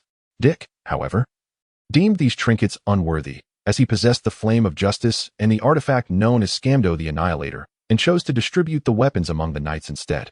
He overlooked the fact that even faintly enchanted weapons held significant value in the real world, leading to the rapid spread of Dick's reputation as the generous one throughout the camp. This, however, was merely a fortunate byproduct of the day's endeavors. Yet, as Dick entered the command tent, he heard the faint yet fervent voice of Arthas. "You need not persuade me further. I must go to Stratholme." The already weakened prince sat in his chair, his armor bearing the marks of battle, looking rather disheveled, yet his eyes radiated a resolute fire, bordering on stubbornness and madness. "You all witnessed the tragedy of Andoril.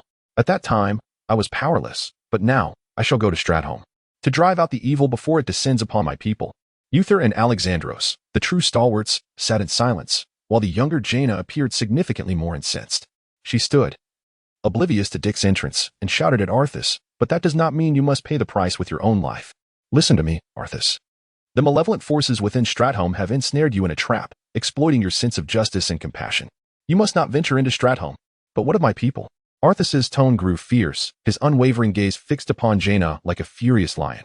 "Am I to abandon them based solely on an ethereal conjecture? What jest is this, Jaina? You, a crown princess, cannot fathom the weight of my burden and emotions?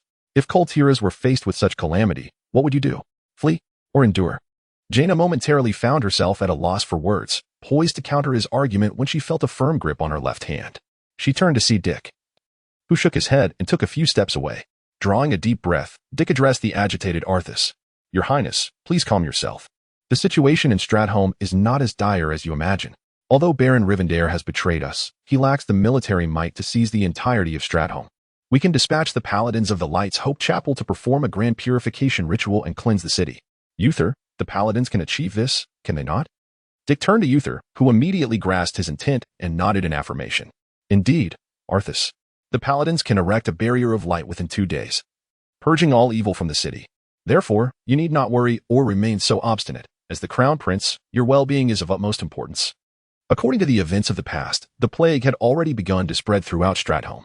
However, this time, due to the absence of a cataclysmic weapon like the Scourge Cauldron, the plague merely manifested as symptoms. With a population numbering in the hundreds of thousands, Stratholme stood as one of the largest cities in the world. Thus, as per Dick's assertion, if the Paladins acted swiftly, they could potentially save at least half of the populace. Yet, should Arthas present himself outside the walls of Stratholme, the dread demon prepared to strike would inevitably invade his mind, compelling him to issue the horrific command to slaughter the city. It is no exaggeration to say that Stratholme represented a pivotal moment in Arthas's life. It was here that the torment of his suppressed sense of justice and compassion would culminate in the massacre of the very citizens who revered him. This event would truly awaken the darkness within him, leading him down an irrevocable path. Observing the gradual calmness settling upon Arthas's face, Dick let out a sigh of relief. If he could persuade Arthas here, he would undoubtedly secure the successful completion of the pivotal event in Stratholme's history, as this incident revolved entirely around Arthas. "Dick, you make a valid point. If the Paladins can assure me, then I might." But just as those privy to the situation began to relax, an unexpected voice pierced through from outside the tent. "Your Highness, urgent news from Stratholme." Alas, a thought flickered through Dick's mind, and in the next moment, a knight clad in a helmet burst into the tent, half kneeling on the ground as he presented a scroll to Arthas. Just then, Dick suddenly drew the Flame of Justice from his back, striking down upon the seemingly ordinary soldier while shouting, "Stop him. That soldier is suspicious." His outcry was not without reason, for to his discerning eyes, the soldier's impeccable disguise held no meaning. Mal'Ganis, High Lord, a Nathrazim vampire demon, Terror Lord, with strength 260, agility 250, vitality 1500, and magic 1000. Evaluation, a high-ranking demon of the Burning Legion, whose true power lies not in direct combat but in the art of deception. Dick's sudden action immediately captured the attention of everyone in the tent. Yet as soon as he uttered those words, he felt a profound danger that resonated deep within him. Without hesitation, he gathered all his holy energy around him, conjuring a thin shield of holy light to protect himself. Clang! The manifested Mal'Ganis laughed menacingly as his claw clashed against Dick's barrier of light. This life-saving skill which he had just learned from Aragorn, had spared him. In the game, it was known as invincibility, but in the realm of reality, it could only withstand a single strike from Mal'Ganis. After all, holy light in this world was not truly invulnerable. However, as Uther and Alexandros seized their weapons, summoning holy light, Mal'Ganis had no time to strike again. He cast a fleeting glance at the nearby Arthas, and with his gray-purple bat wings enveloping him, he transformed into a swarm of flying bats, vanishing into the camp. Yet, before his departure, Mal'Ganis left behind a parting gift. Ha ha ha, this is merely the beginning, young prince. I am Mal'Ganis, the mastermind you have sought. Open your eyes and behold, your subjects belong to me now. I shall turn them all into my thralls, and they will carry my gift throughout your land. I will extinguish the flame of life in Lordaeron, forever, and you will be powerless to stop it. Arthas rose from his chair, clutching the blank scroll, and Dick's worst fears materialized. He roared into the empty sky, I will not let you succeed. Mal'Ganis, I would rather seal the fate of that city with my own hands than allow my people to become your instruments of evil. I shall not compromise. Chapter 6. Dick's choice. As the group advanced silently along the road from Zulmash to Stratholme, Uther and Alessandro bore expressions of solemnity and composure. The younger members of Dalaran sensed the oppressive atmosphere, lowering their heads in trepidation.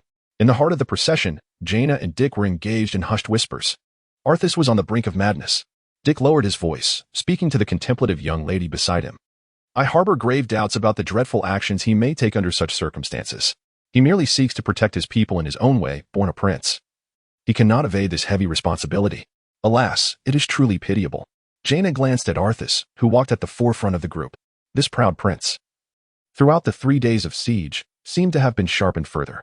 From his pale blue eyes, Jaina discerned a flicker of flame, a fire capable of incinerating his adversaries, yet equally likely to consume him to ashes. Arthas pressed forward, nearly gritting his teeth in determination. The invincible death that surrounded him added an indelible sorrow to the prince's heart, yet it also intensified his resolve to purify Stratholme. Stubbornly mounted on his steed, he gazed at the city shrouded in green mist, his eyes gleaming with icy ruthlessness. Beside the prince, another sentinel, Maeth, could not help but recall the task the prince had privately entrusted to him before their departure. Ferric, assist me with a matter. Yes.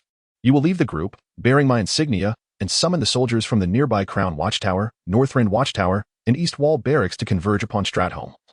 I shall await your arrival there. Your Highness, we already have 600 paladins. This force should suffice to seize Stratholme and rescue your people. The nearby watchtowers house only ordinary troops, who are nearly ineffective against the undead. Enough, Ferric. Execute my orders.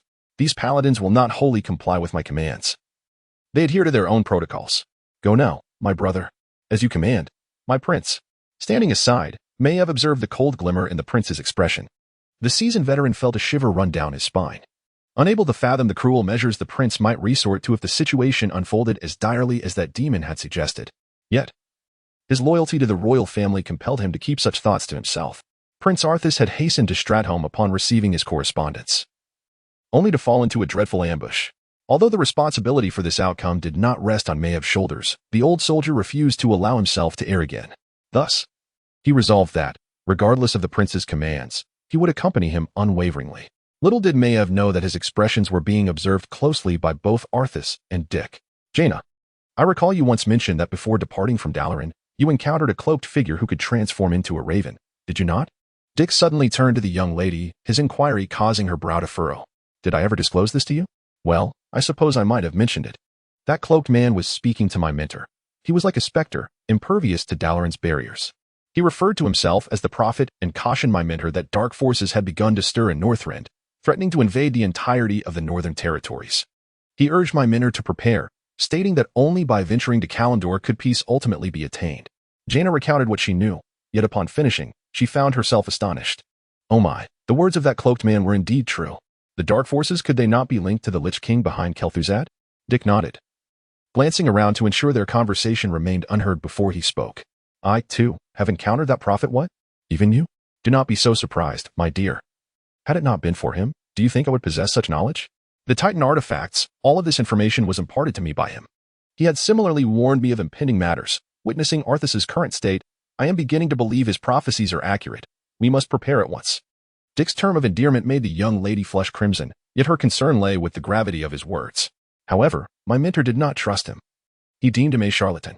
Though I am my mentor's disciple, I lack the influence to sway Dalaran's decisions. No, my dear, I speak of something else. If significant events transpire today, we must contemplate how to reach Kalimdor. Crossing the vast expanse of the Great Sea can only be accomplished by the invincible fleet of Koltiris. I need you to contact your father. Arthas's condition is troubling, and we must be prepared. Have you discerned something? I, Sir Dick, Prince Arthas requests your presence. The herald's voice interrupted Dick's impending words. He clenched his fist, casting a glance at Jaina, then nodded slightly before following the herald, spurring his steed towards the front of the ranks. At this moment, the gates of Stratholme loomed in the distance, and across the moat, thousands of assembled Lordaeron soldiers, under the command of their respective officers, were firmly encircling the gates of Stratholme. One could observe them establishing defensive lines, while the once thriving Stratholme now billowed with dark smoke. The cacophony was so immense that it could be distinctly heard even across the river. Arthas dismounted from his steed, stumbling slightly, and Dick hurriedly steadied him. The prince offered a smile in return. After Dick and Jaina vanquished Kel'Thuzad, rescued Ferric, summoned reinforcements, and unveiled the illusion of the Demon Lord of Fear, Arthas naturally included him within his ranks.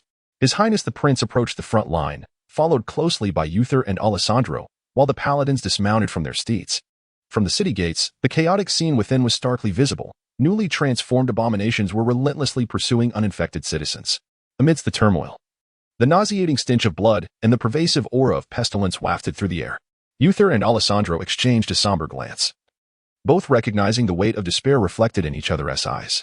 They could scarcely fathom how, in the mere span of 3 days, the situation in Stratholme had deteriorated to such an extent. I shall purify the city, Arthas proclaimed, his voice frail yet imbued with unwavering resolve. He turned to Uther and Alessandro, gesturing toward the grim spectacle within the gates, questioning them. What remains of this city once the penitents have completed their ritual? My disciple. My only concern is, what do you mean by purification? Uther discerned the ominous signs etched upon Arthas's countenance. Fearlessly, he met Arthas's gaze, pressing for answers. Do not tell me you intend to destroy this city with your own hands. This mirrors the fate of Andoril. The undead pouring from the city scattered to other regions, transforming all of South Shore into a hellish landscape. I cannot allow East Shore to suffer a similar fate. I must eradicate any threat to the entire realm. Arthas's tone was laden with difficulty, yet upon uttering those words, even the typically stoic Alessandro could not restrain himself from stepping forward to interject. Your Highness, this course of action is unthinkable. There are still uninfected citizens within the city. You cannot choose to annihilate them merely because they might one day become undead. Your father would never condone such reckless slaughter. Slaughter? You accuse me of murder? Arthas glared at Alessandro, clad in silver armor and wielding a massive sword. At that moment, his fury and repression reached a boiling point, his voice escalating in rage. I am saving my country. I am rescuing other innocent lives. Look at them. They cannot escape. Only the paladins and priests can discern who is infected, yet this city harbors over 600,000 souls. We possess fewer than 10,000 paladins and priests. How long will it take to identify the innocent among them? If we overlook even a few, can you bear the weight of that responsibility? Just because the task is daunting does not mean we should abandon it. Arthas, you are too hasty. There are still 600 knights here. We can certainly save some. Uther stepped forward, admonishing him. At this critical juncture, you have chosen to surrender. Will you forsake those who respect and adore you? Have you forgotten the oath you took upon becoming a paladin? Enough. Sir Uther, I have no time for this discourse. As the Prince of Lordaeron and the future king, I command you to purify the city. Arthas turned to face the inner city, now resembling a slaughterhouse. Dick stood beside him, and from his vantage point, the grand avenue leading to the city gate was devoid of life, teeming only with restless undead, aimlessly wandering. The unfortunate dead lay in pools of blood, their eyes wide open, seemingly questioning the soldiers why they did not come to their aid. Dick observed that Arthas's eyes were already reddened, revealing that the prince was not as resolute as he appeared. In response to Arthas's coercion, Uther's ire flared. He blocked Alessandro, who attempted to grasp Arthas, and stated with deliberate clarity, "You are not yet my king, child. Even if you were, I would not heed such commands." Arthas let out a cold laugh, seizing his knight's insignia from his chest and casting it at Uther's feet, stating indifferently, "If you and your knights cannot obey my orders, cannot make the requisite sacrifices for this nation, then the Silver Hand Order has no reason to exist. Sir Uther, I hereby declare you suspended for treason. By the authority vested in me as the Crown Prince, I relieve you of your command, and the Silver Hand Order is hereby disbanded." With a resounding crash, Uther's hammer struck the ground. The usually composed knight and paladin could no longer contain his inner fury.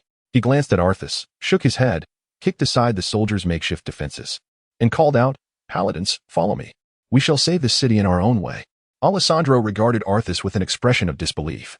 "Your Highness, you have made a grave mistake. May your conscience remain untroubled."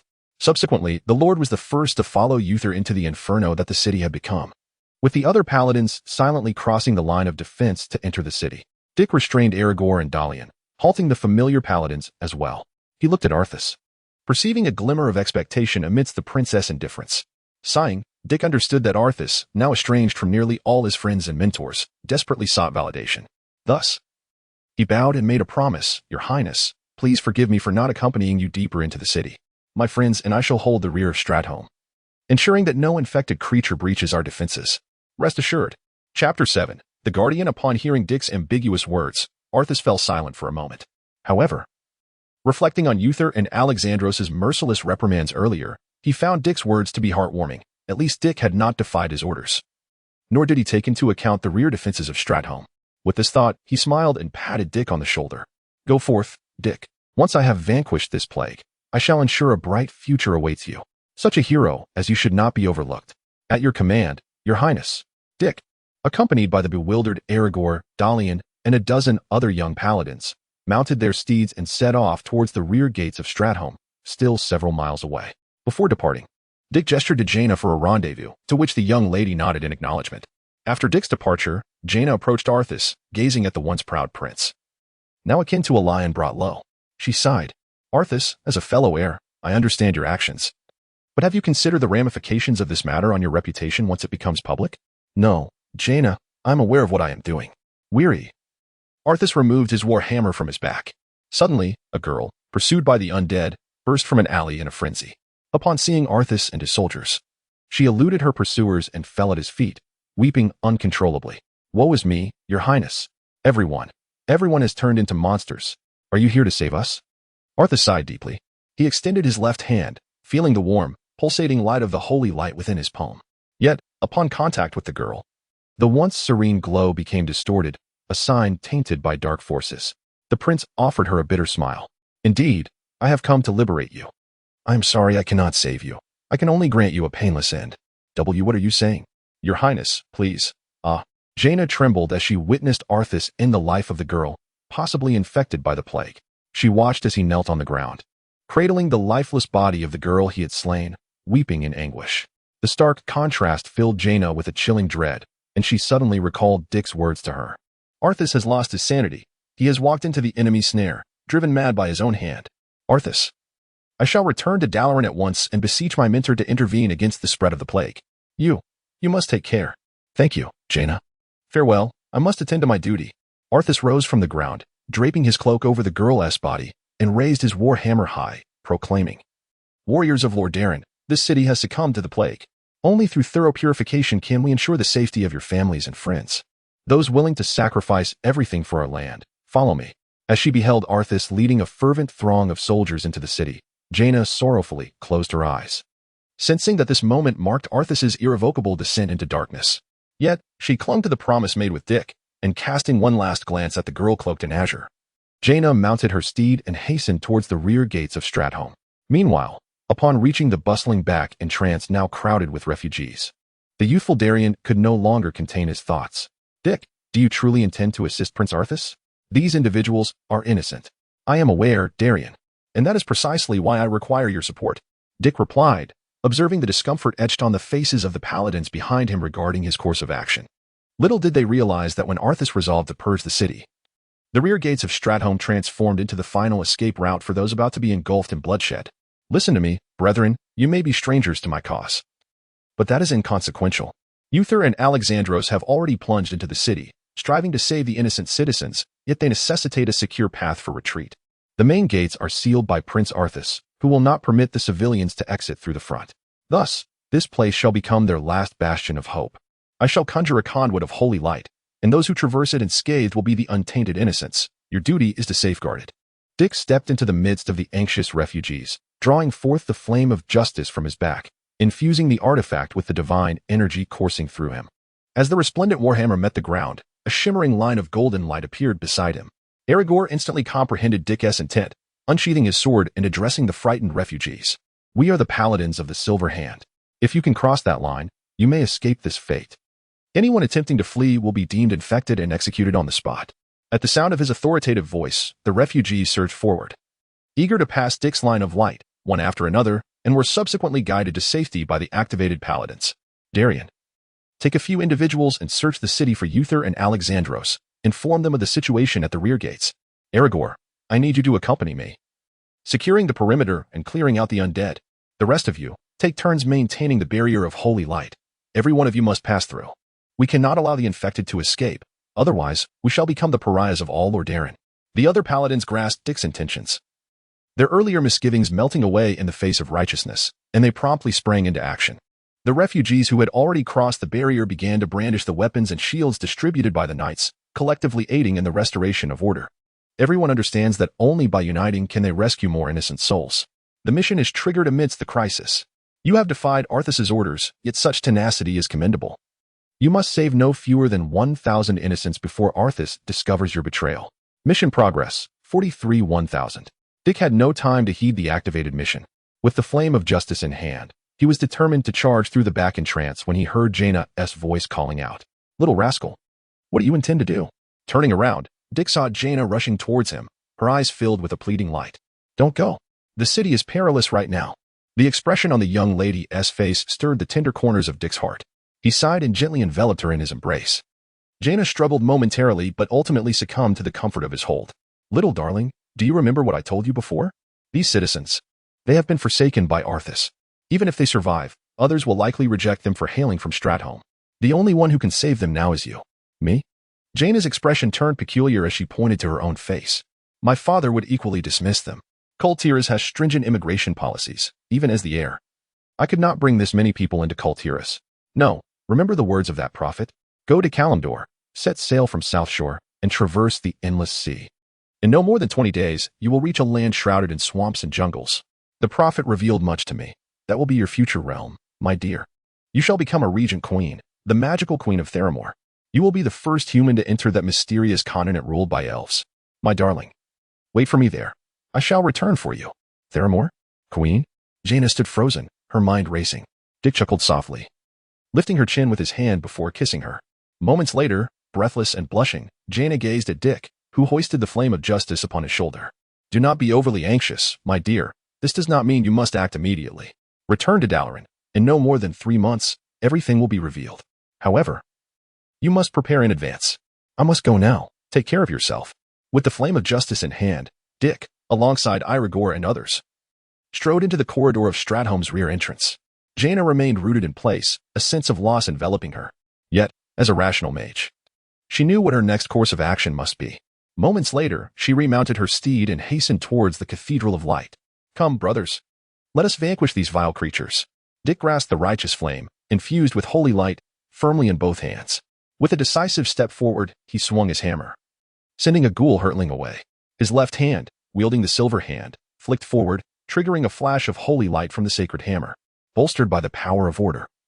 It transformed into a radiant sword, piercing the swaying body of another undead creature, reducing it to ashes. Following closely was Aragorn, brimming with holy energy, accompanied by 10 equally valiant young paladins. Together, they formed a formidable line, inching forward with the objective of purging the dense throng of undead from the back entrance to the King's Square and Festival Path, thereby clearing a passage for Uther and the others. This was an arduous task, as they also needed to ensure the safety of the refugees hiding within the houses, guiding them into the rear entrance. However, with Dalaran having returned with the first batch of rescue paladins, the burden on the group lightened considerably. Endless waves of undead surged from all directions toward the paladins' fortified position. Dick stood resolutely at the forefront, benefiting from the paladin template's 100 damage bonus against non-order beings, which rapidly accumulated to reach the elite tier of 100 points of divine strength, rendering him the most radiant figure on the battlefield. Neither ghouls nor elite skeletons could withstand a single strike from the seemingly artistic righteous flame. The only limitation to Dick's prowess was the constraint of 15 points of holy energy, although it replenished swiftly during battle, once depleted. He would inevitably find himself in a precarious position, forced to rely solely on the power of order from the silver hand. However, Dick soon noticed the crates positioned along the streets of Stratholme. Recalling the game's mechanics, he took the opportunity during a brief respite to open several boxes. Most were empty. But in the final crate, he successfully discovered 3 vials of holy water. This holy water, distributed to the citizens by the Alliance's chapel in the old district of Stratholme, typically served as a remedy for everyday ailments. Yet, in this dire moment, these vials, containing diluted holy energy, became a formidable weapon in Dick's arsenal. Before he could revel in his find, Aragorn issued a grave alert. Abominations. It's abominations. All units, defend. Dick turned to witness two colossal creatures, even more formidable than the abominations of Andoril, surging onto the battlefield, which had been nearly cleared. In the distance, a larger, more grotesque monster smashed through the wooden gates of King S Square and Festival Path, roaring as it advanced. High-tier abomination. Undead construct. Strength 90, Agility 20, Stamina 300. Magic 0. Evaluation. Unlike the lower-tier versions from Andoril, these creatures, crafted by the Necromancer himself, are true war machines. The Devourer Ramsden. Rare Elite. Undead construct. Strength 150. Agility 30. Stamina 380. Magic 0. Evaluation. The first abomination meticulously crafted by Kel'Thuzad, infused with the power of the Lich King. While it still falls short of its master, to mere mortals, it undeniably embodies the harbinger of death, arriving with a chilling wail. How dreadful. Chapter 8. Life and Death on the Line, Part 1. Stand aside. Dick observed the grotesque arms of the two abominations swing back, and he instantly comprehended their intent. The arms of these monstrous beings were ensnared with thick, black, barbed chains, each topped with a sinister, barbed hook, razor-sharp on all sides. It was evident that ordinary armor would offer no protection against the overwhelming might of the abominations, let alone withstand a mere brush from their blades. Each abomination seemed to be endowed by necromancers with passive spells akin to rapid targeting. Their hooks were launched with both speed and precision, rendering it nearly impossible for an average person to evade such lightning-fast strikes. Furthermore, as the abominations neared death, they would often unleash all the plagues within their bodies, wielding their hooks as weapons and flailing them wildly around. In the midst of such a propeller-like assault, unless one could sever the thick iron chains with a sharp weapon, approaching them was futile. Thus, seasoned warriors, when confronting these abominations, would invariably target the grotesque appendages behind them first. Dick recognized this strategy, yet the abomination he aimed for, Aragorn, was far ahead. As the abomination's hook was unleashed, Dick gritted his teeth and hurled the flame of justice toward Aragorn. The massive warhammer, propelled by a staggering force of 100 points, struck the paladin's body before the coldly glowing hook could reach him, sending Aragorn flying. The two hooks, having missed their mark, slammed into the wall behind, embedding themselves deeply into the stone, and with a violent tug from the abominations, the sturdy wall echoed with a resounding crack, sending a cloud of dust cascading like the collapse of a structure. There was no time for Dick to assess Aragorn's injuries. He dashed toward the two abominations empty-handed. Without the flame of justice, his combat prowess had significantly diminished, but he was fortunate to have already changed classes, allowing him to wield another weapon. Darien, momentarily stunned by the impact, watched as Dick charged toward the two formidable abominations. He leaped high, and amidst the brilliance of the holy light, a crimson and azure two-handed greatsword materialized in his empty hands. The appearance of this formidable weapon diverted the abomination's attention from their previous target to Dick. Having gathered his strength, Dick unleashed Scamdo, the artifact known as the Slayer of Battles, which for the first time in 2,800 years faced a true adversary. He could feel a resonating hum emanating from the sword. It was alive with excitement, thirsting for battle, howling with fury, and yearning to reap the souls of its foes. This was a weapon forged for the battlefield. Although Dick sensed Scamdo's initial resistance to him, the insatiable desire for victory momentarily fused the artifact's will with his own. Scamdo even lent its power to Dick, embodying madness, bloodlust, and wild ferocity. Alone with his sword, he was determined to pierce through the very fabric of existence. Such was the battle frenzy inherent in Scamdo. A cerulean arc of light blossomed from Dick's hand as it struck the ground, and he did not pause. Surging past the first abomination's repugnant form, with a powerful slash, he aimed at the second abomination wielding a skeletal axe. Clang! The two weapons collided, forcing Dick to retreat 3 steps, his face paling as he was momentarily dazed by the tremendous impact. His hands grew numb, yet the second abomination fared even worse. Its hefty battle axe was cleaved in two, taking with it a considerable portion of its arm, brutally torn apart by the ferocious Scamdo. A howl escaped the second abomination as it staggered back, foul blood gushing forth, and its grotesque eyes beheld its companion, who had remained motionless since the onset of battle. The massive upper half of its body slid smoothly off, crashing to the ground amidst the erupting green plague. A decisive kill. Scamdo's initial display of prowess instilled an unwavering confidence in the observing paladins, who cheered, their voices rising in fervor as they joined the fray with renewed vigor. However, amidst the exhilaration, the seasoned Aragorn grasped the arm of Dalian, who sought to assist him as he coughed up blood. The hammer. Return the hammer to him. He needs that hammer. What? Dalian replied, bewildered, glancing at the slain abomination. But I saw Brother Dick wielding that sword with greater ferocity. No, that is not a weapon a paladin can wield. Cough, cough. Its power is unlike that of the holy light. Dick cannot master it perfectly. Only this hammer is truly suited for him. Hurry. Observing Aragorn steady himself against the wall, Dalian clenched his teeth and, gripping the hammer with both hands, dashed toward Dick's position. The battlefield was perilous, and given Dalian's lack of formal training as a paladin, even a slight brush with an abomination could spell his doom. Yet he pressed on. Although Dalian had consistently fallen short compared to his brother Raynor, and could not even complete the basic martial training of a paladin, this was undeniably his first taste of the fervor of battle. Despite his meager strength, as he navigated the treacherous corridors of Stratholme, the tales of valor and passion that his father often recounted surged within him at that moment. He bore the blood of the Mograine family, the blood of warriors, a lineage that thrived solely on the battlefield. Thus, even as fear drained the color from his face, he dragged the hammer toward Dick. Dick, too, felt the weight of the struggle. Following Skarmdo's eruption, he yearned to extinguish the wretched life of the abomination before him. Yet, the wild force within him clashed with the holy light and the power of order coursing through his veins. In his hands, this sword of eternal offense could only serve as a means of defense. This left Dick thoroughly dissatisfied, and it further agitated the unruly Skarmdo, who repeatedly broke free from Dick's control, leaving a trail of wounds on the embodiment of loathing. Yet, the cost was steep. Dick had already been struck by the embodiment 4 times. Had it not been for the divine energy he had summoned with all his might, he would undoubtedly have sustained grave injuries. Just as he managed to deflect the sweeping scythe of loathing, a celestial voice reached his ears. "Brother Dick, keep going." The war hammer spun through the air, and without a glance back, Dick extended his left hand, where the flames of justice descended into his palm. However, at that moment, another attack from the embodiment struck down, forcing Dick to use Skarmdo as a shield. The result was catastrophic. Skarmdo slipped from his grasp and soared through the air, embedding itself right before the bewildered Dalian. What was worse, just as Dick prepared to counterattack, a thicker chain launched from behind the embodiment, accurately snagging the handle of the flames of justice. In the next instant, a tremendous force surged into Dick's hand, propelling him as if he were a mere turnip uprooted from the ground, sending him flying towards the outskirts of the King's Square. There, a colossal embodiment had already raised its battle axe, glinting ominously, poised to deliver a crushing blow to the incoming Dick. "Hiki, Ramsden, want some meat?"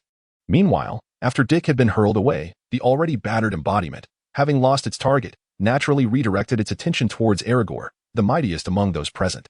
Even without the flames of justice, Dick could not measure up to him.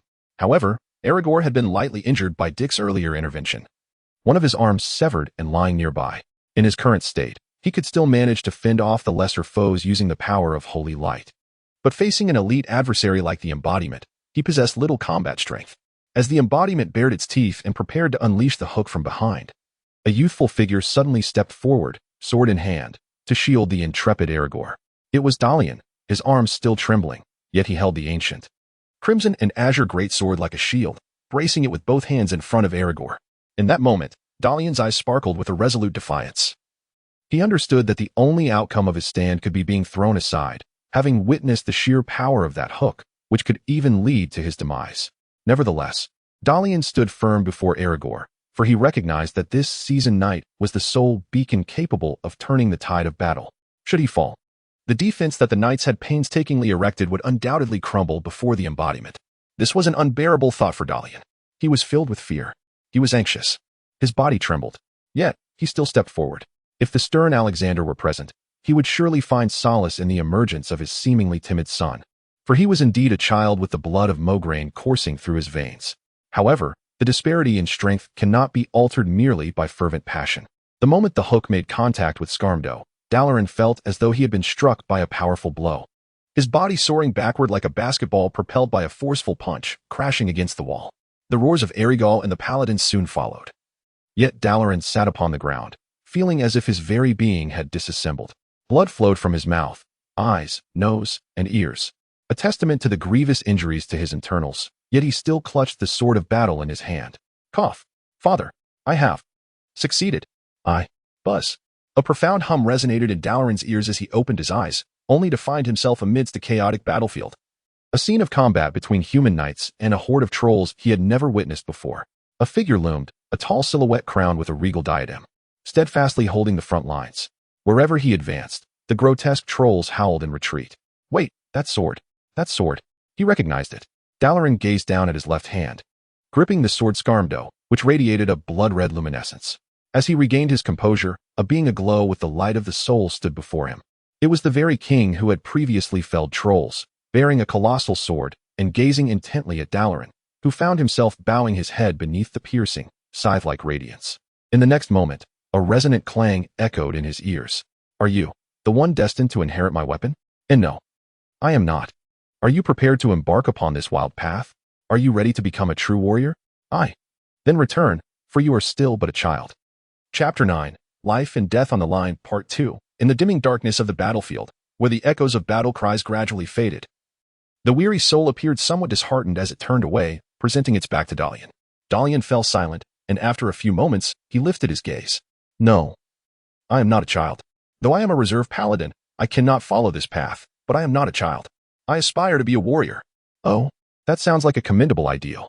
Then, prove it to me. How shall I prove it? Slay the child within your heart, and let the true warrior emerge. Silence enveloped the surroundings as Dalian gazed at the dissipating soul before him, observing the stillness of the space. He pressed his lips together, understanding the weight of those words. Gritting his teeth, he recalled every instance of his father's scolding, every moment of mockery from his brother. The look of aged sorrow on his father's face after each of his failures, his heart racing wildly as he witnessed Dick's swift execution of the abomination, and his steadfast resolve to protect Elager. He raised the long sword in his hand, positioning it across his neck, and in the next moment, the blade met his flesh. The resonant figure echoed in Dalian's ears. The king bearing a heavy sword reappeared beside him, patting his shoulder and laughing heartily. Ha ha ha, a true warrior should traverse the world. A true warrior lives only in battle. Blood is our badge of honor, and death is our battle hymn. Wherever we go, there can only be one sound. The sound of swords clashing, the roar of thunder, the voice of a warrior. Go forth, remember this fury. It shall be the source of your strength. Go forth, remember this death. It shall be the harbinger of your destruction. Go forth, annihilate all that stands before you. Trample everything. Suppress everything. Obliterate everything. Scamdo, reveal your brilliance and make the world tremble once more. Buzz. Dalian opened his eyes, and in his grasp, Scamdo, morphing amid a crimson glow, began to hum. It was his blood dripping onto the colossal sword, yet now it burned like flames. Originally a purplish red, reminiscent of an ancient battle sword, Scamdo had transformed into a vibrant blood-red state. The hilt extended by a third, ultimately forming a small blade resembling a battle axe. At the juncture where the hilt met the blade, a blood-red, grotesque skull emerged, which then extended into 4 prominent reverse-edged sword tips. The blade elongated, curving gracefully at the tip, akin to a slanted battle axe, further forming another blood-red skull below. The crimson light surged along the blade, akin to scarlet flames ablaze. This sword bore no superfluous adornments, stark yet imbued with a frenzied murderous intent. The artifact recognized its master, and in that moment, the faint holy light within Dalian was overwhelmed by the will-infused Scamdo, forcefully expelling it from his body. At this moment, the artifact finally manifested its most suitable form for Dalian, the Blade of Fury, the most formidable form of lethal power and breakthrough. In this moment, the reserve paladin, wielding the sword, embarks on an alternate path, diverging from his original fate. Dalian steadies himself with his sword, gasping for breath as he tears off the shattered remnants of his armor and discards them onto the ground. Gripping the blood-red Blade of Fury with both hands, he charges towards the abomination with fervor. He is filled with rage. He is consumed by madness, his torso bared and blood cascading down his frail frame. He refuses to halt, unwilling to relent. He seeks to shatter his destiny. Stumbling yet accelerating, at last, Dalian expends every ounce of his strength to leap into the air. In Aragorn's astonished gaze, a crimson moonlight arcs across the gargantuan form of the abomination. In the next moment, as Dalian lands, propping himself up with his massive sword against the backdrop of the burning blood and fire of Stratholme, the piercing blade's glow still lingering, the colossal head of the abomination soars skyward. This marks the inception of Dalian's rebirth. Boom. Dick hurtled towards Ramsden, suspended in midair, unable to leverage his position, watching helplessly as the massive cleaver descended upon him. In this dire situation, Dick abandoned any thought of conserving his strength. He summoned all his holy energy. The golden shield that previously deflected Mal'Ganis' strike reemerged, halting the black cleaver against the surface of his body. The force of the collision provided Dick with an opportunity. Gripping his holy hammer, he swung to the right, breaking the tightly entwined chains that lost their sole anchor, allowing Dick's body to fall to the ground. Breathless, he leaned on his hammer, acutely aware that the recent exertion had depleted all his restored holy energy. He could feel the weakness emanating from within, and in this condition, facing the malevolent Ramsden, the prospect of combat was daunting. Mere defense would be an accomplishment. Holy water. I still possess holy water. Dick gazed at Ramsden, whose gaping maw twisted into a sinister grin. This monstrous titan exerted immense pressure upon him, aside from Kel'Thuzad and Mal'Ganis. This creature was undoubtedly the most formidable adversary Dick had ever encountered. He rummaged through his satchel and retrieved a vial of shimmering holy water. A liquid infused with diluted holy light energy, now his sole hope for victory. However, as he touched the vial, his hand brushed against another object, causing his expression to shift.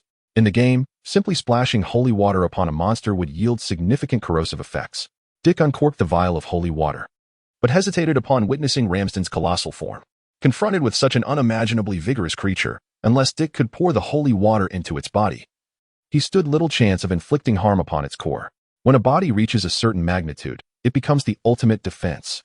As Ramsden charged towards him with a deafening roar, the ground trembled beneath his feet.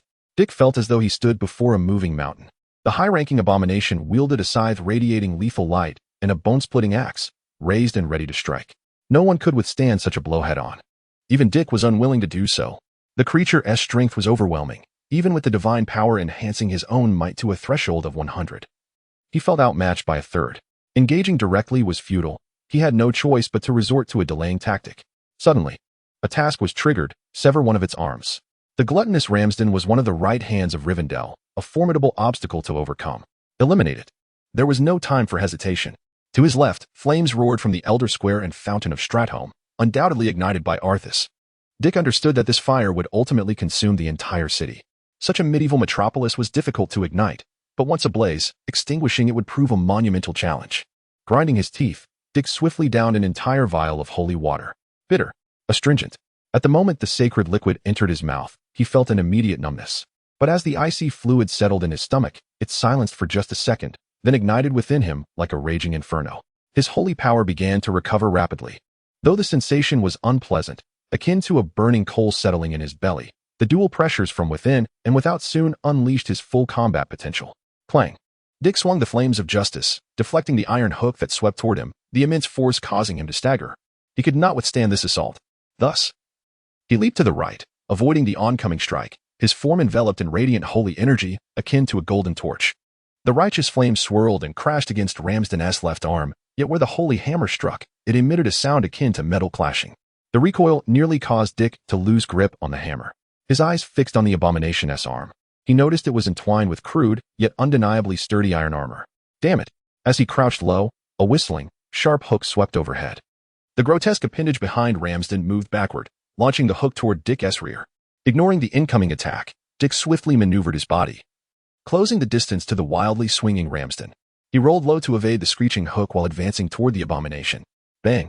His left hand clashed the warhammer against Ramsden's massive, stitched-up, right hand wielding the scythe.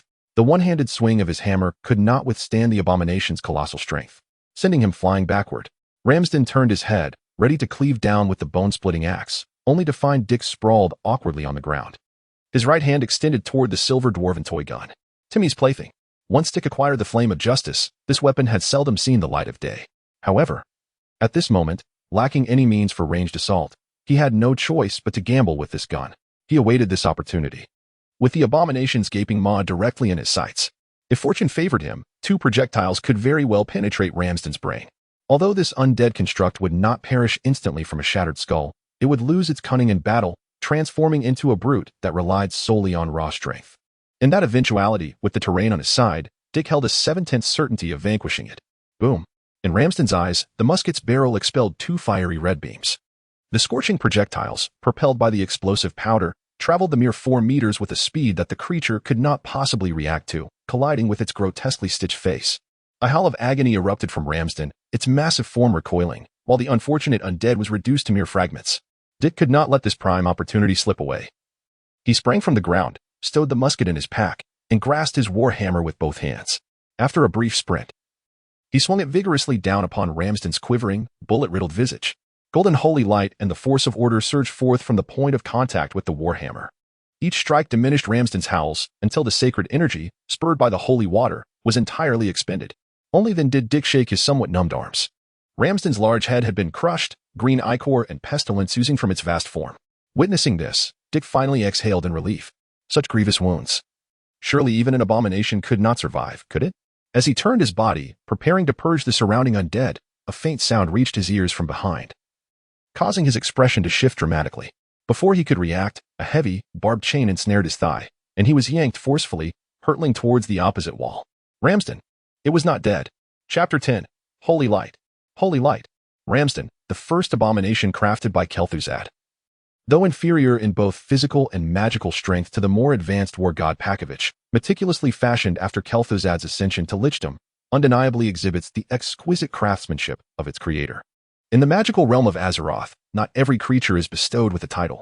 Grandiose titles such as Lightbearer, Awakened One, and Lifefinder signify not only the formidable prowess recognized by all, but also the unique skills possessed by their bearers. The Devourer is similarly adorned with such a title. As Ramsden rises from the ground, it appears more grotesque, its form distorted from relentless assaults. The skull, charred by holy flames, gnashes ravenously upon nearby undead, devouring them without a care for the plague-infested essence they harbor. Yet, with each voracious bite, the wounds seared by the holy light begin to heal with alarming rapidity, not back to their original state, but rather into a grotesque mass of flesh, sealing the gaping wounds on its face. This bizarre and horrifying spectacle renders it more monstrous than ever.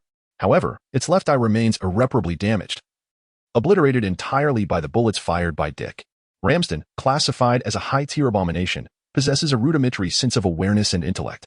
It instinctively recognizes the creature before it as the one who has inflicted pain upon it. Ramsden hurts. Ramsden, devour flesh. The abomination roars, a sinister gleam flashing in its remaining small eye, as its malformed appendages writhe behind it. Drawing upon its immense strength, it manipulates the chain ensnaring Dick's left leg, swinging and smashing him against the walls like a colossal hammer, the resounding thuds echoing ominously. Despite activating the holy barrier during the first impact, absorbing the initial damage, Dick finds himself unable to regain holy energy in this uncontrollable state. He can only rely on the meager 15 points of holy energy within him to sustain the barrier. How long can this fragile state endure? The answer is a mere 4 seconds. In the 5th second, during the 7th impact, as the holy barrier shatters, Dick's back collides violently with the wall. Under the force of Ramsden's 150 points of strength, he feels as though his chest and back are being crushed together, his body emitting a cacophony of crackling sounds, a lament of bones and a cry of flesh. The next moment, a series of resounding crashes ensue. Once again, 3 violent impacts sent Dick into darkness. Much like the previously encountered Dalian, his visage was smeared with blood, lying on the ground like a mass of mangled flesh. Only the rhythmic rise and fall of his chest testified to his continued existence. It mattered not that Dick possessed merely 40 points of vitality, even if he had 400. He would still be grievously injured under such relentless and unexpected assaults. At this juncture, Ramsden proved to be merely a rare elite, having endured 11 strikes that had even left its dismembered limbs weary. Yet, undeterred, a fierce glint returned to its small eyes. It dragged the chains, pulling Dick closer, intent on devouring the human who dared to harm it. Release him, monster! A furious roar erupted as a sword, ablaze with crimson light, materialized before Ramsden. The dim-witted creature sensed the menacing aura emanating from the weapon, and its contemptuous dragging of Dick slowed momentarily. It raised its scythe and bone-chopping axe, crossing them defensively before it to thwart the sword's devastating blow. With a flick of its body, Dalian somersaulted through the air, landing breathlessly on the ground, ready to confront Ramsden. Seizing this opportunity, Elijah and others, having rushed from King S Square, sprinted toward Dick. Dalian, bare-chested, gripped the blade of fury with both hands. Despite having inherited the most authentic warrior lineage, his body had reached its limits.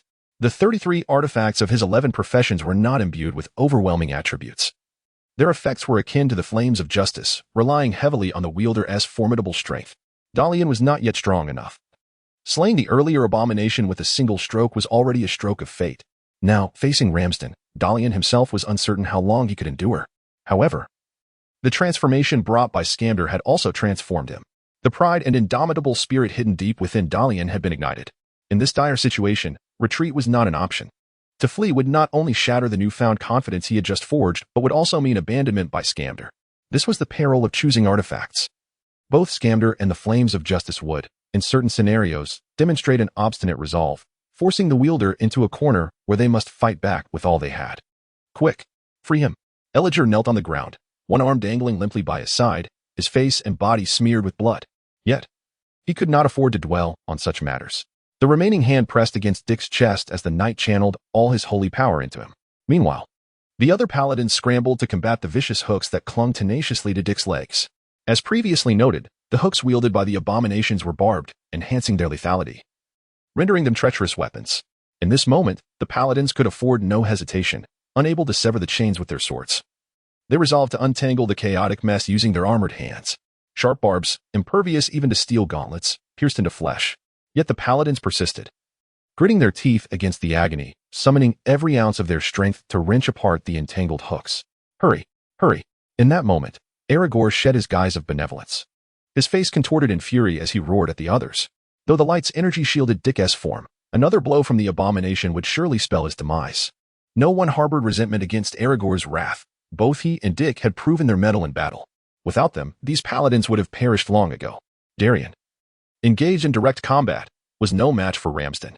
He had done his utmost to delay the inevitable, yet could not evade the cleaving axe, which struck him down, sending him skidding across the ground for several meters. He attempted to prop himself up with his longsword, but ultimately collapsed helplessly. At that moment, the knights erupted in cheers as the hooks finally came undone. Yet, in the next heartbeat, the long hook writhed like a venomous serpent. Ramsden, the beast is free. Damn it. Aragorn seized his long sword with one hand, ready to charge, but the young knights restrained him. Captain, you saved Knight Dick. We will hold it back.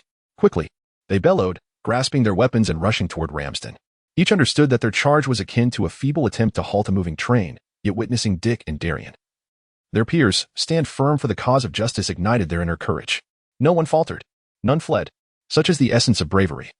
It was this very courage that allowed humanity's ancestors to forge the first nation amid the wilderness, battling ferocious beasts and invincible trolls. Countless warriors fell valiantly on the battlefield, stubbornly reclaiming every inch of ground and driving trolls into the wilds. They raised their battle banners, proud and resolute in this harsh world, forcing even the haughty high elves to submit to humanity's might. This is courage, a precious gift bestowed upon humanity by the heavens. Once ignited, it is a flame that is arduous to extinguish. 10 young paladins valiantly hindered Ramsden's advance. With every passing moment, one was sent flying, another grievously wounded. Kneeling on the ground, Aragorn's eyes were bloodshot. Look, Dick. Open your eyes, you damned fool. We need you. Open your eyes. His left hand pressed fervently against Dick's chest. With every second, the light surged through his arm into Dick's body, gradually reviving the feeble heartbeat within. Bang, bang. The sounds of the clash between the abomination and the warriors echoed, resonating with the rhythm of Dick's beating heart. I find myself, cough, cough. Perhaps it is the call of the heavens, or perhaps a spiritual awakening. In any case, mere seconds later, Dick suddenly opened his eyes wide. He gasped, expelling a mouthful of blood mixed with clots, and gazed at Aragorn, struggling to speak. Listen, Dick, listen. This may be a formidable challenge. But aside from the weapons in your and Dalian's hands, we have no means to harm this monster. Dalian is exhausted. It is now solely upon you. With great difficulty, Dick lifted his head and glanced at the paladins who were valiantly sacrificing their lives to halt Ramsden's advance. He fought against the pain, and with Aragorn's assistance, managed to rise. His blood-soaked left hand clutched the hammer of justice. He strained to reach into his satchel, but before he could retrieve the second vial of holy water, it slipped from his grasp and fell to the ground. Holy water. Give me the holy water. Aragorn hastily bent down, grasping the holy water, twisting it open and bringing it to Dick's lips, watching as he gulped down the unpalatable, untreated liquid. Aragorn inhaled deeply. Listen, Dick, I have observed that when you fight, you are merely channeling the holy light in its most primitive form, which is incorrect. The holy light within you is remarkably pure, purer than any of ours. So you must learn to wield it with greater finesse. There is no time for gradual practice. Heed my words, do not treat it as a weapon. The holy light can sense your thoughts. Do you understand? It possesses its own consciousness. Immerse yourself in it, perceive it, and respond to it. Gasping for breath, Dick gripped the hammer's handle, feeling an intense heat surging through his numb body. Gritting his teeth, he advanced step by step toward Ramsden, who was mercilessly slaughtering the paladins. His eyes aflame with an unprecedented fury. Holy light, I do not know what you are. I am unsure of your existence. Until now, I have never wished to serve you. But now, I require your strength. If you can hear me, respond. I need your power. Grant me your strength. From this day forth, I shall be your devoted follower. Bestow upon me your might. Dick raised his war hammer, preparing to strike, when suddenly, an overwhelming surge of will flooded through his body. Then, as you wish, my child. Boom. Dick felt as though his entire being was on the verge of explosion. It was holy energy, a magnitude of divine power so immense it was terrifying, unknown in origin. This force surged into his body. Although his limbs remained numb, the sanctified strength blossomed from within, desperately seeking release like water overflowing from a barrel. What form should it take? What technique should he employ? Dick's thoughts raced, and he immediately recalled the skills of knights from the game. Thus, under Aragorn's stunned gaze, a torrent of holy light energy erupted from Dick, plunging into the ground. In an instant, it surged back upward, transforming the land around him into a tapestry of interwoven holy light, the ground shimmering in golden hues. As Ramsden prepared to pursue the remaining paladins, he let out a mournful wail upon setting foot on this land, which seemed no longer to be a domain suffused with holy light. For the abominable, this place resembled a searing inferno. Dick coldly regarded Ramsden, his right hand pressing the warhammer against the ground while with great effort, he lifted his left hand. From the radiant silver palm, a torrent of pure sanctity surged forth, and as Dick forcefully brought his hand down, it coalesced in the air into a massive warhammer, crashing down upon Ramsden's head like a tumultuous flail. Embrace your judgment, monster. Chapter 11. The battle subsides. Dick was oblivious to his current state, entirely unaware of how he appeared in the eyes of the surviving paladins of Aragorn. It was pure, manifest holy light. The radiant luminescence of the holy light enveloped him, and the air around him seemed ablaze with its flames. A soft golden fire swirled about Dick, accompanying his movements, while the sanctified area beneath his feet shifted, relentlessly scorching the body of Ramsden. This was the knightly skill known as devotion, channeling the energy of holy light into the earth to incinerate all nearby foes. However, the recent strike, empowered by the Order's judgment cast by the Silver Hand, had plunged Ramsden into a rare state of stupor. The judgment skill represented a method employed by paladins to wield the holy light. There existed 7 distinct ways to unleash it, with the Order's judgment being one of them. Yet, after merging with the Order's power of Tyr, Dick's judgment spell exhibited a unique effect. It specifically targeted chaotic beings, inducing a stunning effect whose duration remained uncertain. But Dick was resolute in seizing this opportunity. With the holy light's blessing, Dick's holy energy surged to a remarkable 100 points, a 6-fold increase from before. Thus, he could afford to wield it with abandon, infusing the flames of righteousness with this energy, transforming the azure crystalline face of his warhammer into a resplendent golden hue. Each strike left a horrifying burn upon Ramsden's flesh. Moreover, the special effects of the flames of righteousness ensured that these wounds were far from superficial. They scorched the very inner essence of Ramsden, threatening its very existence. In this dire scenario, after enduring 6 relentless blows from Dick, Ramsden finally emerged from its stupor. Yet, the gaze it cast upon Dick was no longer filled with malice and ferocity. Instead, it was tinged with fear. It sought to flee. But Dick extended his left hand once more, bringing down another holy light flail upon its head. Feel the power of order, Dick roared, summoning his final reserves of strength as he leapt into the air, drawing the holy flame back. As his kinetic energy and fervor peaked, he brought the hammer crashing down onto Ramsden's already grievously injured skull. This strike was akin to the fury of thunder, a dazzling golden arc slicing through the air to strike Ramsden's form. The purest essence of holy light, every ounce of holy energy, was fully channeled into this blow. At the moment of contact between the warhammer and Ramsden, the flames of holy light erupted, akin to a torch ignited, entirely consuming the body of this high-ranking abomination. Under the oppressive force of such overwhelming restraint, Ramsden, despite its insatiable hunger for the undead, stood no chance of recovery. Boom!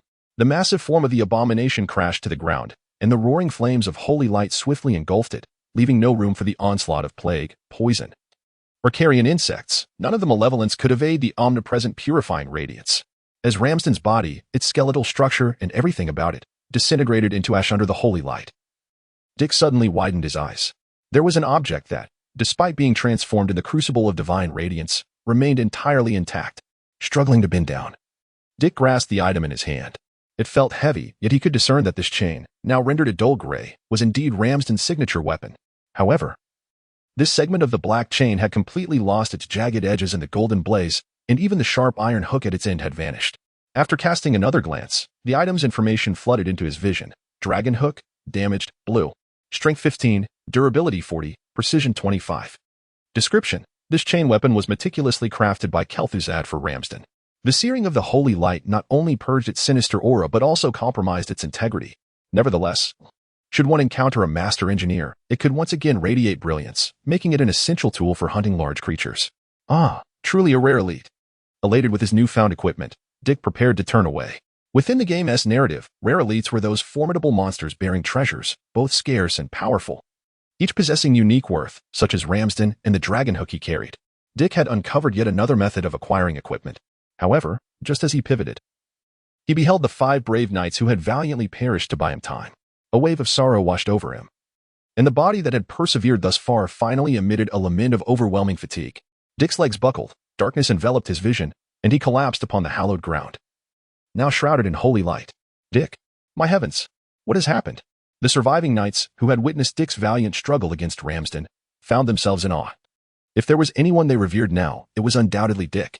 Though the grief of losing their comrades lingered in the hearts of the paladins once Dick fell, all eyes immediately turned to him. Aragorn rushed to Dick's side, crouching down, believing that something dire had befallen him. He was poised to employ a healing spell to restore Dick's vitality. However, as he awkwardly lifted Dick's head, a deep, rumbling snore emerged, leaving the old knight both amused and perplexed. It's all right, he asked merely, exhausted. The elder knight gently laid Dick's head back upon the ground, casting a serious glance at the anxious knights surrounding them. Dick and Dalian have pushed themselves to their utmost limits. We must continue to safeguard this lifeline for the civilians. There can be no slackening of our efforts.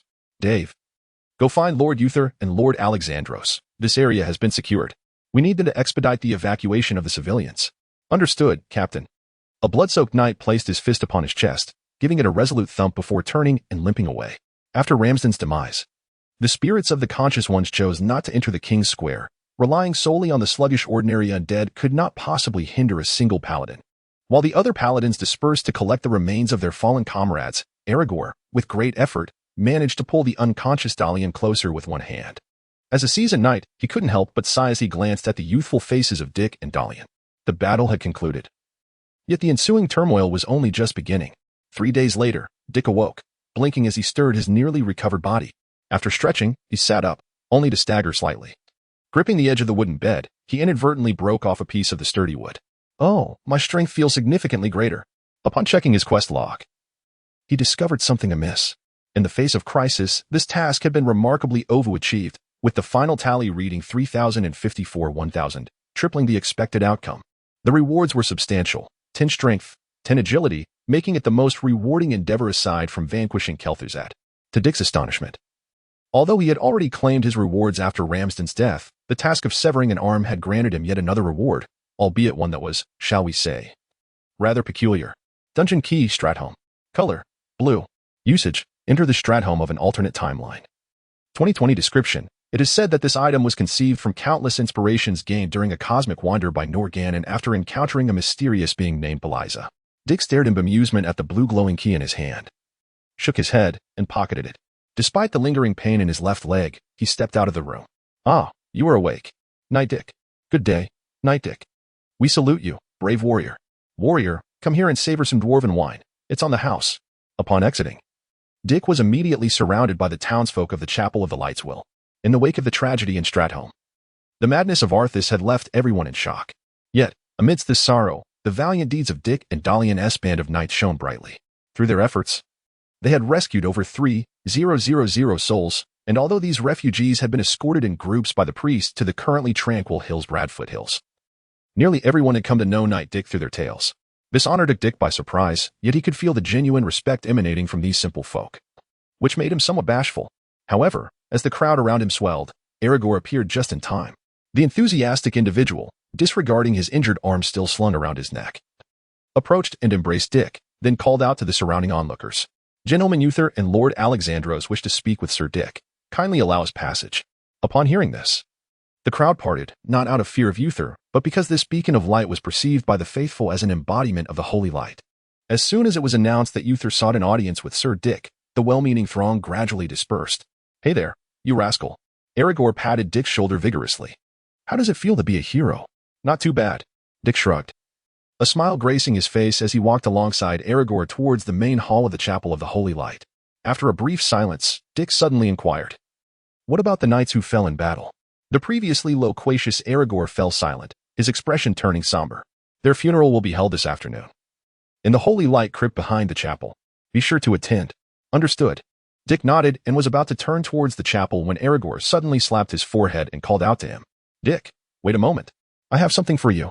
With that, the old knight retrieved a rather dull-looking item from his storage pouch behind his belt and handed it to Dick. This is your spoils. I took it to Omari Inn for repairs and had the quartermaster rummage through the warehouse to patch it up. It's a fine piece. You can use it to deal with creatures like the abomination. Dick held the item in his hands. It felt heavy, adorned with a complex three-pronged locking mechanism at the top. A glance at this peculiar object revealed its information before his eyes. Dragon hook? Blue. Strength 15, durability 40. Precision 25 description. This chain weapon was specially crafted by Kel'Thuzad for Ramsden. After being repaired by the master craftsman Omari Inn, it was outfitted with a multifunctional engineering lock, a vital piece of equipment for hunting large beasts. Thank you, Aragorn. Dick stowed the dragon hook into his storage pouch and called out to the old knight, who had already turned away without looking back, merely waving a hand over his shoulder. With a smile, Dick turned and entered the hall of the Chapel of the Holy Light, knowing full well that Uther sought him for reasons beyond mere commendation. Chapter 12, The Future of the Silver Hand, Part 1. Dick entered the hall, one of the three sacred places of the Holy Light, a venue that bore an incongruity between its simplicity and its esteemed reputation. To Dick's discerning eye, it resembled an oversized empty room, devoid of any superfluous embellishments, save for a few tables designated for meetings. Prior to Dick's arrival, the hall was already filled with attendees. Yet a seat was reserved for him at the second table at the forefront. As he stepped into the hall, all eyes turned towards him, and in an instant, he recognized the vast majority of those present. Uther, Dalen, Alexandros, Gavinrad, Abidias, Edric, Duan, Fairbanks, and the young man seated at the end of the first table. If Dick was not mistaken, this was Tarina's Fordring, the first paladin who had been stripped of his powers and title for sheltering orcs, and the son of the legendary paladin Tyrion Fordring, now the de facto ruler of Hearthglen. These individuals constituted the upper echelon of the Silver Hand, true luminaries even within the entirety of Lordaeron. While the faces at the other tables appeared somewhat unfamiliar, Dick, having experienced that era within the game, understood that these contemporary commanders, whether alive, deceased, or fallen from grace, were the very backbone that upheld the legacy of the Silver Hand, which had splintered into the Silver Dawn and the Scarlet Crusade. Thus, he dared not underestimate any of them. Come, young man, take a seat here. A one-eyed middle-aged man at the second table clapped the surface of the table, cheerfully beckoning Dick to join. Dick pursed his lips. This one-eyed figure was none other than Lord Maxwell Tyrosus, the leader of all paladins across Azeroth following the deaths of Uther and his companions. A seasoned veteran who had accompanied players for nearly a decade in the annals of the game as history. Amidst the gazes of respect, indifference, or disdain from the assembly, Dick approached the edge of the second table and took his seat. To his surprise, he recognized familiar faces at this table as well. In addition to the striking Miss Bridget Abidias, there was also renowned Mograine, the brother of Darion, a man infamous for patricide over a woman who happened to be his nominal sister. Bah! Dick cast a scornful glance at the hypocritical man and straightened his posture. Renown appeared oblivious to this moment, yet he too regarded the crude soldier with disdain from the corner of his eye. He had heard that Darion, his cowardly brother, had been making a name for himself in this battle, recently mingling with Dick.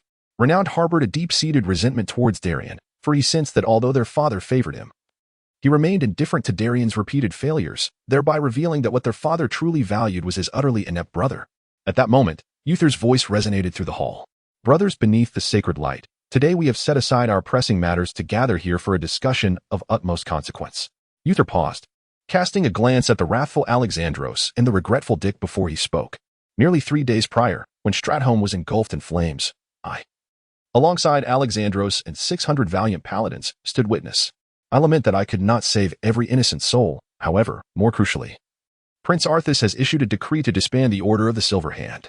At the moment Uther uttered this weighty proclamation, the previously hushed hall erupted into a cacophony akin to a bustling marketplace. Though the attendees had gleaned snippets of information from the returning paladins, many dismissed it as mere folly. Yet with Uther's confirmation, they were plunged into a state of absurd shock. Silence. Alexandros, a steadfast paladin and lord, second only to Uther in rank, rapped his knuckles upon the table, gradually restoring order. His resonant voice echoed throughout the chamber. What we must deliberate now is the future of the Silver Hand. Arthas has succumbed to madness. Do not expect him to retract his command. He is to be our future king, and even his majesty Tyrrhena's must heed his will. Upon hearing this, the assembly fell silent once more. Most of the paladins hailed from noble lineages and possessed considerable decorum, yet faced with such a harrowing predicament, who could maintain composure to contemplate the matter? Even the Archmage Duan, soon to be known as the Grand Mage of the Scarlet Monastery, wore a troubled expression, revealing that even the most astute among them was bewildered, leaving little hope for the others. However, one individual remained undeterred, Dick. Since the moment he ascended to paladinhood, he had been contemplating the fate of the Silver Hand. In light of the imperative to alter the course of the world's destiny, could he allow this organization, brimming with potential, to fade into obscurity? No, absolutely not. Let alone the 5 years of fratricidal strife between the fractured Silver Dawn and the Scarlet Crusade over ideological differences, which consumed countless valiant warriors, when they were compelled to reunite 7 years hence under the pressure of Arthas, now merged with the Lich King. The reformed Silver North expedition paled in comparison to the current Silver Hand. This organization is the sole force capable of standing against the undead scourge that nearly engulfed the world while maintaining a stalemate. Thus, after a prolonged silence, Dick cleared his throat. If none among you have thoughts to share, then allow me to speak. With that, all eyes once again converged upon Dick. And under the scrutiny of such formidable figures, he felt a wave of trepidation wash over him. It is no exaggeration to say that any random individual here could easily overpower him. Of course, exceptions like Renaud do not count. He took a deep breath, rose from the table, and strode confidently to the highest prayer platform and command post of this extraordinary period. With a swift motion, he pulled down a coarse map of the eastern continent. Brothers under the holy light, I am a newcomer of the Silver Hand. During the intervals of battle in Stratholme, I have contemplated much. If I err in my words, I implore you to point it out. The crowd fell silent, save for Uther, who raised his hand to signify that he could continue. In my view, the dissolution of the Silver Hand is not the foremost issue at hand. With this statement, Dick effectively dismissed Uther's prior remarks, redirecting the gazes of the assembly towards Uther and Lord Alexandros. To their astonishment, not only did the normally amiable Uther refrain from rebuttal, but even the usually irritable Lord Alexandros acquiesced, tacitly accepting Dick's assertion. By the holy light, who is this young man? With no one opposing him, Dick's confidence grew. He swallowed hard and pointed towards the direction of Zolmasha, continuing, 3 days ago, here, a demon launched an assault on Prince Arthas's tent, one we have never encountered. A demon unseen on the eastern continent, but under the guidance of the erudite Lady Jaina Proudmoore, I learned that it was a minion of the Burning Legion, which attempted to invade our world 10 millennia ago. Its name is Nathrazim, meaning the silent visitor, and it is referred to by mages as the Dreadlord. I am certain that Master Duar has heard of it. As Dick concluded, the assembly cast curious glances at the name Duar. Though this old mage had become irritable after his descent into madness, he now displayed remarkable composure. Acknowledging the gazes upon him, he nodded and spoke softly. The knight speaks true. In the ancient records of Dalaran, there are extensive descriptions of the Dreadlords. Their greatest strength lies not in brute force, but in their insidious infiltration and seduction. It is said that with just a single glance, they can lead mortals into darkness.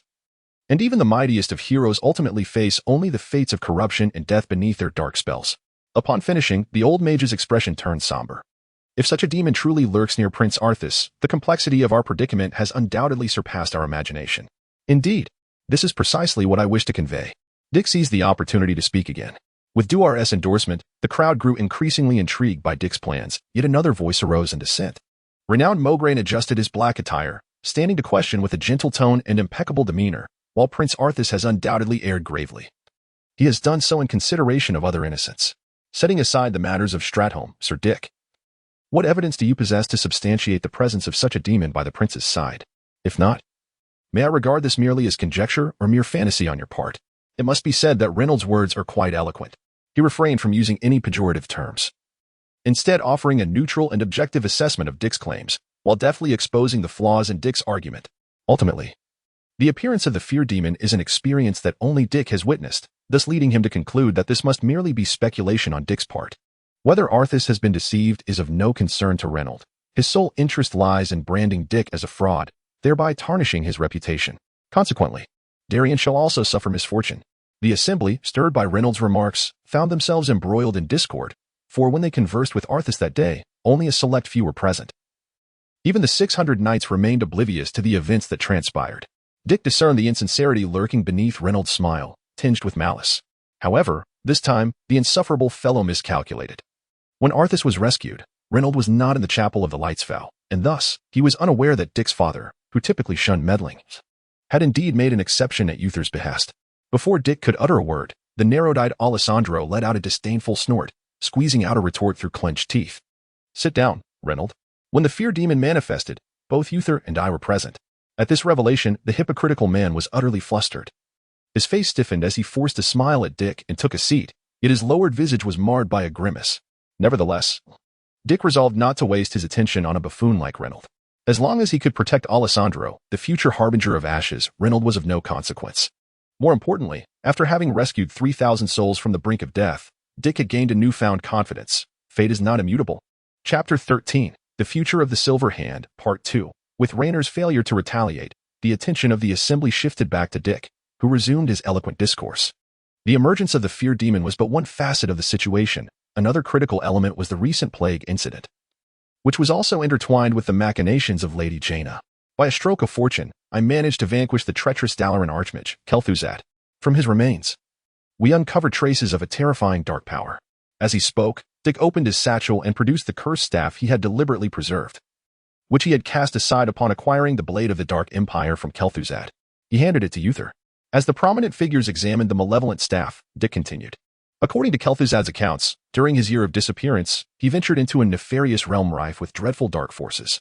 Alarmingly, the contact he had in Stratholme was none other than the fear demon who had appeared beside Arthas on that fateful day.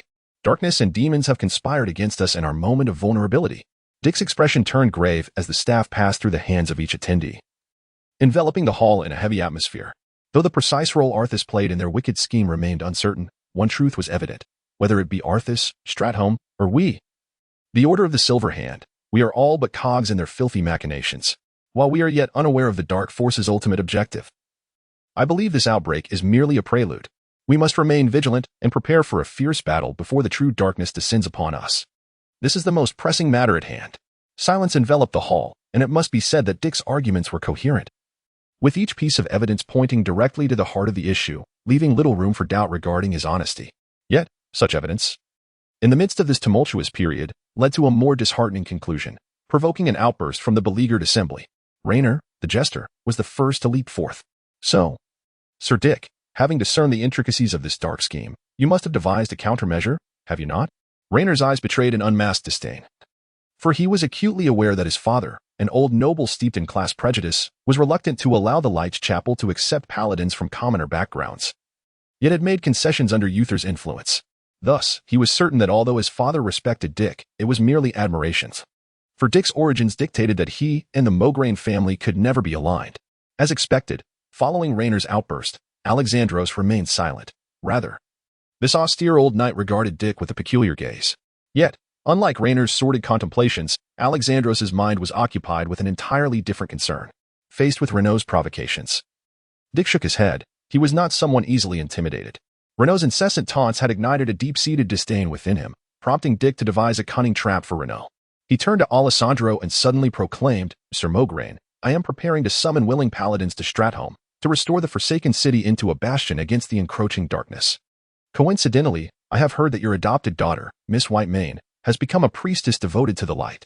Might I request that you assign Miss Whitemane to Stratholme as the Archbishop of the Alliance's chapel?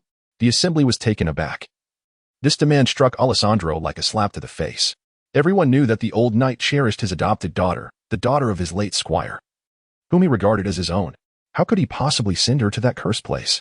Yet, before Alessandro could express his fury, Renault erupted. For any man would be stirred when it concerned a woman with whom he had shared his heart. Silence. You scoundrel. How dare you? How dare you desecrate Whitemane? Dick emitted a meaningless exclamation, casting a meaningful glance into Alessandro's eyes, confident that the old knight understood the implications of his words. Renault's reaction was excessively anxious, evident not only to those at the second table but even to the young Tarina's Menethil, who had been friends with Renault since childhood. Although their relationship had soured, he did not wish for Renault to face calamity. Just as Tarina's intended to rise, he was firmly restrained by the stern Ethan Rain, while Alessandro, known for his stringent expectations of his sons, directed a piercing gaze at Renault. Renault, feeling the weight of his father's penetrating stare, attempted to feign a righteous demeanor. But the battle-hardened knight could not miss the panic in Renault's eyes. Such is the nature of life, sometimes. One remains oblivious to events unfolding right before them until someone else gently nudges them into awareness. Reflecting on Renault's overly familiar actions with Whitemane, Alessandro swiftly grasped the situation, his composed demeanor threatening to shatter. He was about to rise when Uther's hand pressed him back into his seat, reminding him that this was a family matter that should not become fodder for public amusement. Taking a deep breath, he regarded Dick with a mixture of gratitude and resentment. Finally, he closed his eyes, nodded, and spoke in a voice devoid of joy or sorrow. Very well. I shall ensure that Whitemane and 30 light-wielding priests arrive at the Chapel of the Light's Vow with utmost haste to join you. A wave of excitement surged through the attendees. Who could resist the allure of gossip? The paladins certainly have a penchant for such matters. Yet, before the astonishment of the crowd could dissipate, Uther interjected with a question. You speak of rebuilding Stratholme. Is this your plan? No, Sir Uther, replied Dick with a serious demeanor. I propose transforming Stratholme into a forward outpost. I have always held great respect for the 5 original paladins and the esteemed elders present here. However, there is one matter that has long puzzled me since I became a paladin and confronted the undead. Why must the process of becoming a paladin be so intricate? Sir Uther, you have witnessed it firsthand. I was once merely an ordinary soldier. Yet, when I summoned the courage to battle the undead, the light blessed me, transforming me into its warrior. I cannot believe that I am the sole individual to awaken as a paladin without rigorous training. So why not proliferate the ranks of paladins? Before Uther and Alexandros could respond, Dick turned to the attendees, raising his voice. The foundation of my plan is simple, since the tide of darkness is inevitable. Why not spread the flames of the paladins?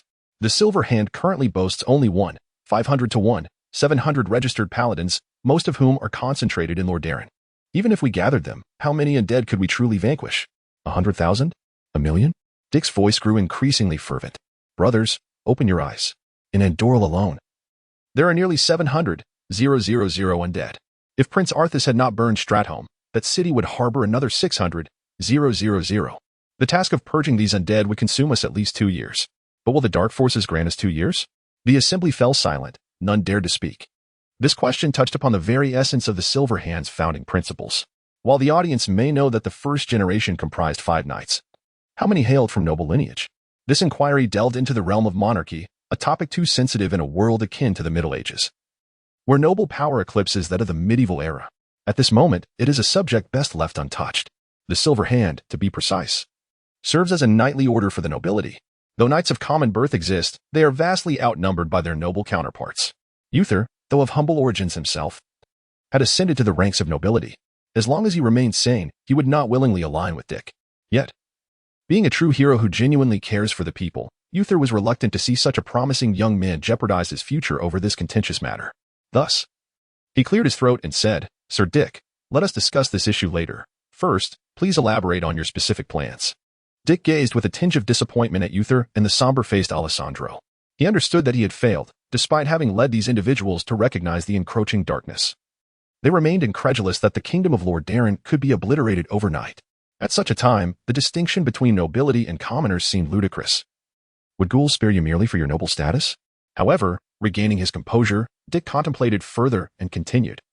My specific plan is to utilize East Dalaran and Andoril as a training ground, relocating the reserve knights of the Hand of Tyr and the Light's monastery to the southern kingdom of Stormwind. We require more champions of the light to bolster our ranks. Thus, the new recruits should lay down their wooden swords and, while darkness momentarily abates, learn to combat the undead with the light. Once the new paladins establish a solid foundation in Stormwind, they shall be dispatched to the battlefield of Lordaeron. We must expedite the increase of paladin numbers. I estimate that within 2 months, a new contingent of warriors will step onto the field of battle. Furthermore, we can directly recruit sufficiently strong warriors from the mercenaries, bestowing upon them the seeds of the light as power, allowing them to gradually evolve into competent paladins through their struggles against the undead. Ultimately, although the Silver Hand may soon lose official support, I implore you all to persevere for 3 months. According to Lady Jaina's prophecy, the forces of darkness will strike once more within that time frame. At that moment, His Majesty King Tyrrhenus will undoubtedly reach a final conclusion. The Silver Hand will endure, for we alone are humanity's sharpest sword against the encroaching shadows. Dick articulated his thoughts with resolute fervor, striving to leave behind a final seed for the Silver Hand. Though the undead plague ravaged the northern territories, Stormwind remained a bastion of safety, serving as the ideal training ground. Yet, before the assembly could fully absorb Dick's myriad plans, the chapel doors swung open. Ferric and Maev entered the hall, flanking either side, both adorned with helmets and accompanied by fully armored royal guards. Upon observing Dick standing at the forefront, Ferric paused for several seconds, then spoke in a tone devoid of emotion. "Dick Tang, by the command of Prince Arthas, you're under arrest. You are no longer a paladin."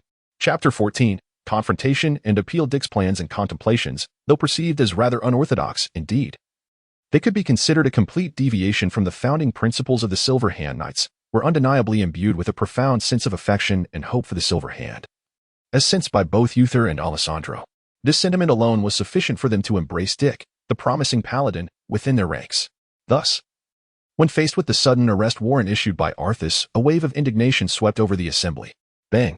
As Ferric's words fell, Alessandro, brimming with fury, slammed his fist upon the table.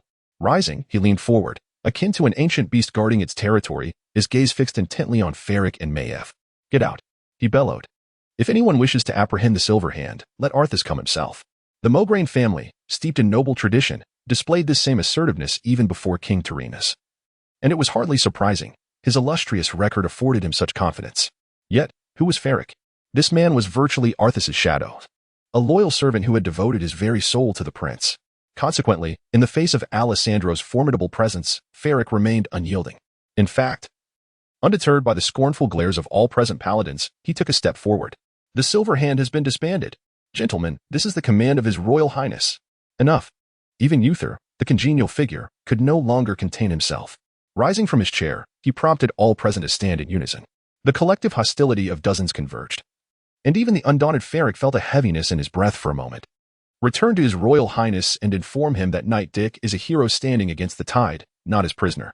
Uther, towering over Ferric, advanced toward him and spoke with rare ire. Moreover, regarding the Silver Hand, it is an organization established by His Majesty Tyrrhenas and Lord Fail, not something that can be rescinded by a mere decree from Arthas. Ferric remained silent, but Maiev stepped forward, her tone significantly more venomous than Ferric's. Knight Uther, do you intend to defy the command of His Royal Highness? If so, we shall have no choice but to arrest you on charges of treason.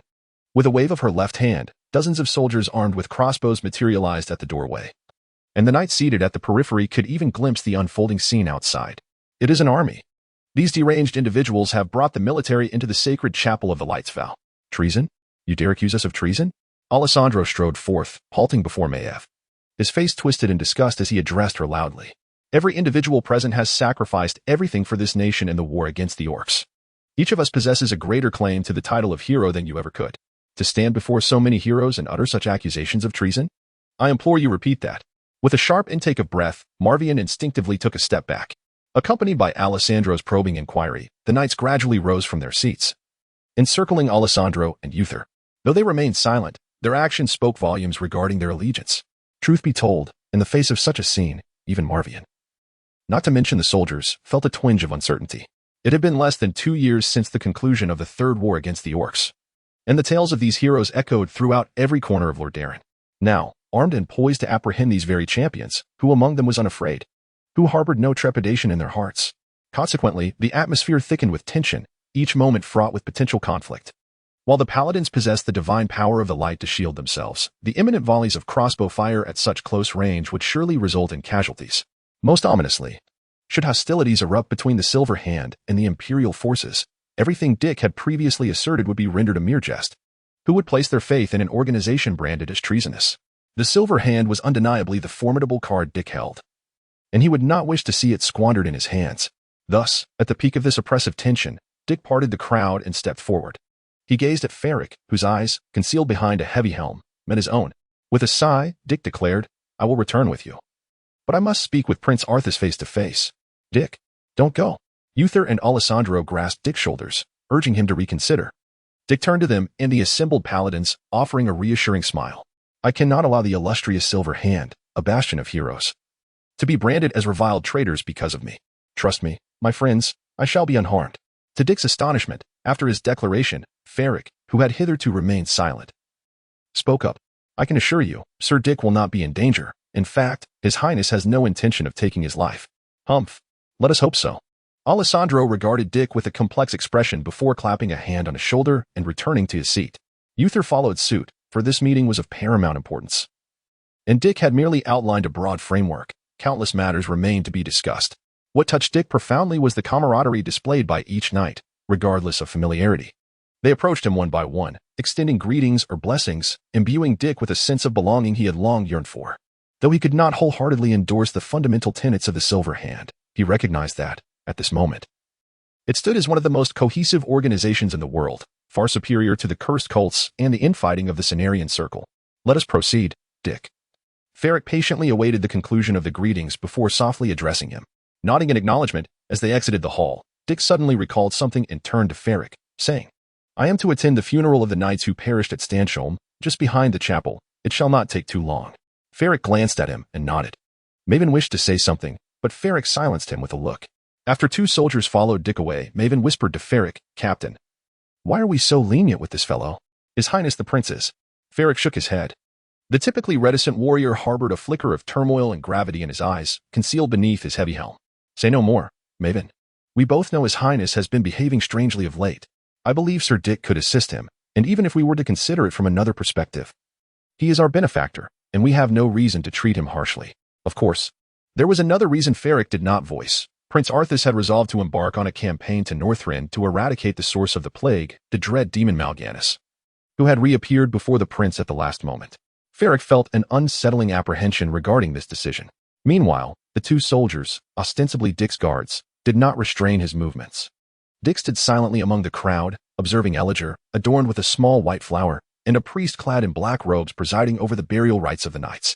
These knights had fallen in the battle against evil, and thus their bodies would be interred in the deepest sanctum of the Holy Light Sepulchre, alongside the remains of valiant predecessors who had also perished in the struggle against darkness. Under the somber gazes of both civilians and knights, over 20 armored knights carried the gray-white stone coffins, step by step, into the sepulchre of the Holy Light. This was not Dick's first funeral, yet this time, standing among the crowd, the sorrow felt particularly acute. These were individuals who had fought alongside him, yet he had survived while they had succumbed. This overwhelming sense of déjà vu filled Dick with a profound hatred. Hatred, an emotion that should not arise in one who is well-versed in the course of history. Yet it emerged nonetheless. Dick could no longer observe the unfolding of world events from a detached perspective. He had become a participant, an integral member of the Silver Hand Order. I will change all of this. Your sacrifices shall not be in vain. Dick clenched his fist against his chest, striking it with fervor. For hours later, Dick encountered Arthas at the shores of Dalaran. This place was familiar to Dick. Situated to the northeast of the Chapel of the Light, the future elite Death Knight Legion, the Ebon Blade, would anchor here, firmly halting the advance of the Paladins to the northeast. It was also here that Arthas summoned all the ships of Lord Darren. From this point, he would set sail for Northrend. Dick was acutely aware of all this, yet he felt a profound sense of powerlessness, for he could not alter the course of these events. Alessandro would oppose his plans, and Arthas would not alter his intentions simply because of a few words. This encapsulates the greatest challenge in altering the world. The individuals here are not devoid of wisdom, as the heroes of history, even more astute than Dick, share a common trait. They place their trust solely in themselves and never blindly in others. Under such circumstances, what reason do they have to believe Dick's words? Merely because he claims to know the future? Absurd. Any scholar of time understands that the future is never immutable. Thus, Dick's assertion of foresight is inherently ludicrous. Have you arrived?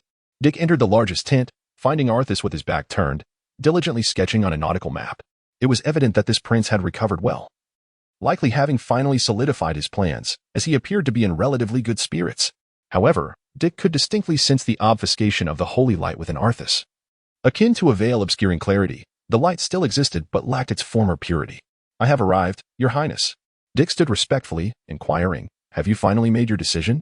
Upon hearing this, Arthas paused his quill, turned to face Dick, and shook his head. Are you not curious as to why I would arrest you?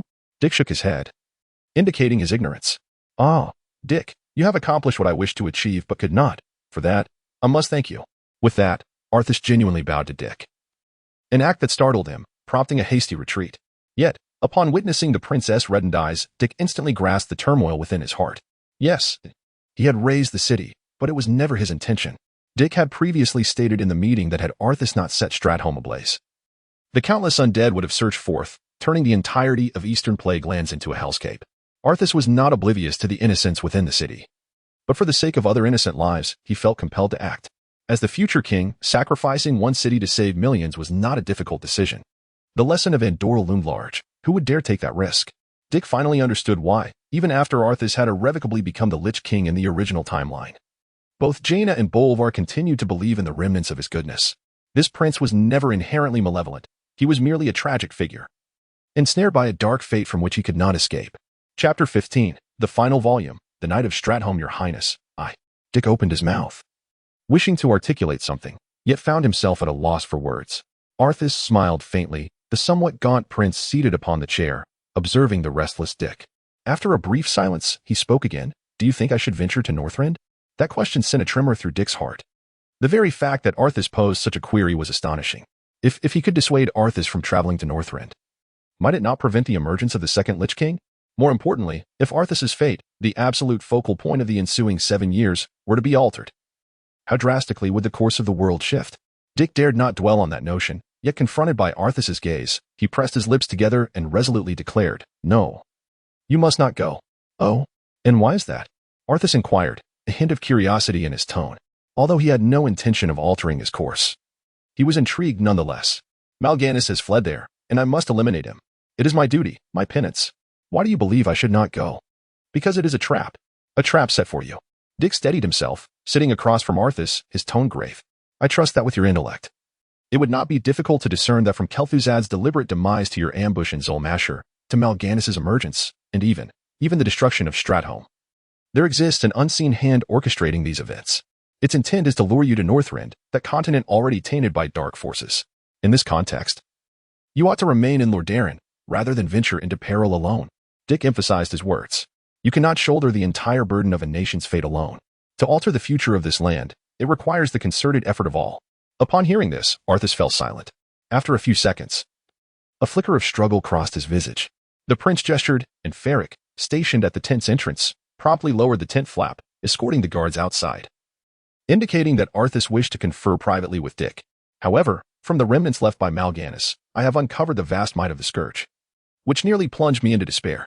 Lordaeron is utterly incapable of withstanding the impending onslaught of the undead. Yet, I have also discovered the secret to counterbalance the undead. I must go there. I must obtain that sword. Arthas divulged his secret to Dick, who felt an icy chill within. History has indeed been altered. Originally, upon reaching Northrend, Arthas would have learned of Frostmourn's existence from the dwarven Prince Muradin of the Explorers League. Yet now, Mal'Ganis had proactively revealed the existence of this cursed sword capable of commanding the undead. The cunning fear demon had ceased employing deceitful tactics. Instead, it laid everything bare before Arthas. Confronted with this blatant scheme, the only means of breaking the deadlock lay in that sword. Yet, this malevolent being concealed the most crucial piece of information. Frostmourne indeed held the power to command all undead, but the moment it was grasped, the first to be sacrificed would be one's very soul. At that juncture, even if Arthas wielded Frostmourne, what would it matter? He himself would become a victim of the cursed blade. How could he rely on it to save his kingdom? Alas, this truth was one that Dick could not voice. For even if he did, Arthas, who had already placed all his hopes in that sword, would be unlikely to heed him. Arthas had his own criteria for judgment, and it would be no simple feat for Dick to alter his convictions with mere words. But, my prince, have you considered why Mal'Ganis would impart such vital information to you? That sword, it must possess some sinister quality. If it were truly so powerful, why would Mal'Ganis entrust it to you? This is nothing but a woeful deception. Dick gritted his teeth in frustration before turning to Arthas, speaking slowly and deliberately. If you seek immense power, I happen to know the location of an Order artifact left by the Titans, which is the strength you should pursue. Do not place all your hopes in an enigmatic cursed sword. Arthas remained silent, his gaze fixed on Dick, curiosity reflected in his eyes, until finally, he clenched his fist before him. Mal'Ganis certainly harbored ill intentions. That sword bore dire consequences for those with wavering resolve, leading to the sacrifice of their souls. I am aware of this, but I am willing to take the risk. As long as I can tame that sword, everything will. But you cannot tame it. That sword hails from the Burning Legion. Just as Dick uttered the secret of Frostmourne, a beam of golden light enveloped the tent. Arthas's expression froze, and everything around them, even the roaring sea and the ocean breeze, hung suspended in the air. Dick's eyes darted back and forth, understanding the gravity of the situation. A vast time freeze had occurred. The only beings capable of such a feat in all of Azeroth were the Time Guardians, the Bronze Dragons. Little one, I am aware of your identity, and I harbor hopes that you might alter the fate of the world. Thus, I can tolerate your minor disruptions, but Arthas cannot. He is one of the foundational elements of all timelines. If you alter his course towards Northrend, the entire timeline will descend into a temporal cataclysm, a risk you cannot afford to take. Do not attempt to change events of such monumental significance that impact the entire world. These are the pillars of the timeline. You must begin with smaller incidents, understand? When the world is sufficiently altered and new pillars of time emerge, it may become possible to change these significant events. But for now, at least for now, it cannot be done. I am Naxxramas, the Dragon King of Time. When you have leisure, do come to the Time Abyss for a visit. I eagerly await your presence, Time Walker. In the next moment, everything returned to its previous state. The expression on Arthas's face remained vivid, yet Dick found himself unable to continue the half-formed words he had spoken. Apart from him, perhaps only a handful of people were aware that the world's flow had halted for a brief 2 seconds. Your Highness, it would be wise not to take such risks. Dick appeared somewhat disheartened.